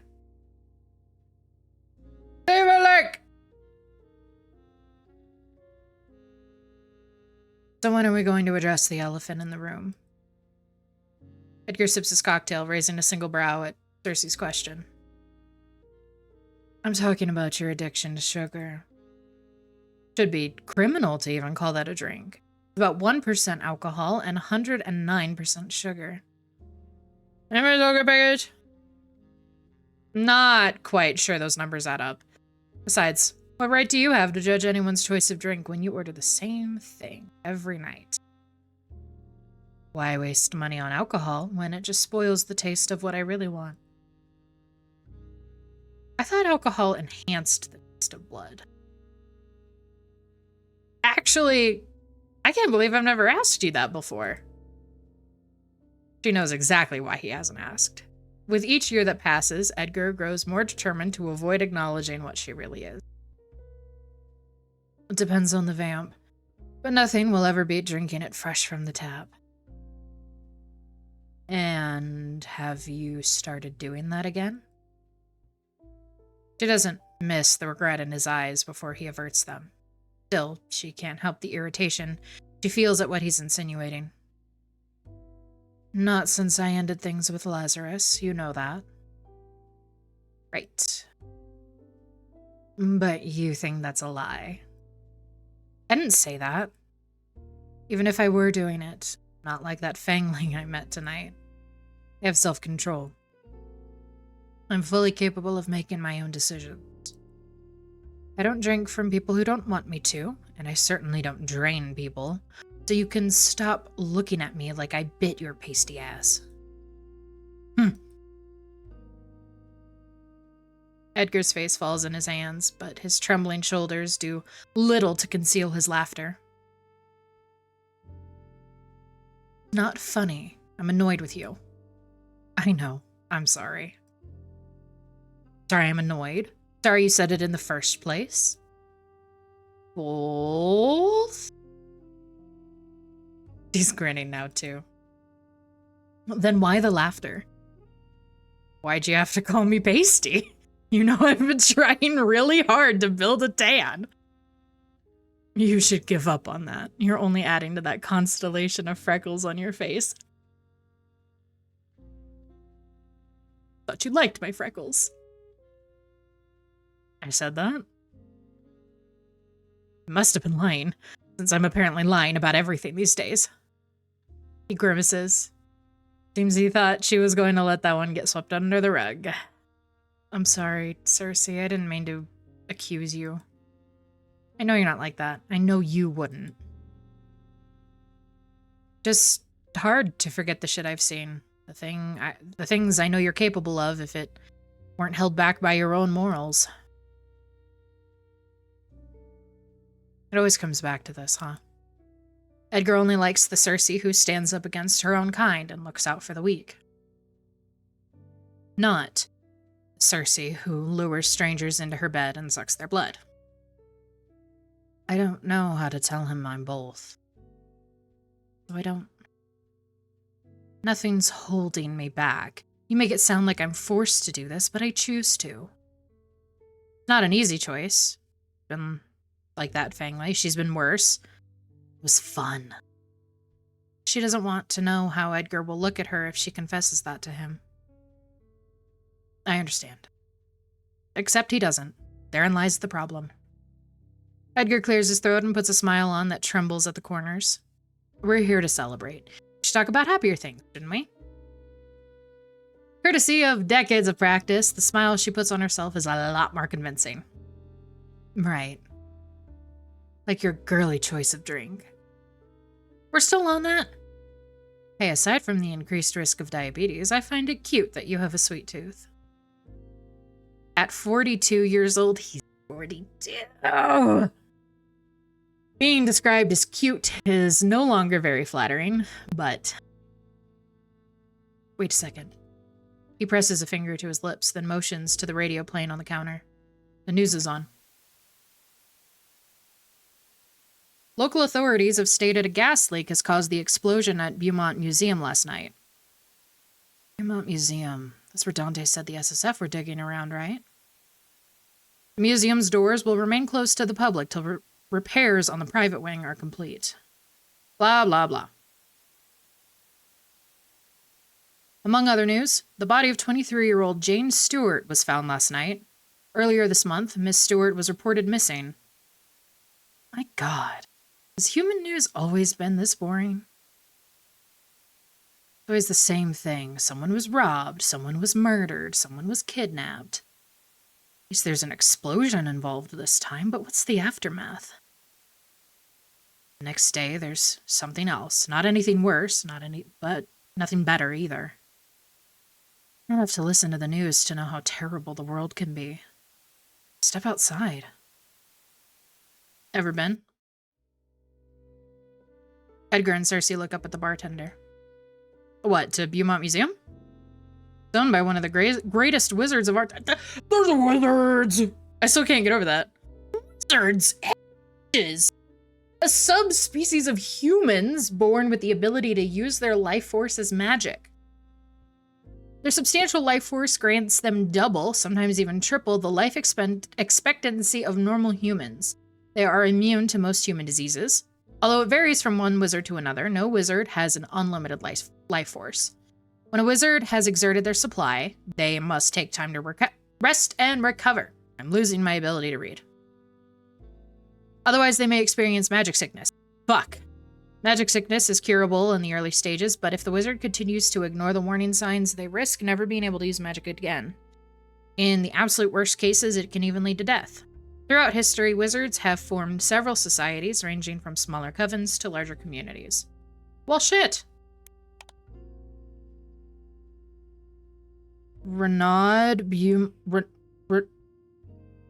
This fucking guy. One of the greatest wizards of the 1900s, supposedly. No one's actually seen Renaud Beaumont in decades.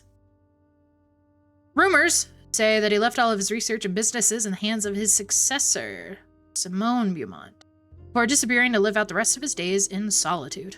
Real. Beaumont Museum, which houses various magical valuables belonging to the Beaumont family, can be found in North Haven. Never heard of him.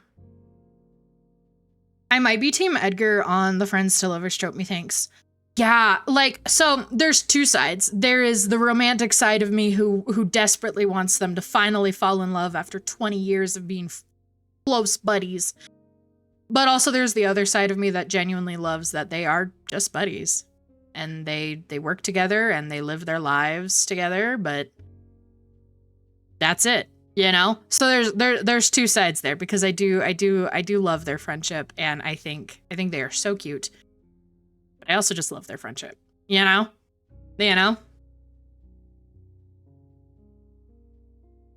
What makes him so great? Many things. For starters, Cersei doesn't bother to listen. Focused on twirling her drink around in her glass, but Edgar nods along, genuinely interested for whatever reason. Anyway, he has to be ancient now. He retired from the public eye decades ago. If he's even still alive. It wouldn't surprise me if he didn't know what's happened to his family's museum. Maybe we should set it on fire again and make sure he gets the memo this time. You wouldn't actually, would you? Want to find out? You have an annoying habit of doing the opposite of what I ask of you, so no comment. Me too. Me fucking too. Fuck, dude. Oh my goodness gracious.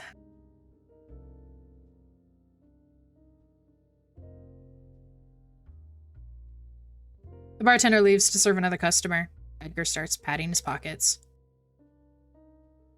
Not all out. Don't hold yourself back on my account. The corner shop should still be open. Sure you don't mind me leaving you alone? He's already climbed his feet. I think I'll live. Or at least not die. Again. I'll be back in no time. And then the whole bar explodes. And he's gone. Sugar, coffee, cigs. Humans sure have a lot of stupid vices. She stares down at her drink. But mine are any better. Sips slowly, letting her eyes roam the room. Okay. She's not sure where the compulsion comes from. Not as if she'll discover anything new. Always the same old faces. No, wait. She is definitely a lady! Sorry. She's so pretty. Cersei meets eyes with a woman at the far end of the pub. Beauty is no stranger to Cersei. She's seen it in many faces, many bodies, even a few hearts. But this woman isn't just beautiful. She's... The woman smiles. I love women, bro. Cersei returns the smile, but looks back down at her drink just as quickly. Not looking to hook up with anyone tonight. Although, that's a bit presumptuous of her. Maybe the woman was just being nice. Not really looking for nice, either. Wait. Cersei's head snaps up, but the woman is already gone. Nowhere to be seen. Woman exists as a pretzel! I do love when women. Only in her absence does Cersei realize that she couldn't detect what the woman was. I want her. I don't know about y'all, but I want her.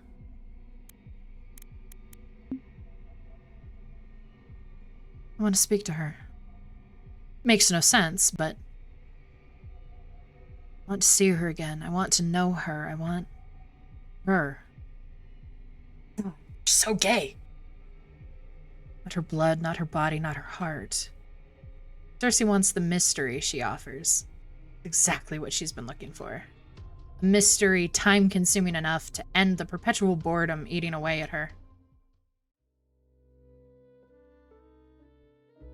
Preoccupied by her thoughts, Cersei barely notices Edgar's return. He slips off his jacket, slides back into his seat, and gestures for another round of drinks from the bartender. What took you so long? Ran into some trouble. Don't be stingy with the details. What kind of trouble? He lights a cig, angling his body towards her. Their knees brush, but neither move away, used to the lack of personal space. Well? So you see... No, never mind. Are you blushing? My god, you are. Not on purpose! Fortunately, I don't think it's me having this effect on you, so it must be something else. Edgar twists and squirms in his seat. Or someone else? Was I that on a date? He spits the words out so fast, Cersei would have missed them if not for her supernatural hearing. You're messing with me. I wish I was. This is stressing me out. But you said yes? What? Obviously I said no. Why would it be obvious? Was something wrong with her? No, she was pretty and nice and smelled good. Too many details now. Sorry, I saw she had a nice perfume. You'd like it, actually. You're only making it weirder. I said no, because it never would have worked. She's human. As are you. I don't live like one. Excuses, excuses. Think about it for a second. I run a supernatural detective agency. How do I explain that to someone outside the business? Not to mention, I'm up all night, sleep most of the day. A sane, normal person would want to be with someone like that. Oh, come on. So what if she doesn't fit into your normal schedule? You make time when you're in love. Love? God, I definitely don't have time for that. Not when there's clients to be managed and bills to be paid and you don't have to work all the time, Eddie. You could take off one night of drinking to get laid. So what if somebody hears you? Oh, come on. You're a grown man. You can't possibly still be embarrassed by the word sex. I'm not, but we're in public. Sex, sex, sex. Jesus Christ. Breeding, mating, copulating, fornicating, and what is it you Brits say? Gagging. Cersei's cackling like a mad woman while Edgar hisses under his breath. Cersei, I am begging you to stop. Edgar looks about ready to explode from embarrassment, anxiously glancing around to make sure no one's heard her. Cersei doesn't have the heart to remind him that they're at a bar for supernaturals. Almost everyone's guaranteed to have overheard. Anyway, wouldn't it be nice to be with someone, even if it's only for the night? He's so fine. Jesus Christ.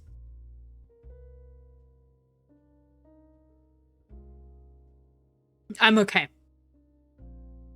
Edgar laughs, shaking his head, more to himself than in response to her words. Somehow, I prefer to be here. Oh, with me? I wouldn't necessarily consider your presence to be an advantage. But yes, I prefer to be here with you. Oh my god!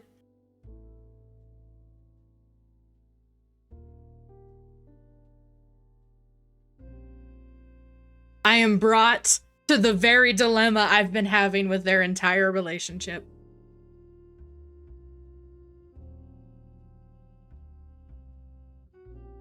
I'm faced with it now. Damn it. Oh, fuck, dude.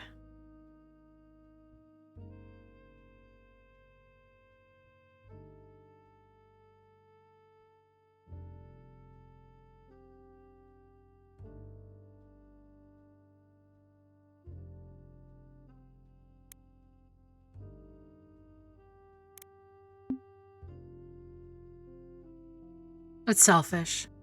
But Cersei's pleased he rejected the stranger.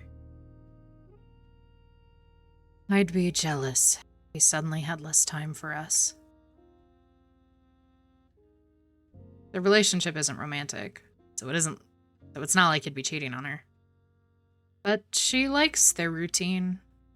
The only stable routine she's ever had, and she doesn't want that to change. Besides, he's got a point. Not like he could still work with her and lead a normal life. That's just not how it works. Of course, there are people like Raoul and Dante's superior Orion who have human families and try to live as normally as possible.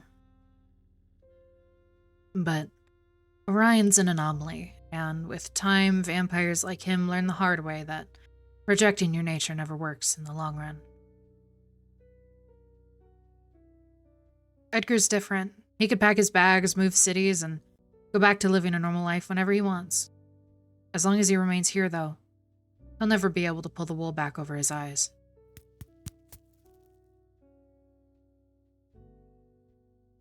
Edgar taps out a cig in the nearest ashtray.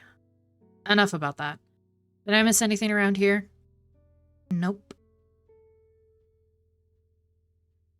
For some reason, it doesn't feel right to mention the mysterious woman. Maybe because she knows how Edgar worries and she doesn't want him to start.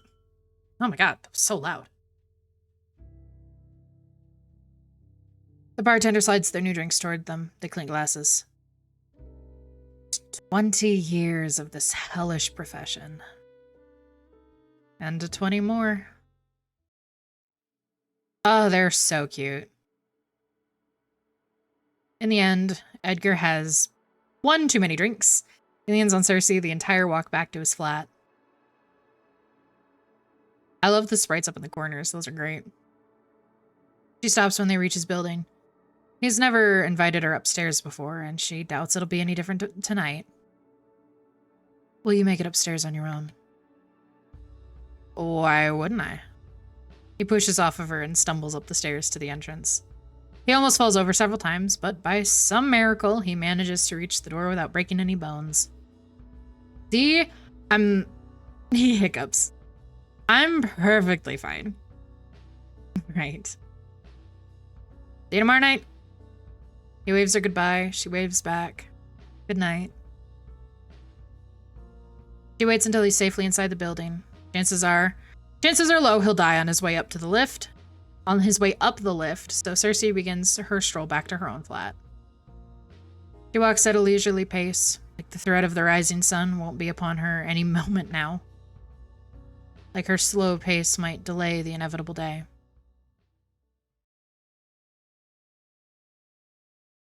Goddamn! Cersei strips down to her underwear. Her one-bedroom flat has no bed, only a sofa, so that's where she lies down.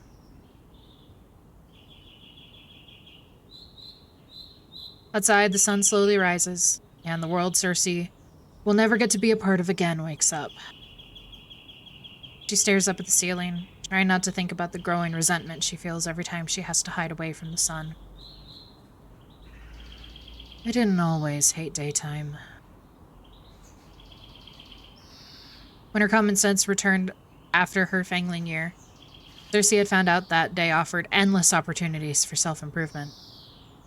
She read novels, she meditated, she brushed up on her history, she learned martial arts, studied different languages, read some more.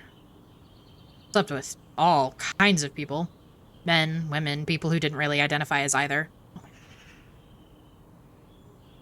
Half of the time, she didn't even feed on them. She liked to cuddle in bed afterwards, basking in their heat. When films became a thing, she found herself obsessed with cinema, lived hundreds of different lives through the stories of others. But like everything else, it soon got dull, hiding herself in escapism to distract herself from her own thoughts. Lately, she can't be bothered to do much of anything anymore.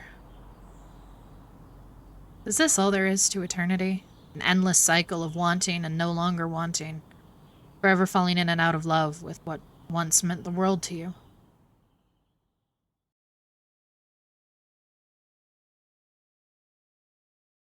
She shuts her eyes. She pretends hard enough. She can almost imagine she's dreaming. Where do her dreams bring her today? Oh!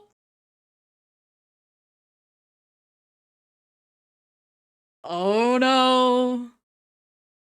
Oh no, that's crazy. I have to choose the giant man with enemies to lovers. I have to do it. Oh, just picturing that self-righteous face of his irritates her. Yeah, I bet that's the only thing you experience. Nope. Not even worth thinking about for a second. Mm-hmm.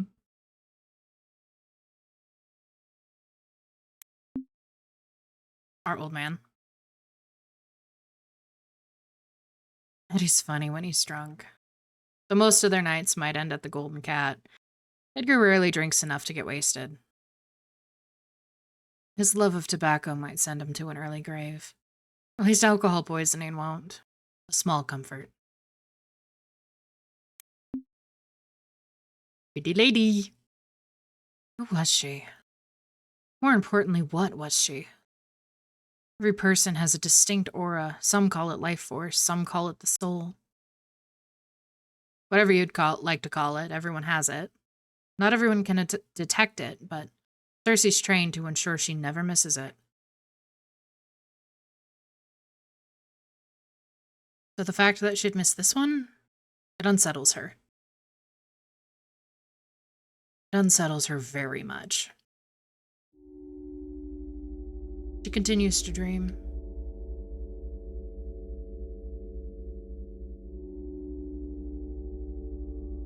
She tries her best to fight against the current of her thoughts. Somehow always lead back to him. Don't do it, Queen. You already know how it ends. Against her will, Cersei remembers him. Oh, pretty art. Open your eyes. Look into my eyes. See yourself as you truly are, as you were always meant to be. I'm afraid. For us, fear is a choice. When she opens her eyes and looks into his, she doesn't see herself. She sees him, and only him. Beautiful. He whispers, reverent. I will never make anything as beautiful as you again. Sire, you did not make me. I did. Well, I don't know about all that. Friendly fingers caress her skin with such tenderness. She foolishly mistakes it for fondness. I delivered you from death. I rendered you invulnerable to the horrors of time. I captured you in the moment. You were the most beautiful you ever would be. Beautiful. Forever. She holds the monster stare. My eternal companion forever. Girl, I think you got some trauma. I think you have a little bit of trauma. The sun is set again, but Cersei only snaps out of her daydreams when she hears the balcony door open. She doesn't have to get up to guess who's broken into her flat. She'd recognize those steps anywhere.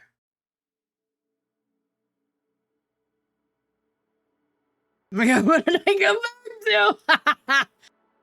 You'd better have a good reason for this, Abraxas.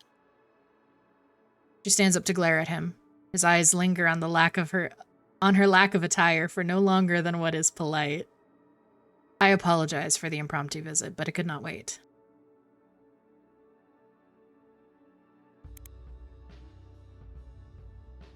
Would you please put some clothes on? And of course I shall explain my unconventional entrance. Oh, does it upset you that you can only look and never touch? I will never understand what amusement you gain from playing these games. And now you're shaming my sexual appetites inside my own home? Unbelievable. Disappointingly enough, Abraxas doesn't rise to the rather obvious bait. He slips off his jacket. Oh my god. Hanging it over the arm of her sofa. Look. There, I took off one item of clothing. You can put one back on. Preferably a shirt. She slips on a single sock. It doesn't even match the rest of her attire. I know she does. I love her. If you want me to put on my other sock, take off your shirt. Have you always been such a brat? Yes.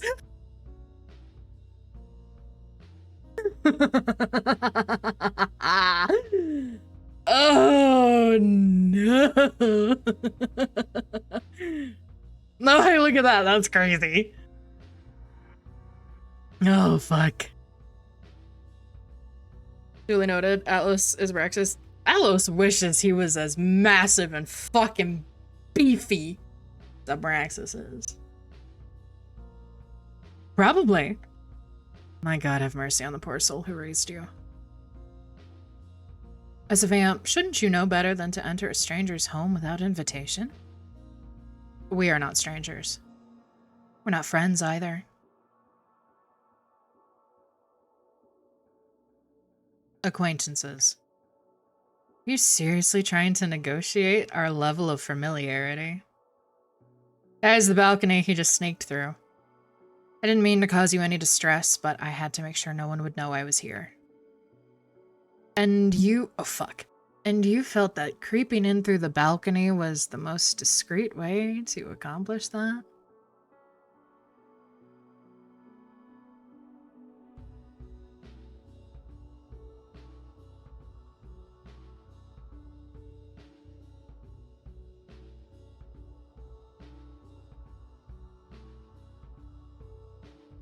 I have to read, actually. I'm busy. I can't read chat. I have to read the visual novel. I'm busy. I was not creeping. Really? As I sweep down her body again. He clears his throat and pretends to be distracted by the posters lining her wall. I believe this is my first time seeing your flat. You watch a lot of films? Explain why you broke into my damn flat. Sneaked in. Don't be childish. It's not cute when you're like 200 years old. It's about the case that Seth was witness to. Did you release him already? Of course, we had no reason to hold him after questioning. No reason. I gave you a reason. Yes, I put in a word with the SCD to look into him sooner than later. His hands. I'm so horny. So sorry, guys. They mentioned they hadn't received any reports from you, however. Oops. I did not come here to talk about Seth. I need a favor. Does that favor include both of us taking our clothes off and then being diabolically close to each other in proximity? Like, some would say, like, in each other. And also, like, our tongues being involved as well. Is that... Because if not, I got shit to do. Oh.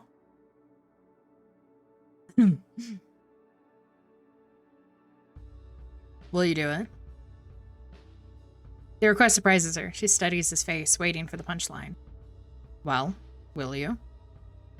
I can't believe my ears. The great Abraxas is asking for my help? Really? Do not make me repeat myself. It was difficult enough the first time. Even if she finds it hard to believe, Abraxas is definitely telling the truth. He barely even relies on his own agents, so for him to come to her of all people for help means he needs something badly enough to swallow his pride. I never expected to see the night. She's already set on not doing it, because why would she, in her right mind, ever help Abraxas? But that doesn't mean she's not curious. You're going to have to share more details before I decide. Have you heard of the incident at the Beaumont museum? In passing. Is it Beaumont? I bet it's Beaumont. I realize I'm very American, and we are in England.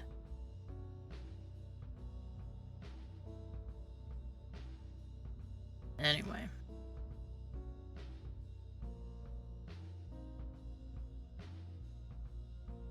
This must never become public knowledge, but the gas leak was a cover-up coordinated by us at the SSF. Wow. Who could have ever imagined? Magic triggered the explosion. The burst of energy was so powerful that, should our culprit have wished to, they could have destroyed far more than a single wing. At worst, I fear they might even be able to burn down half of North Haven. My agents and I have determined it cannot be a mere accident. This was an intentional attack. I see. Unfortunately, it gets worse. The wing that was destroyed harbored several magic artifacts, one of which is now missing. You should be grateful then. They could have stolen all of them. I sent my team to clean up the scene and deal with any witnesses. That's when they found the initials JM spray painted on a wall. Ooh! Whoever, or whatever this JM is our only lead. Couldn't you trace the magic from the explosion? Cersei knows for a fact that the SSF North Haven branch has a very talented witch in their ranks.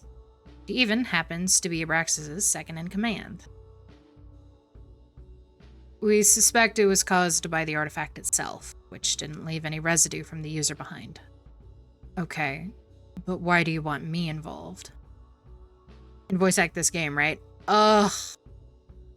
I would need to gather a good bit of baddies for it. For voicing it. Because there's a lot of characters in this game. I'd need to cast this bitch.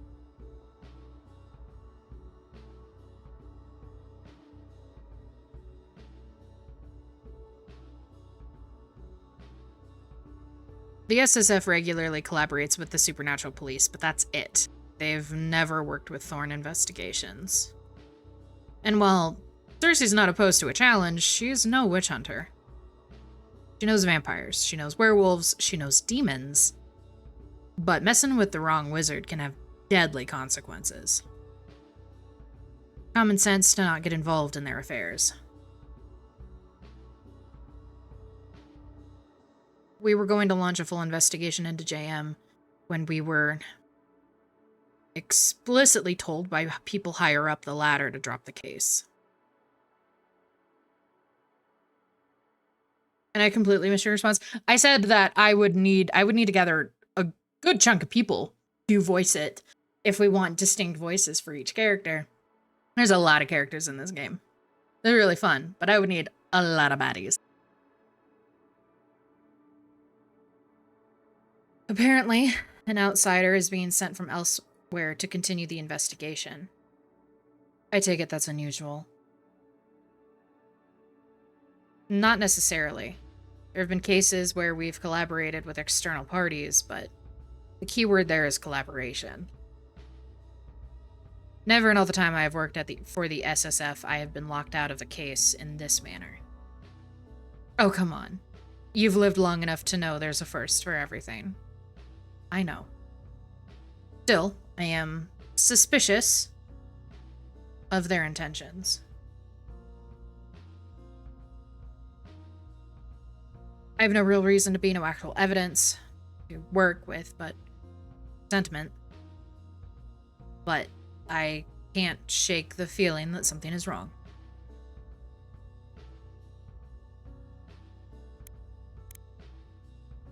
What was the artifact? You said an artifact was stolen. What exactly was it? If I knew, I would have told you. I doubt that. I mean it. I know no more beyond the little I have already shared with you. Which is, like, nothing. I want y'all to know, you can't see my mouse, but I'm gesturing at Abraxas's face. This look...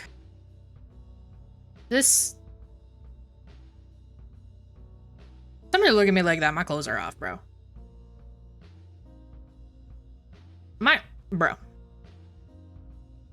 My clothes are off. God damn. Pants on the ground. No, that's what I'm saying. So... Damn. It was hidden in plain sight inside Renaud Beaumont's private collection. He had planned to contact him about it before we were ordered to drop the case. So all we know is that it can make stuff go boom. Not the exact words I would use, but essentially yes. Who's to say that power didn't come from the person wielding the artifact? Abraxas firmly shakes his head, like he's already ruled that option out. There are wizards and witches capable of things our minds cannot imagine, but it would be suicide to release a burst of energy that large without assistance. When magic's involved, nothing's impossible. I suppose, still, I would say it's too unlikely to be worth consideration. Since when do you care? I thought it wasn't any of our business if the laws enforced by your superiors might be unfair to us non-humans. I know what you think of me, Miss Cersei, but I am not your enemy. SSF do what we must to protect supernaturals from humans, and them from us. Sometimes that means the occasional casualty on our side. Our side, he says. When has he ever been on our side? Have a look. Alrighty, spooks, have a good one. Good luck with your cleaning.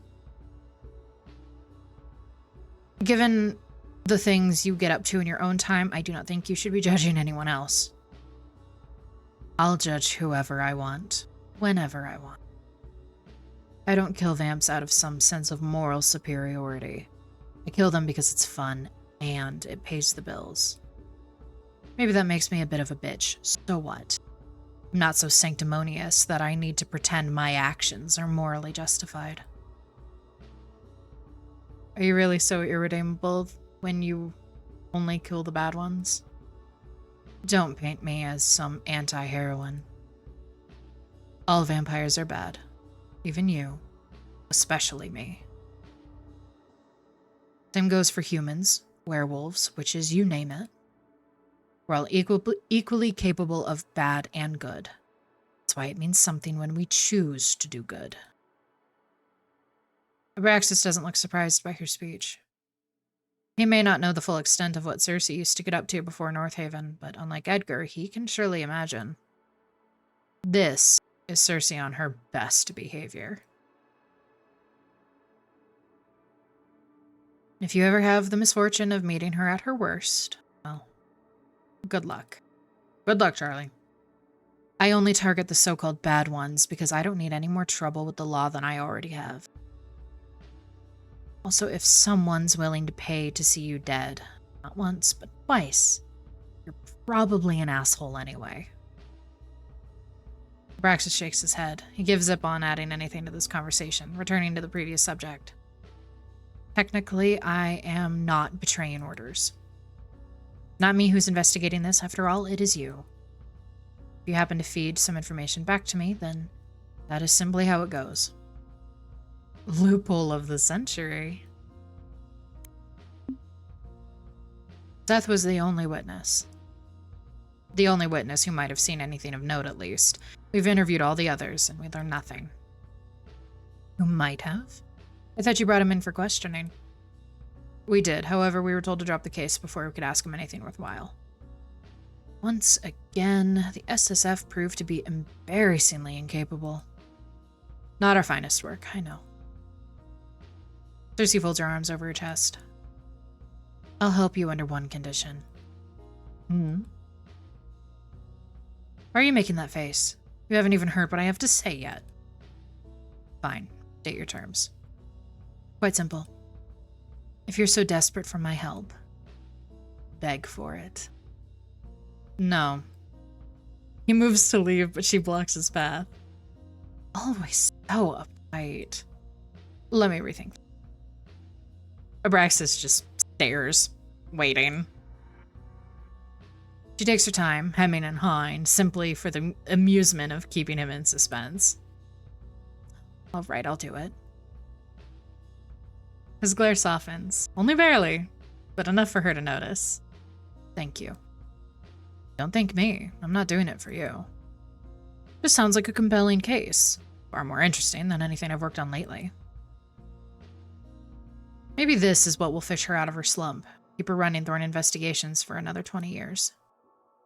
You better pay us, though, and provide a generous tip. I know what tip I would like from him. Anyway. Everyone knows Abraxas sits on a monstrous amount of generational wealth from his previous life. Something she might as well use to her advantage here. That can be arranged. Perfect. Now give me a moment to get dressed and I'll get you out of here. There's no need, I have my own way. The balcony again? Absolutely not, Romeo. His eyes shift to the floor, brows drawing together. He's that conflicted about this? Perhaps it's because he's never broken the rules in the past. He fears the consequences should anyone learn that he's disobeying orders. You're a little too old to be scared of getting scolded. It isn't fear which holds me back. Prove it. He frowns and any previous traces of vulnerability are gone. I have nothing to prove to you, but I will use the door if you insist. Get dressed. I do not have all night and neither do you.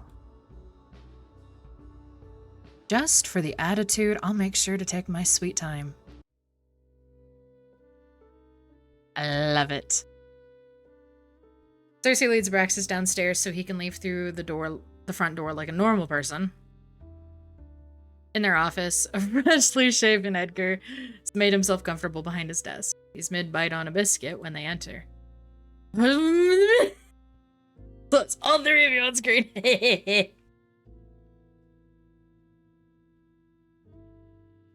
Take that out of your mouth so we can understand. He swallows. Why is he here? Good to see you too, Thorn. The amount of money I would pay to be naked with all of these people naked at the exact same time. Pleasure's all yours, prick. Damn. Edgar's nasty glare softens only slightly, and his eyes shift to Cersei. I repeat, why is he here? And why was he upstairs? And how did he even get in? I've been here for over an hour. The door's been shut the entire time. Did he show up during the day? Did you spend all... Before you let your imagination run to places I don't even want to imagine, how about you shut up and let me talk?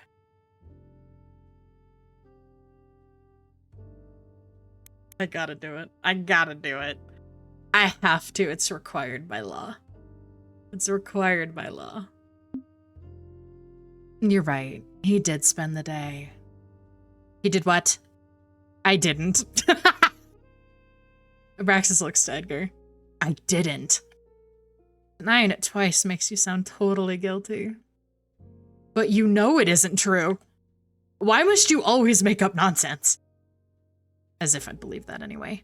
Neither of you could stand each other for that long. Now tell me the truth. What's he doing here? I'm standing right here, Thorn. You could simply ask me.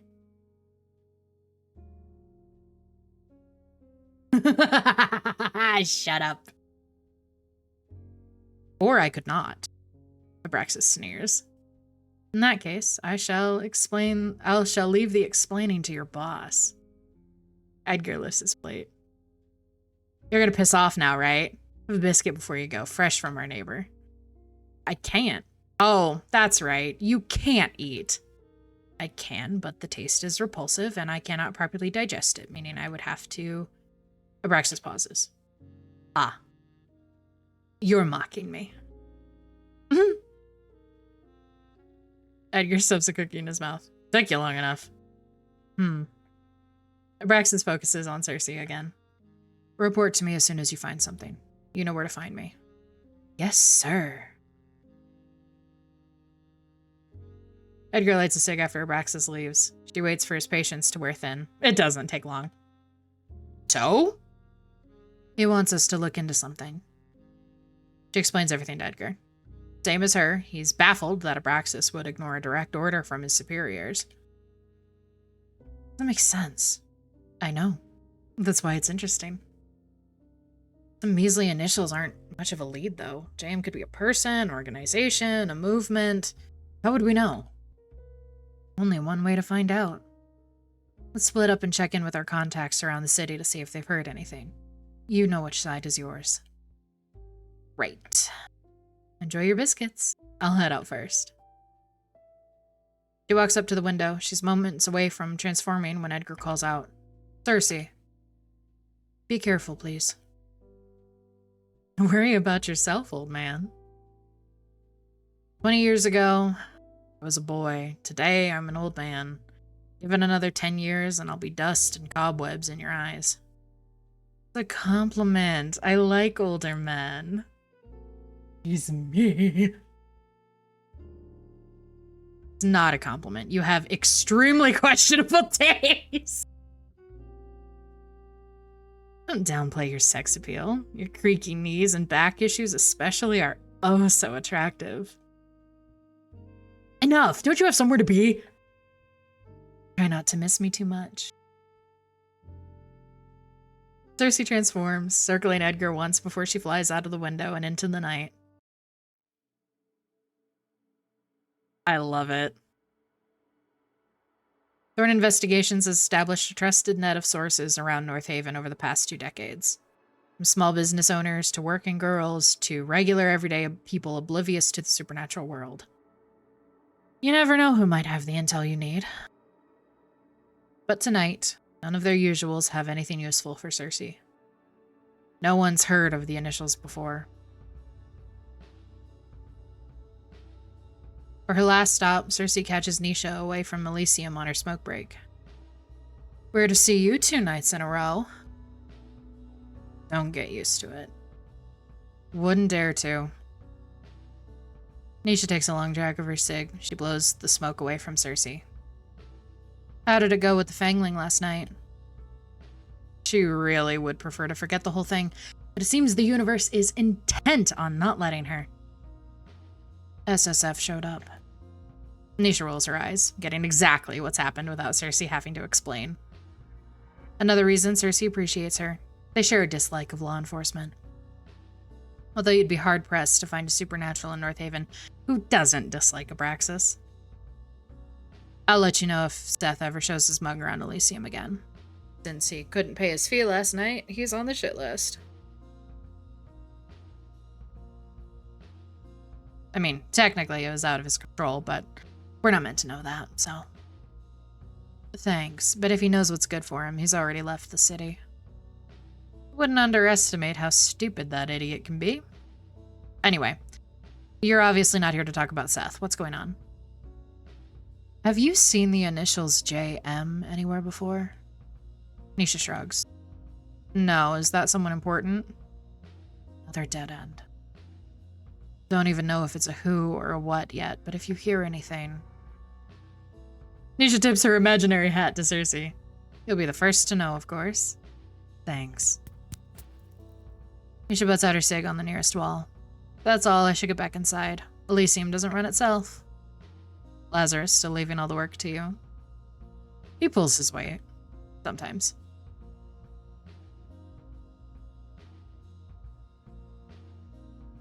He's in some rum insane work. Hi Doppel, welcome back. Kick him in the balls for me when you see him next. I quite like this job, so I will not be doing that, but you have my respect for your commitment to hating him. The lifestyle at this point. Nisha waves her goodbye and disappears into the abandoned building. Cersei sighs and returns to the streets. Sooner than I expected. How was your outing? See if Edgar had better luck.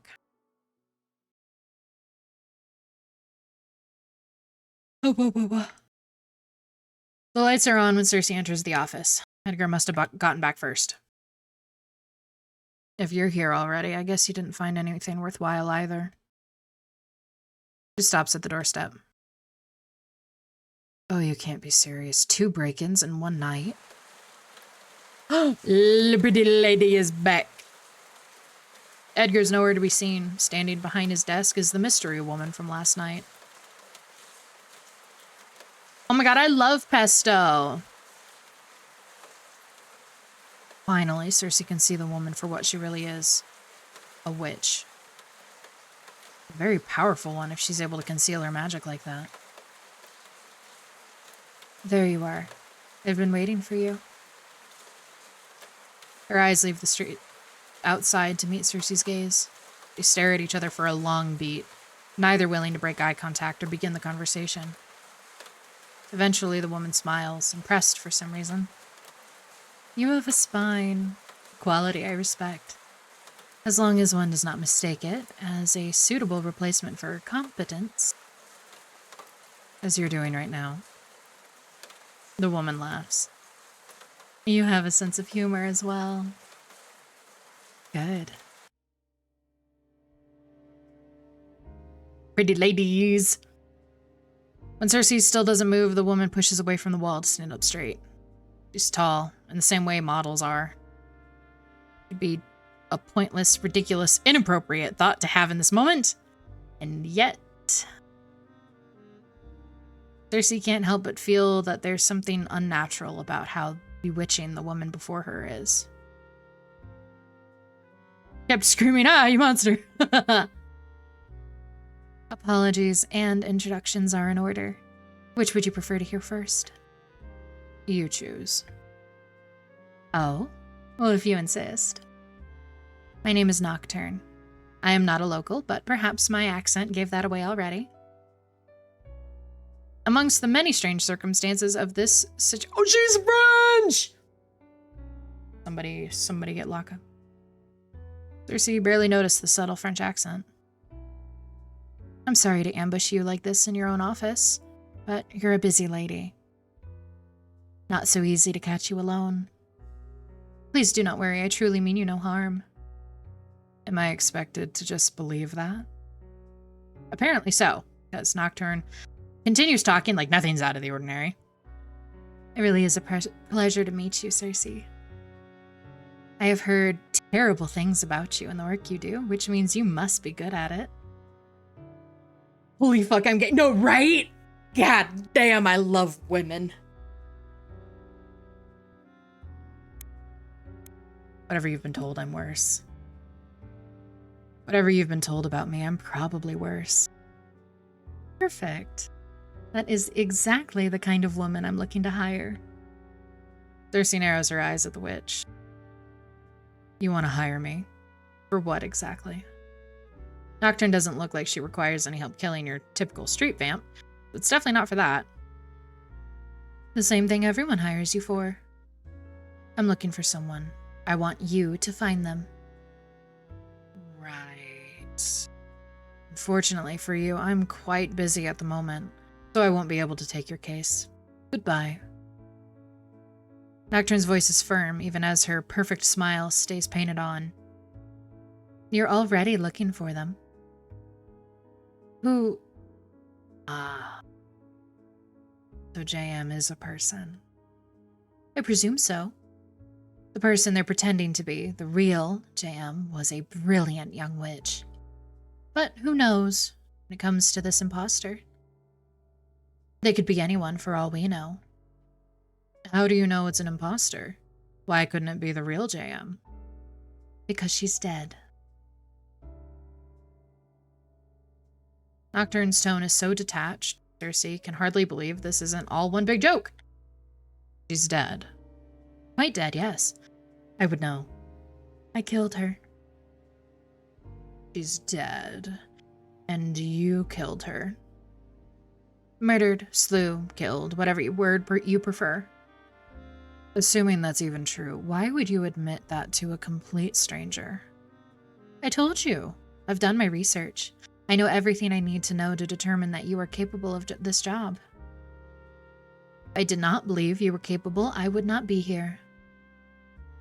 I'm not a witch who wastes her time on whims.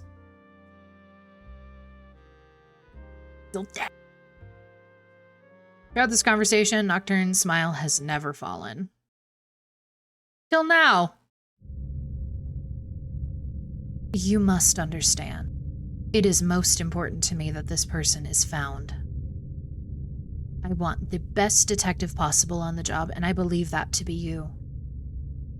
So you will take my case.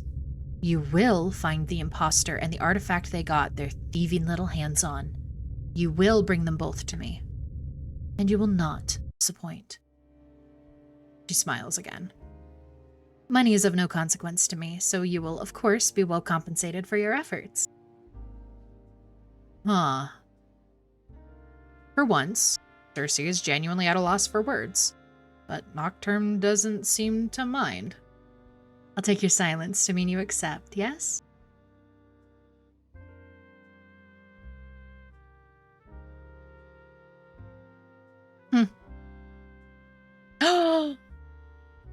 Nice. Oh, that's a really good ending to a demo. That's good.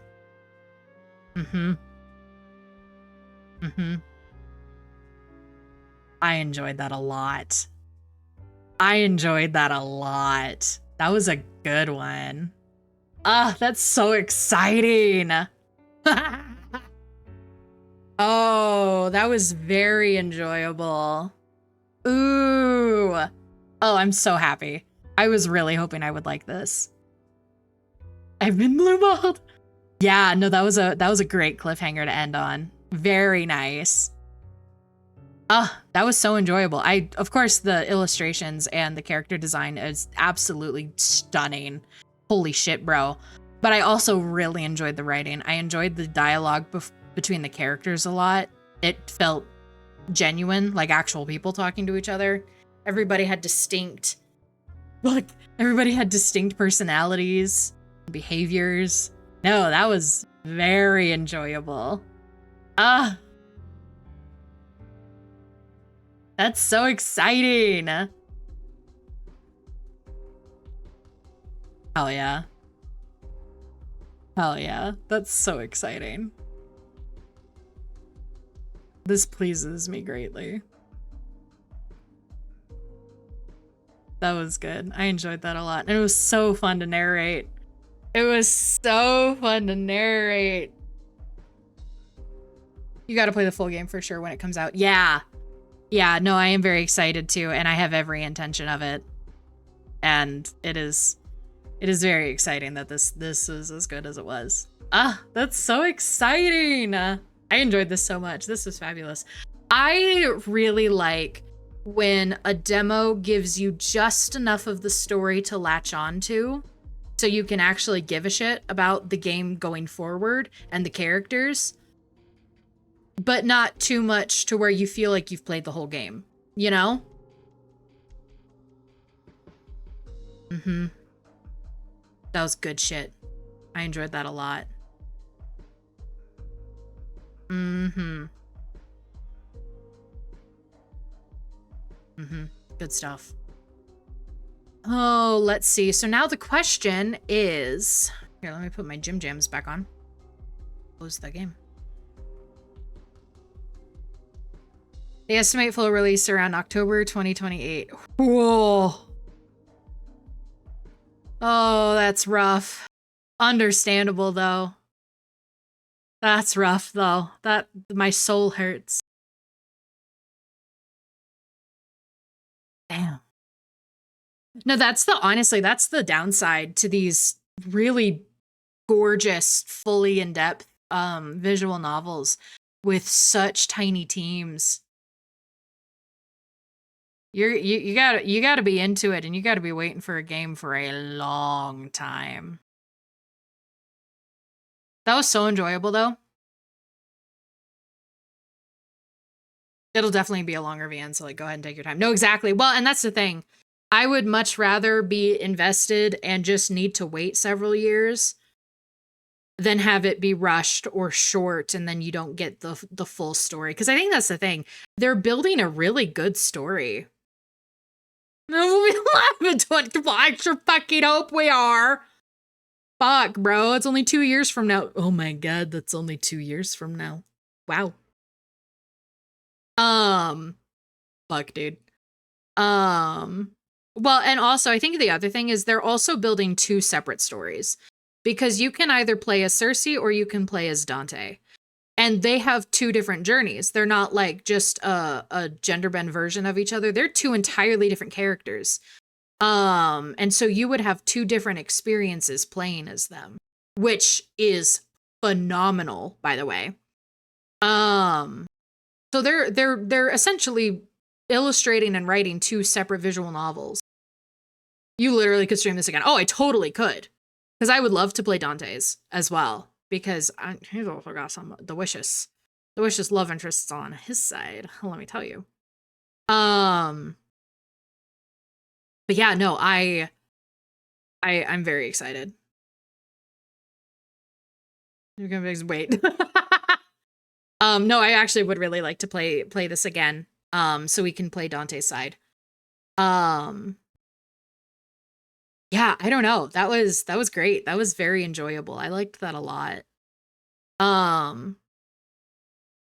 It's gonna be tough waiting so long. That's how it feels with Lost in Limbo too, which you guys know I feel very passionately about Lost in Limbo. That one's also probably pretty far out, as well as Touch Starved. I think last we had heard Touch Starved is supposed to fully release either this year or beginning of next year, which I'm really excited about because Touch Starved is another one of those like really in-depth visual novels with some of the most gorgeous illustrations. And we played the demo for Touch Starved last year. Last year? Yeah, last year. And that was very enjoyable. Let's try I should try what now, Doppel? Lots of very enjoyable visual novels to wait on, which is so exciting.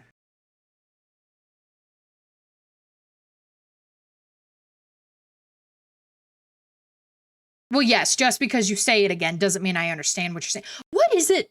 I'm going to go on a rant. What is it with men? And when somebody asks you to clarify, you just repeat the exact same thing that they didn't understand. Shut the I'm going to blow you up into smithereens. It's a first-person mystery game when you're a dino. That's so cute.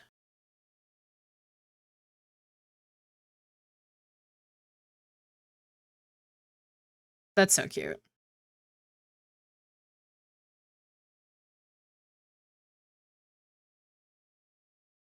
But in what world? Especially when I'm reading what you're saying, when I'm reading it, so it's not like I didn't hear you or I misheard or what have you. I'm reading what you said. So in what world would that not imply I want clarification, not a repeat?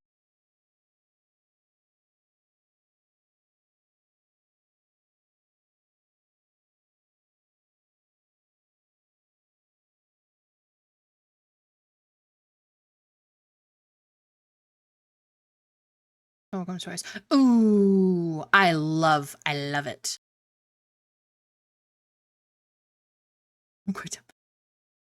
Oh my god. Weaponized incompetence is an incredible thing that makes me want to remove your eyelashes one by one.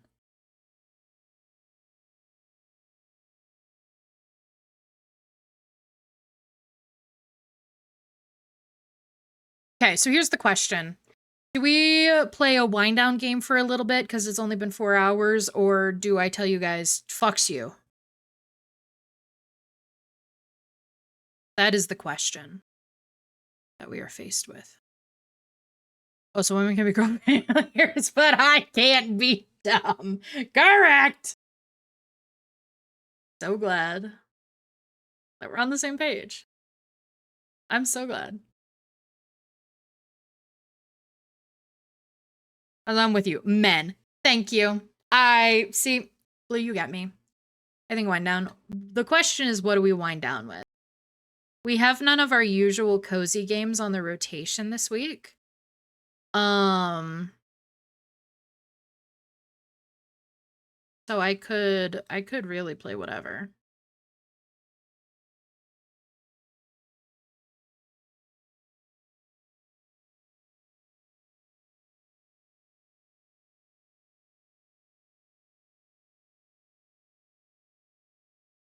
Because it has a demo. I do love games that have demos. I really do. I really do.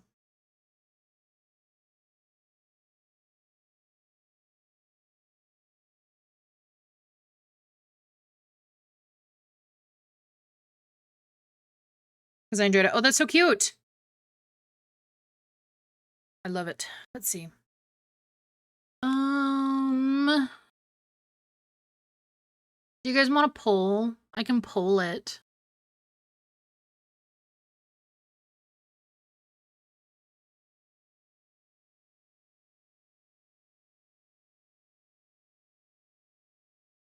You want a what do? I can make a what do.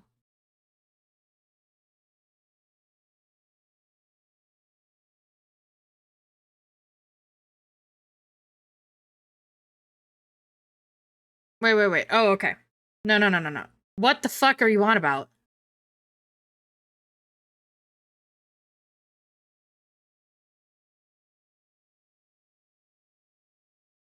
Bro. Let's see. Let's put water park on here. And book. And Brooke. Is there anything else that I care to play right now? Oh, really? Okay. You've got 3 options.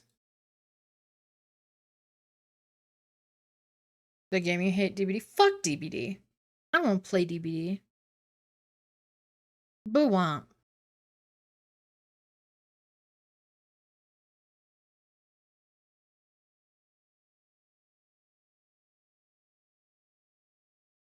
Crime Sim. I'm not soloing Crime Sim. Atlas, fuck you. There's a poll. Vote in it.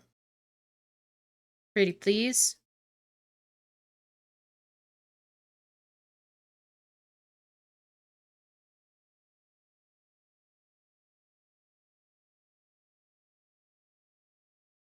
Now I can finish my coffee without choking.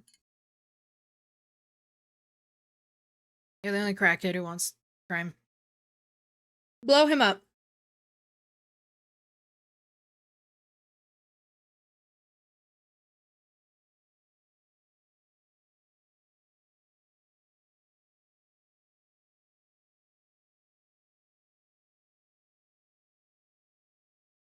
La-di-da-di-da. Do you remember that when that was the only vocal stem that came out of Archive's mouth for like 2 weeks? It was a good time.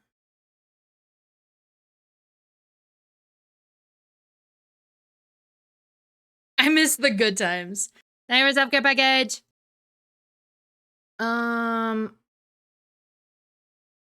Atlas, you're probably on your phone, aren't you? Guess I'll do my own modding. It's okay. I'm literally just being a brat.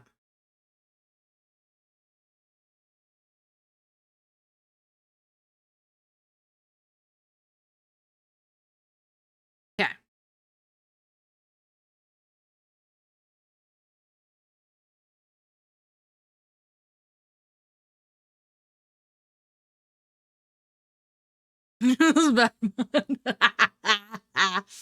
Yeah, fuck you, Atlas.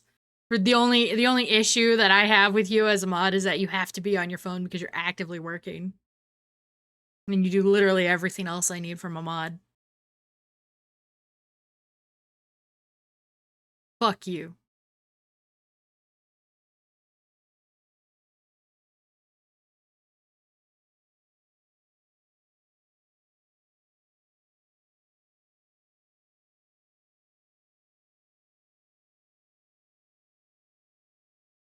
Oh my god, I'm getting so sleepy.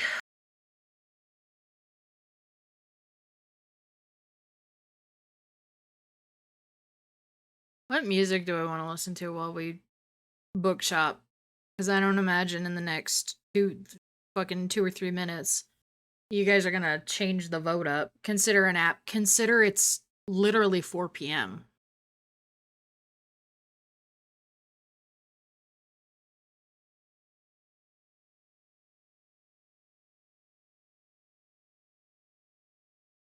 I'm opening bookshop.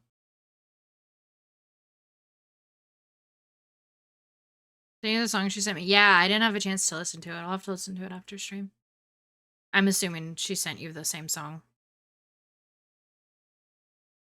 What the fuck? There it is.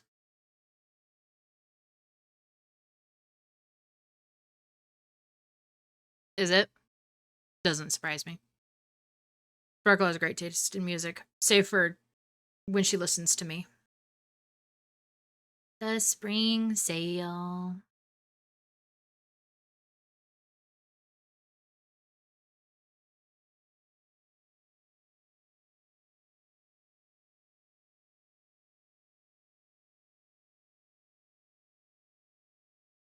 Silly. Silly, silly, silly.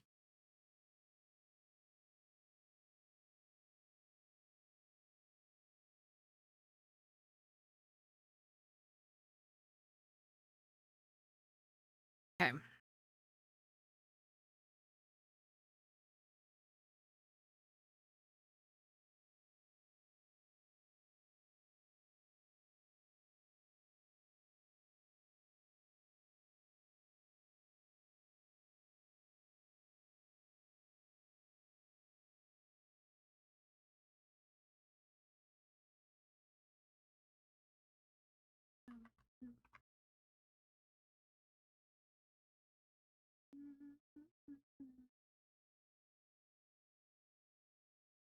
Okay.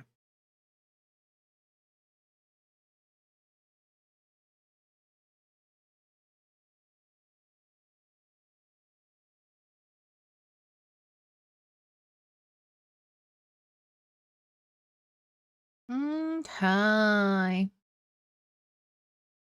Recipes to the one person who voted for Truck. Be baffled if Volpe didn't come out of the woodwork to vote for Truck.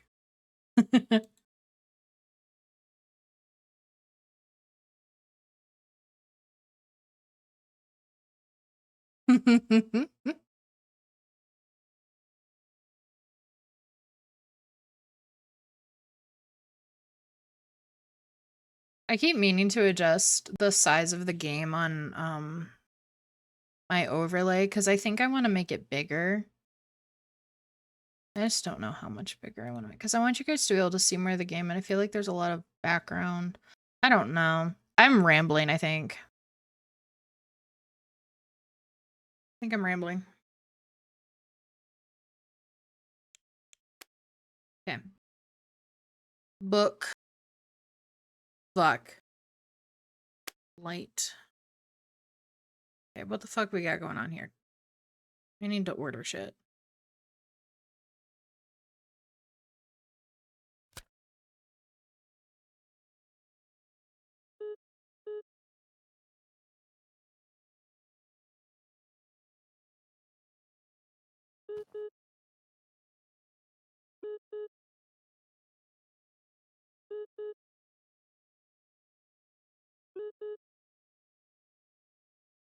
I'm a citizen rebel. I'm at peace. Real.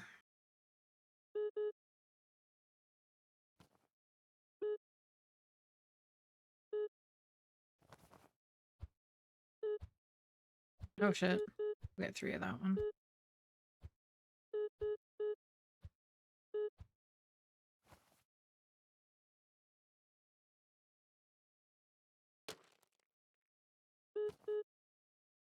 I love horny, yearning music. You feel me? I love when music is horny, but in a yearning way. You feel me? In this essay, I will.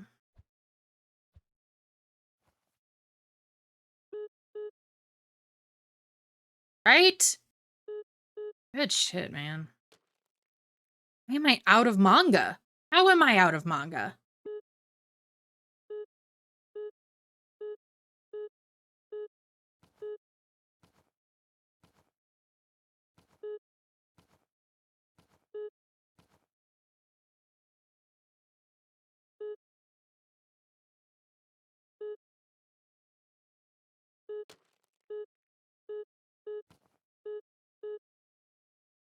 Okay.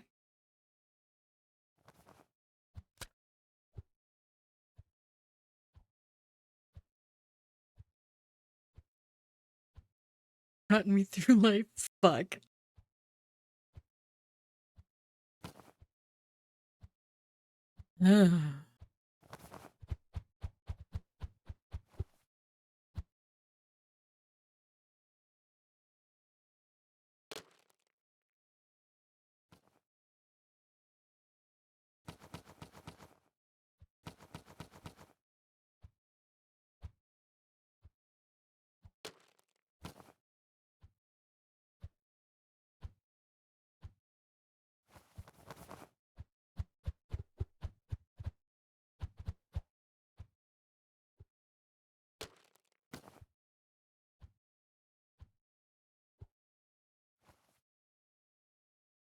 Welcome to VRT. We're watching for the last 2 hours. Oh god, so then you watched me freak out about a visual novel. I hope you thoroughly enjoyed it.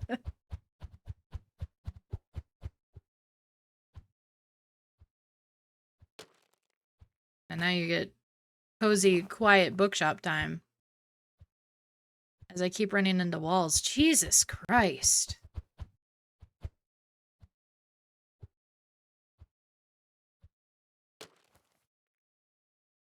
And we laughed about it? Good. That is always my goal. Well, thank you for being here. Mysterious people in VR.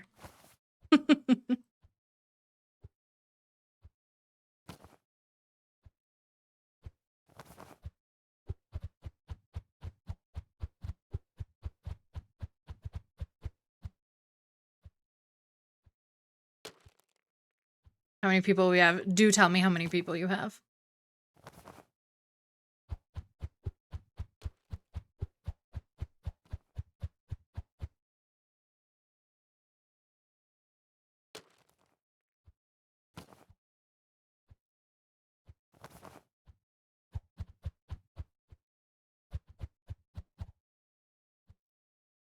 You know, it's so funny. The whole time that I've been a streamer, I can have any varying number of a viewer count, but as soon as I am told that there's like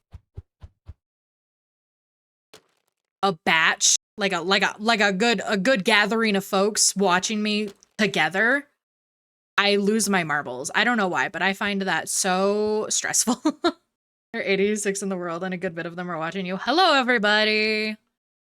I hope you all are having fun and I hope you're all staying hydrated. Like I remember for my 3.0 debut, when you guys would do like watch parties and stuff like in servers and shit for my debut, I was pissing myself. And there's been a couple times where friends have like when they need to go on a break or something, and they'll like pull up my stream for their viewers to watch. I've had that happen a few times.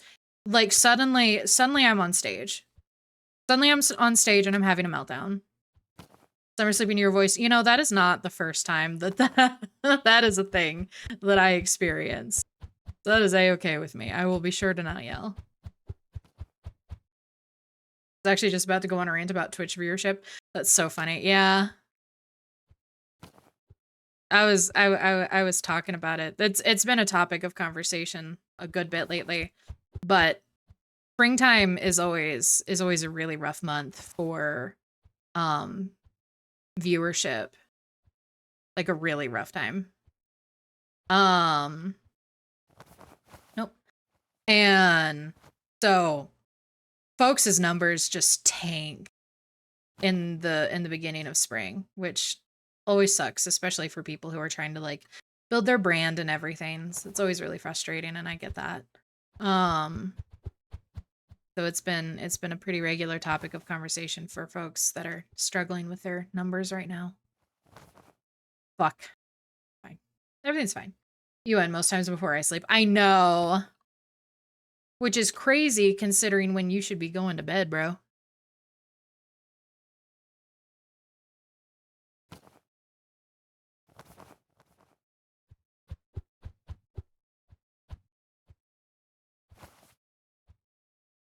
Well, hopefully I have been entertaining for the VR world.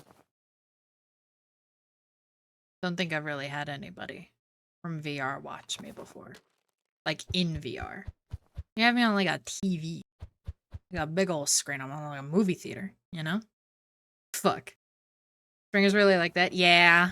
I don't know how long you've been streaming, Kawaii, and I don't know how much you monitor your numbers like that. But March specifically tends to be really hard for numbers, viewership wise and growth wise. Spring and Christmas time, yeah. Since I got, oh my god, you're baby streamer. You're a baby streamer. I'm gonna eat you. They're 50. I love the ladies. Voice and furs. Yeah, it sounds like the VR experience. But yeah, spring is rough. For numbers, specifically March. March is an especially bad time for numbers. And Christmas is brutal. That's a brutal time of year for numbers. Folks usually anticipate their numbers, like if you're still like a micro streamer like we are, in my circle, you know. Is it the same book? I don't think. Oh, my phone's dying. What was I gonna say? The world may never know. What was I saying? Oh, people that are in the pretty small VTuber bracket, right, thank you, tend to expect their numbers to drop probably around half around the holidays and maintain that till January-ish, mid-January, and then they're relatively normal throughout February, and then they tank again in March. Summer is usually pretty good for numbers. And then we just keep repeating the cycle. I don't know, man. I wouldn't complain if there were a lady in my lap. I love women.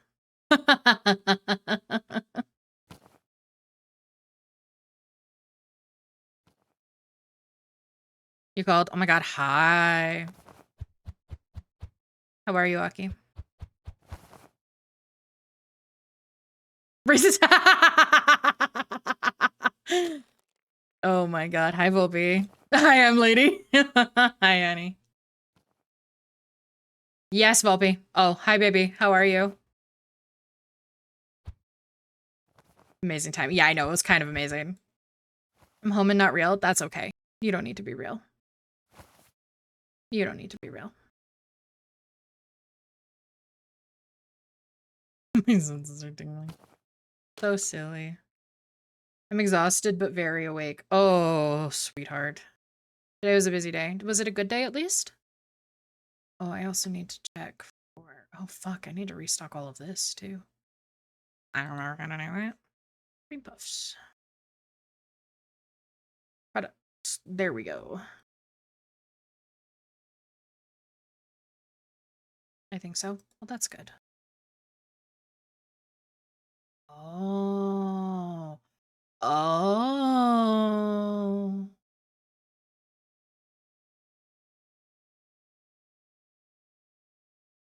Oh. I went to work straight after. Oof.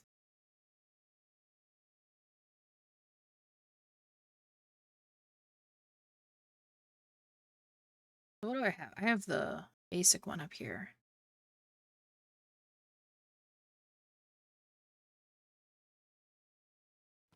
Guess what? What's up, baby?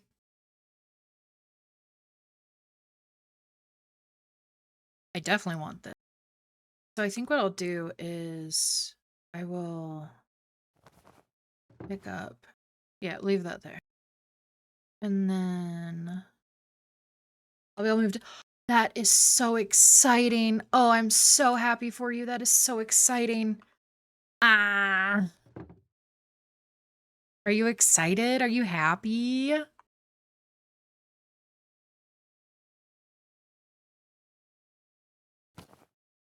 There we go.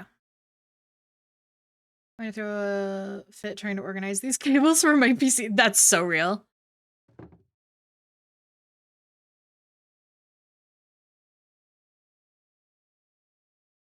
Okay, and then I'm going to move you. We're just gonna put you right down here. That's fine.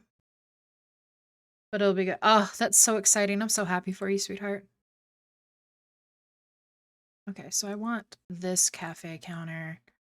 And then I want this one. This one. This one.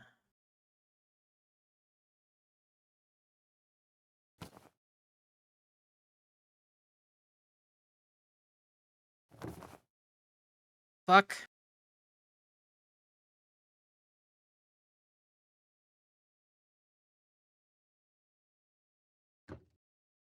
Nice.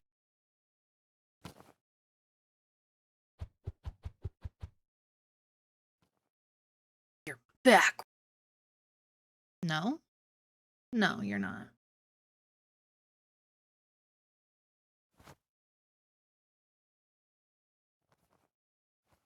Open my card open, it doesn't fall off. Oh. Oh boy. Okay. And then I'm gonna just put you right there for now because I don't know where to put you. And then you, I'm going to put in the corner.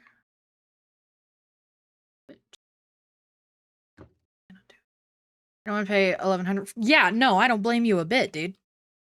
Not a single bit. Okay. You're pissing me.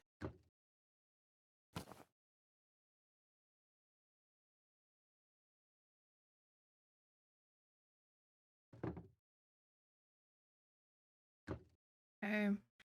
And then you.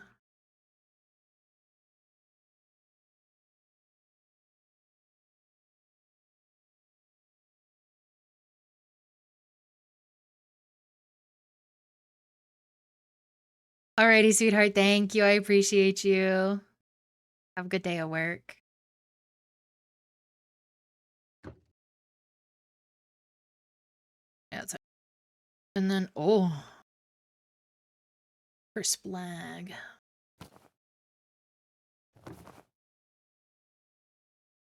Okay. And we go over here. And then we rotate. Right? And then, ooh, I think I know what I want to do here. So what we're going to do is pick up you. And then I'm going to put you here.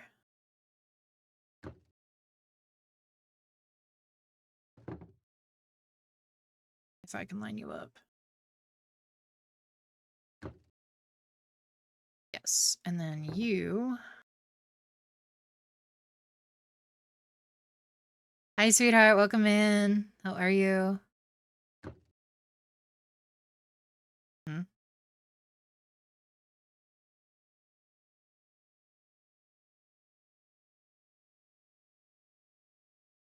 We still hungry? Fuck, dude. Okay. And then...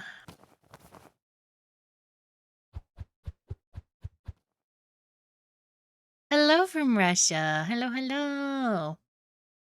How are you? I guess hello to Russia. There we go. How are you? Fuck. Every day I suffer. Fuck, dude.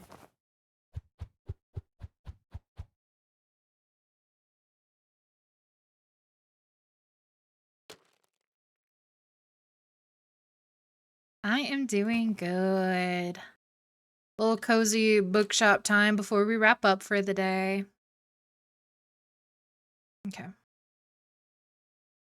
I feel like it would be better flipped around, but that's okay. Fuck. I vividly remember when I first started, and I've talked about this before, when I first started streaming, the majority of my audience was European. And then I also had a huge Russian demographic as well, which was so interesting. And then we got that there, and then we got yeah. And then it changed to a more American audience as time went on, but they're really cool.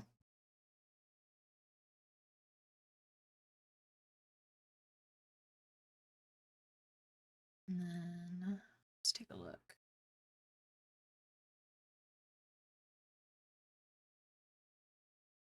I don't think I want to hire somebody to run the cafe yet. I don't think I need to, especially because so much of my stuff is automated. Mhm.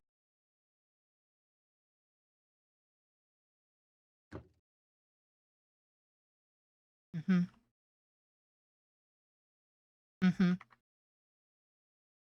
Okay, and then we have everything stocked. We are good to go.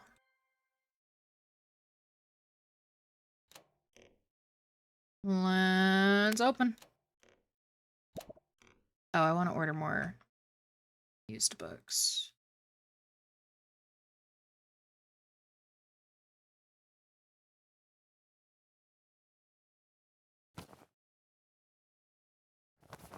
So the next mission is... Did I change my game category? Can somebody verify?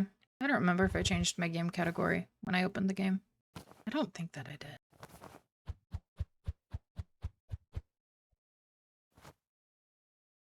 You did? I did? Look at me.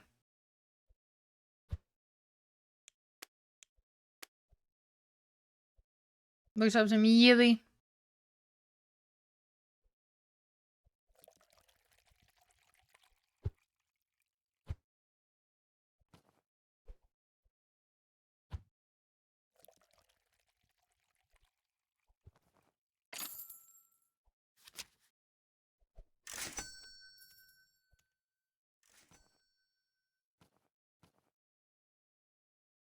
I love when I'm pro streamer.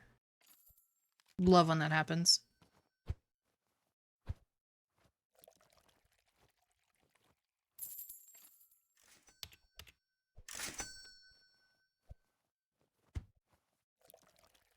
Oh yeah.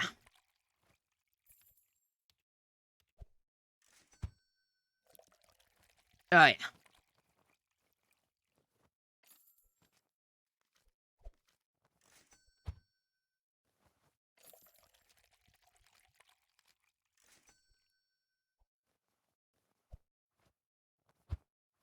Hey.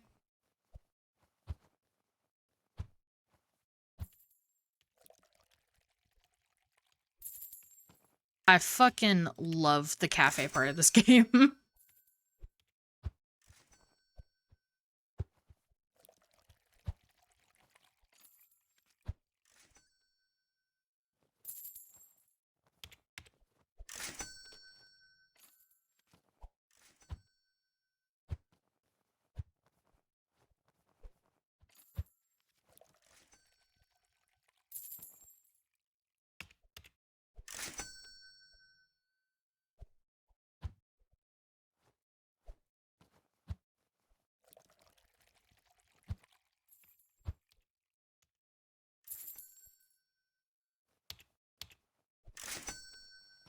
Okay.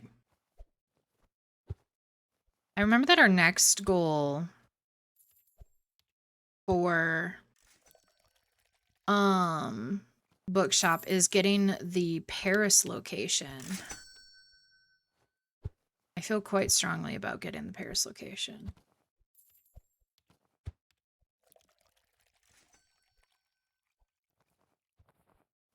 Lemon or add to it. Ooh, that sounds yummy. Love me good soup. I've saved in development for you to play. It's great. I love sim games so much. They make me so happy.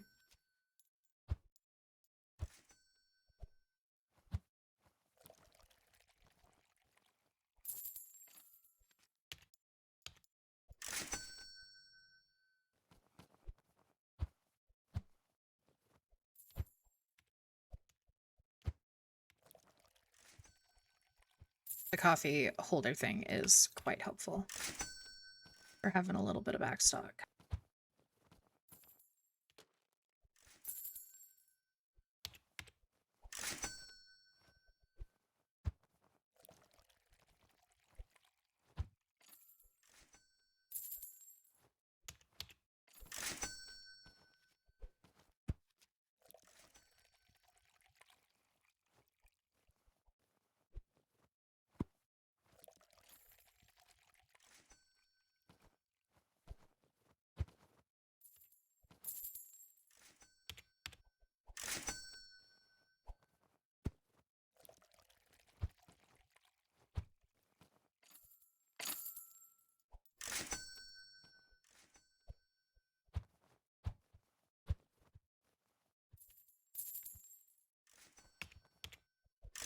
Oh my god.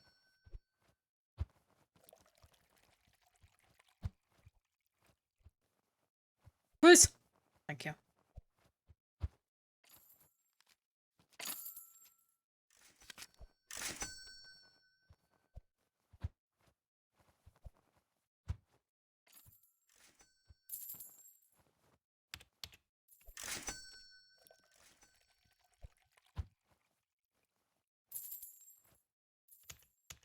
I'm so fast.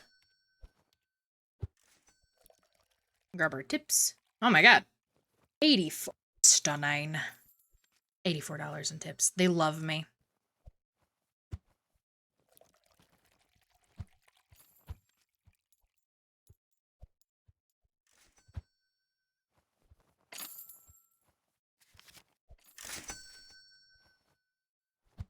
Yeah, order more pastries too. My goodness.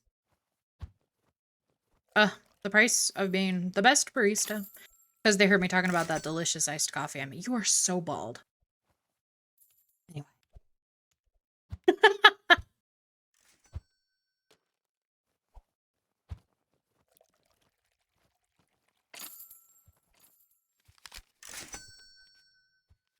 Mm-hmm.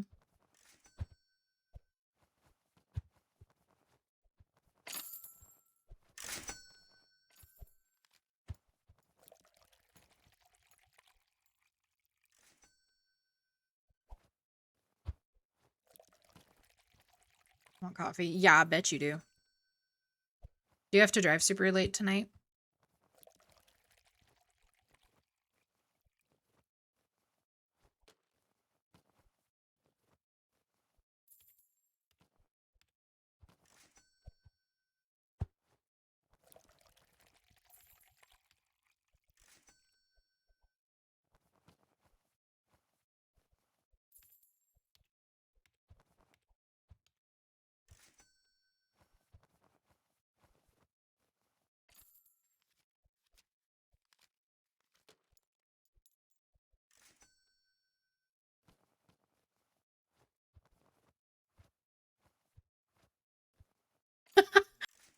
Oh, I love that. I love that I got an answer from Blue before I did. Oh my god. That's so funny.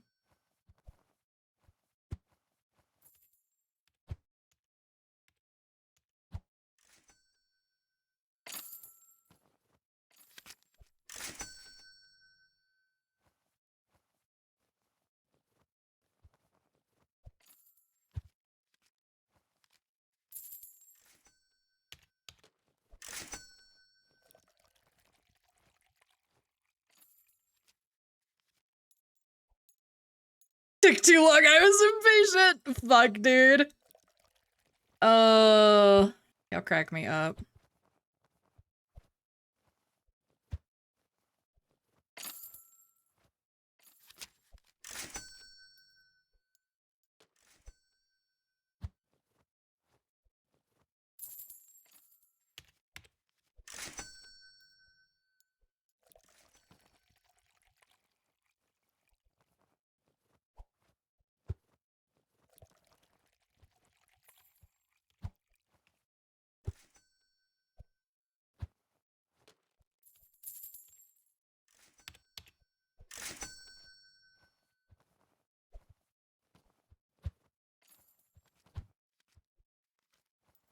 Damn. Thought I knew.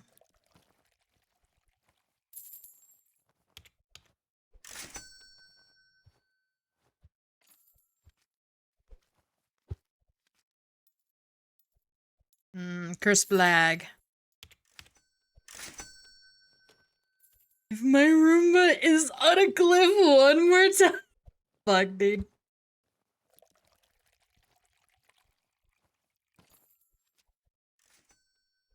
Oh, nice. We leveled up.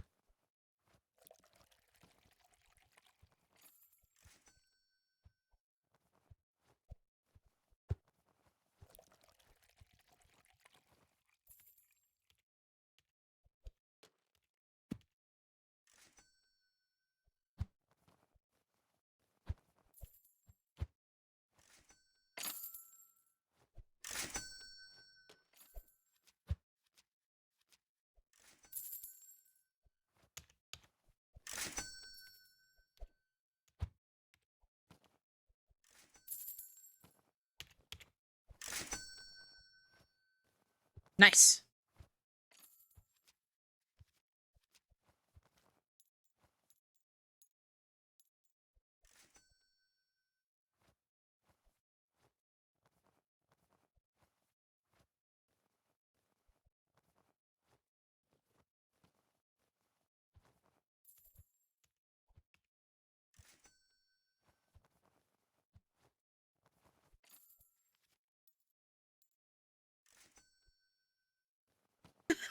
What the fuck are you on about, old man?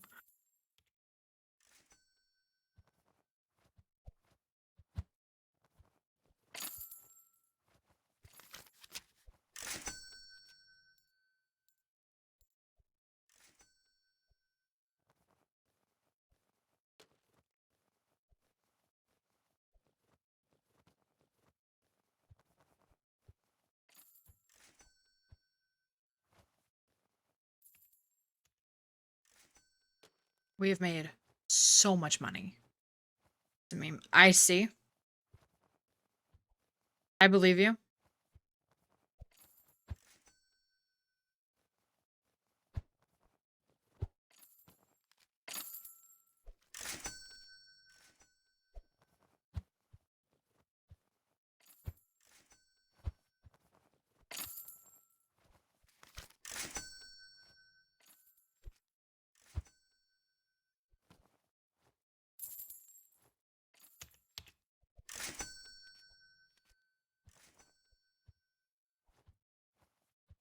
Okay. I think we're only going to do one day in bookshop. And then we'll wrap up for the day. Methinks. What do you want? How dare you want coffee at 8 p.m.? Get out of here. Ugh.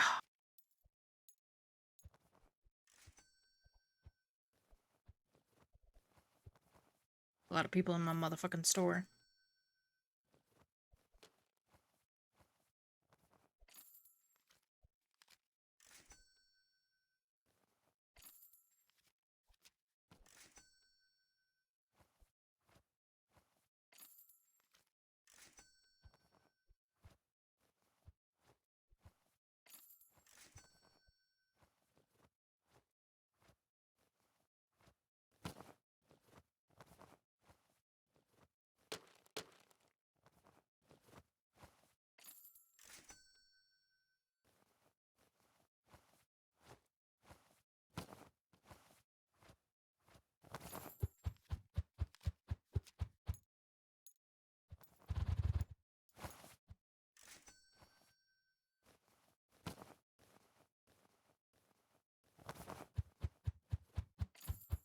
Ooh, 2 good books. Nice.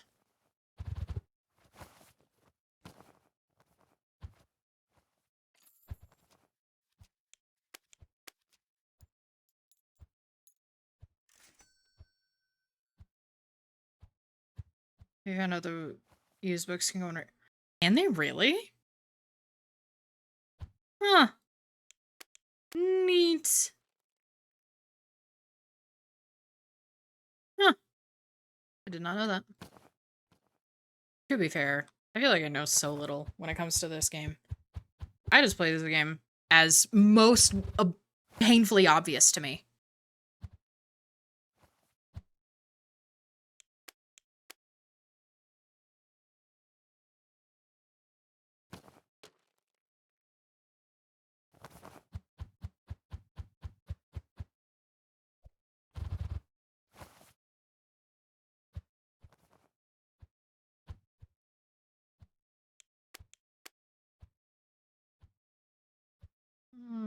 Okay. Ignore the insanely messy state that my store is in.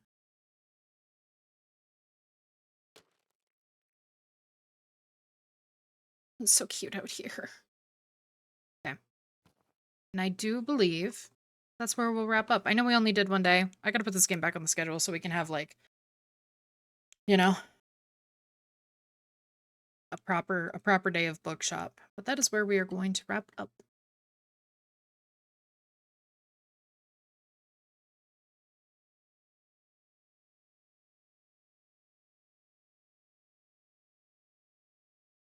I am tired and I am hungry.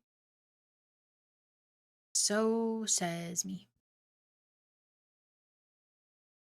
Thank you. Thank you, everybody. Let's see. Let me take a gander.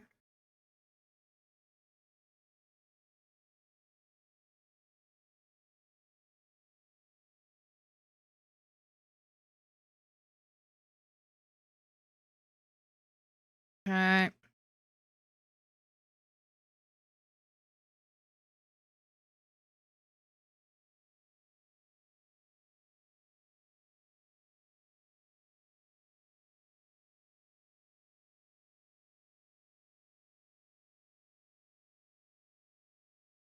We're going. That's the question, ain't it?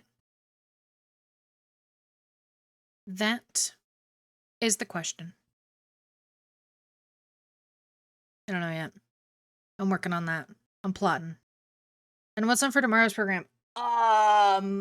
Tomorrow is Boyfriend Dungeon, which is a roguelike and dating sim game all squished together. I'm actually really excited. I'm actually really excited that I think that'll be so fun. We're doing that tomorrow, and then Cozy Thursday will be Coral Island. So we have a very fun, cozy week ahead of us.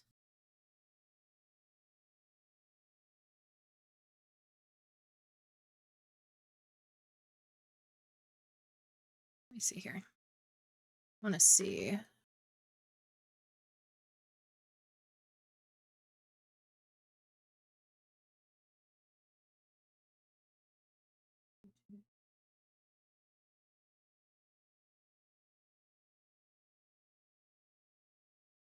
Thank you, Atlas. Let's go see.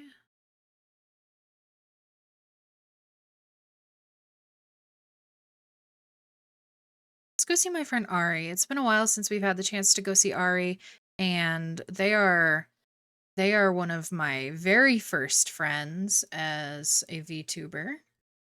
And they're hardly ever streaming at the same time that I am, so it's always fun when I get to go see them. FleshTuber warning. They use an actual webcam. They're an actual real person now. Hope y'all are ready to see their sweet little face. I love them. So we're gonna go see Ari. Ari's playing Overwatch, as they do, because that's all Ari plays. I fucking love Ari, bro. Okay, so Go be chill, go be normal, go hang out with Ari. They are so sweet, and they are a very dear friend of mine. People show, I know, right? Not everybody is a VTuber. Insane work. Okay, so let's get this raid set up. Thank you guys so much for hanging out with me today and joining me for that fabulous demo. That was so fun. That was so fun and so enjoyable. I loved it. I loved every second of it. I really enjoyed that. And then thank you for joining me for some cozy little bookshop to wrap up the day. Go ahead and get this raid started. Be sure to grab the raid message. 90% of who I watch is VTubers. Yeah, no, honestly. Ari used to be a VTuber back in the day, and then they said, actually, fuck that, webcam. And I said, you're so real for that, dude. And so here they are, a real person. So thank you guys so much for hanging out with me today. I hope you have a wonderful rest of your day or night, whatever time it is for you. Be sure to get lots of food, rest, and water. Take care of yourselves. Be kind to yourselves. Be kind to others. Go hang out with Ari. And I will see you guys tomorrow for Boyfriend Dungeon. Okay, bye-bye.